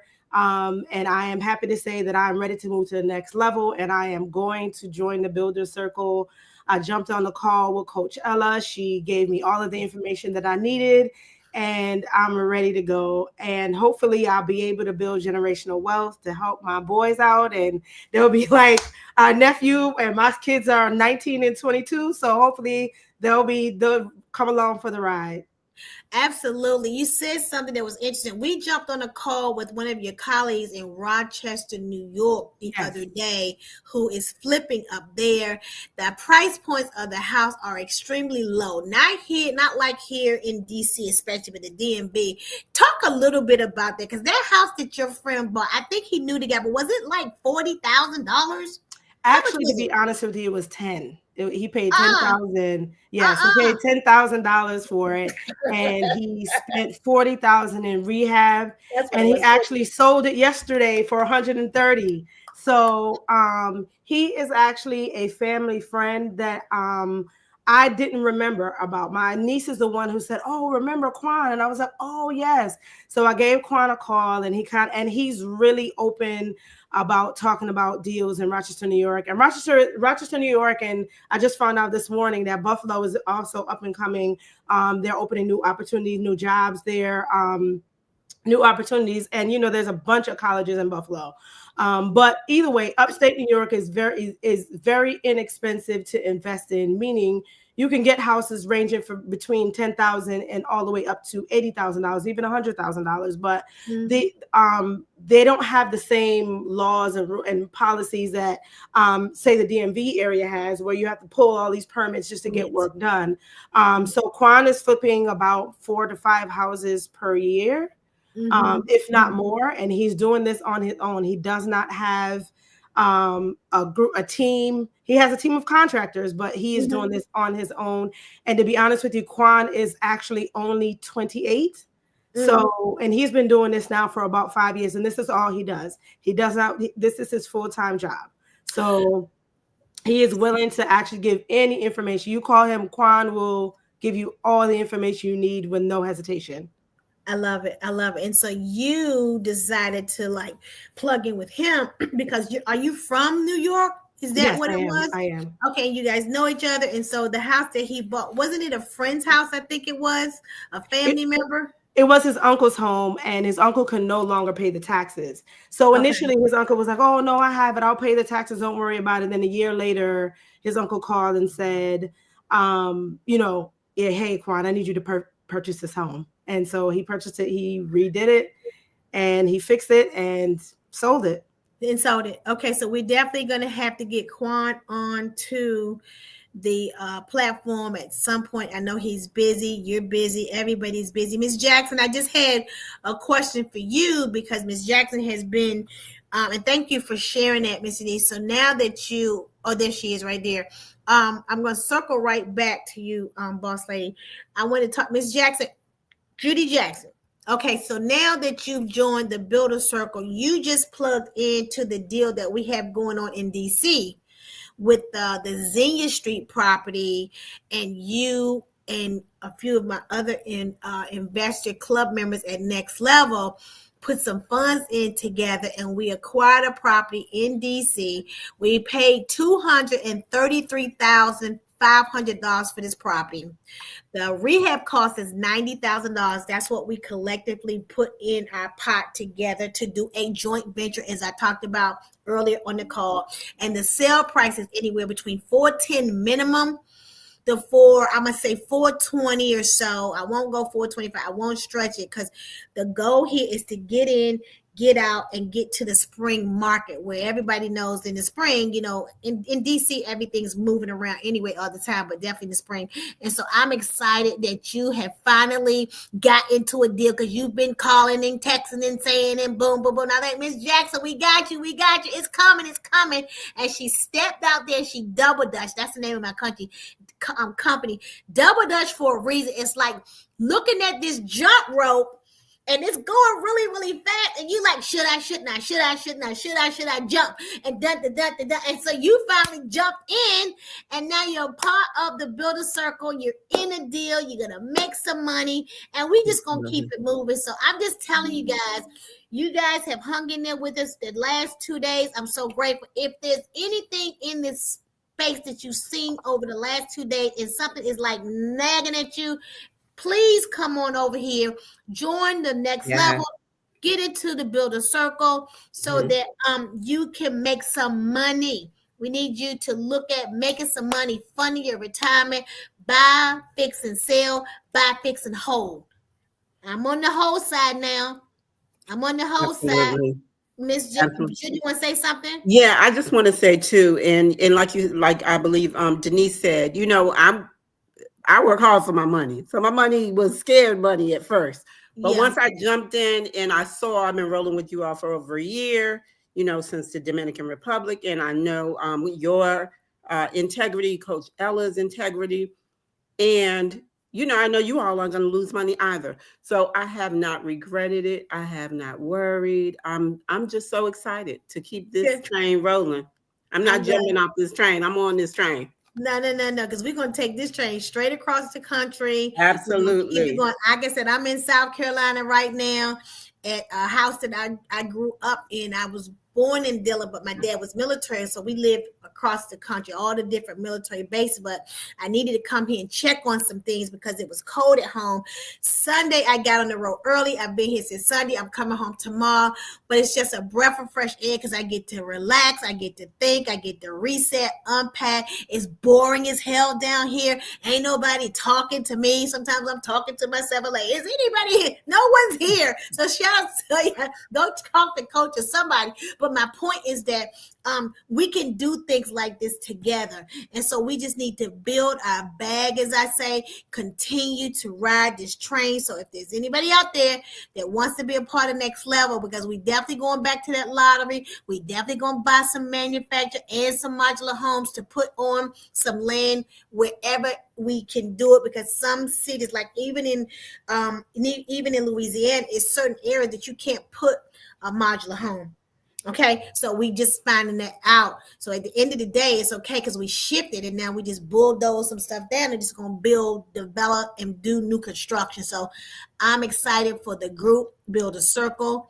So if you guys have not heard Coach today, I'm gonna remind you that she will be on the call 7 o'clock to explain it again, answer all your questions. She was on a 2.5-hour call, I think Monday, answering questions, and people are excited about this. It's something they haven't seen before, because you know what? People don't want to share. I don't know why we so closed on, like somebody gonna take, ain't nobody gonna take anything from you. Scared money don't make no money, but scarcity is not over here. It's It's enough out here for all of us to win and no deal. It's enough of us out here to make money and have a great life and fun. I didn't say find a life. I said funded, F-U-N-D, and it can be as big as you want it to be. So it's 208. I don't know if anybody has Latoya Rogers. Well, hey, Toya, how you been, girl? Happy New Year. You better come on over here because we are rolling. Come on, Toya. What part of New York? She said Rochester. Miss Booker, that's Regina Booker. She's out of New York too. So Denise, Judy, Khalib, I thank you guys for coming on, sharing your testimony. This real talk, they didn't make this up, guys. This is how we roll. This is what we do because they're not like us. I'm gonna tell them hit that song for you know that Khalid. Y'all know that song. Right. I know They're you not guys, like us. and they're not like us. Okay, I don't care Like where they us. are. They're not like us over here.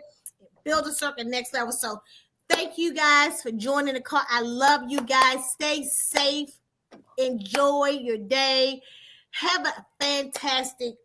Just make as many moves as you can, but have some fun. Enjoy your time. It ain't all about work because if we're working hard, we're going to play harder. And so it's about to go down. So 2025 is our year. Let's lock and load. Grab onto the steering wheel because we are riding. We are riding down the street. And so without anything else, I'm grateful. This has been an amazing summit with some amazing speakers. I hope you guys can take some of this stuff that you've learned over the last 2 days and make some damn money. Go get paid. Go get your bag, people. Go get your bag. I gotta go. I'm going to go get me some lunch, okay? Denise, thank you so much for joining. Judy, Mr. Khalid, 24 years old. Come on now, y'all. Come on. Sony, you have done great things. Mr. Dad, he's done great things too. I gotta go. I'm gonna get me some meat. God bless you guys. All right, thank y'all. God bless y'all. All right. Bye-bye. Multimillionaires. Hello, we are here. Bye. Okay, guys. The summit is over. We've had a great 2 days. I hope you guys have learned some stuff. I hope you have taken some of these nuggets that you can apply to your life, implement in your business. Think about your kids, your grandkids, your legacy, your retirement. How much money do you need to retire? How much money do you want to see in your account as you get ready to retire? Tim told you he about to do 10. He got 10 properties he going to sell to buy something else, and all these other people doing all this amazing stuff. Come on, family. It's our time and our turn. And I'm telling you right now, Build a Circle Next Level is a place to be, all by way of Real Estate Ladies Live. Thank you, Coach Ella, for your vision. Thank you for your work ethic. Can't nobody outwork this lady. I haven't seen it. I don't care where you are. Show her to me, him to me. They can't outwork her. She's amazing. I'm grateful for her, the partnership, and all that she does for us here at Next Level. So with that being said, see y'all next time. I'll see y'all in about 3 months and see what y'all doing, because I'm gonna start saying, hey, did you go? Hey, Pamela from KW, good to see you, girl. I'm gonna ask y'all, did y'all do anything? Did y'all make any more money? And I'm not talking just about your regular real estate stuff, not your buy and your sell with your clients and sell a house and showing 15 houses to one buyer for the home inspector to come back and say something like, no, thank you. I'm going to say this, keep that going, but just add some of this with the development and the builders. Add some of that here and get you some passive income so you can sit back and get some mailbox money into your account every month. God bless you. I'm out. Booyah. Love you guys.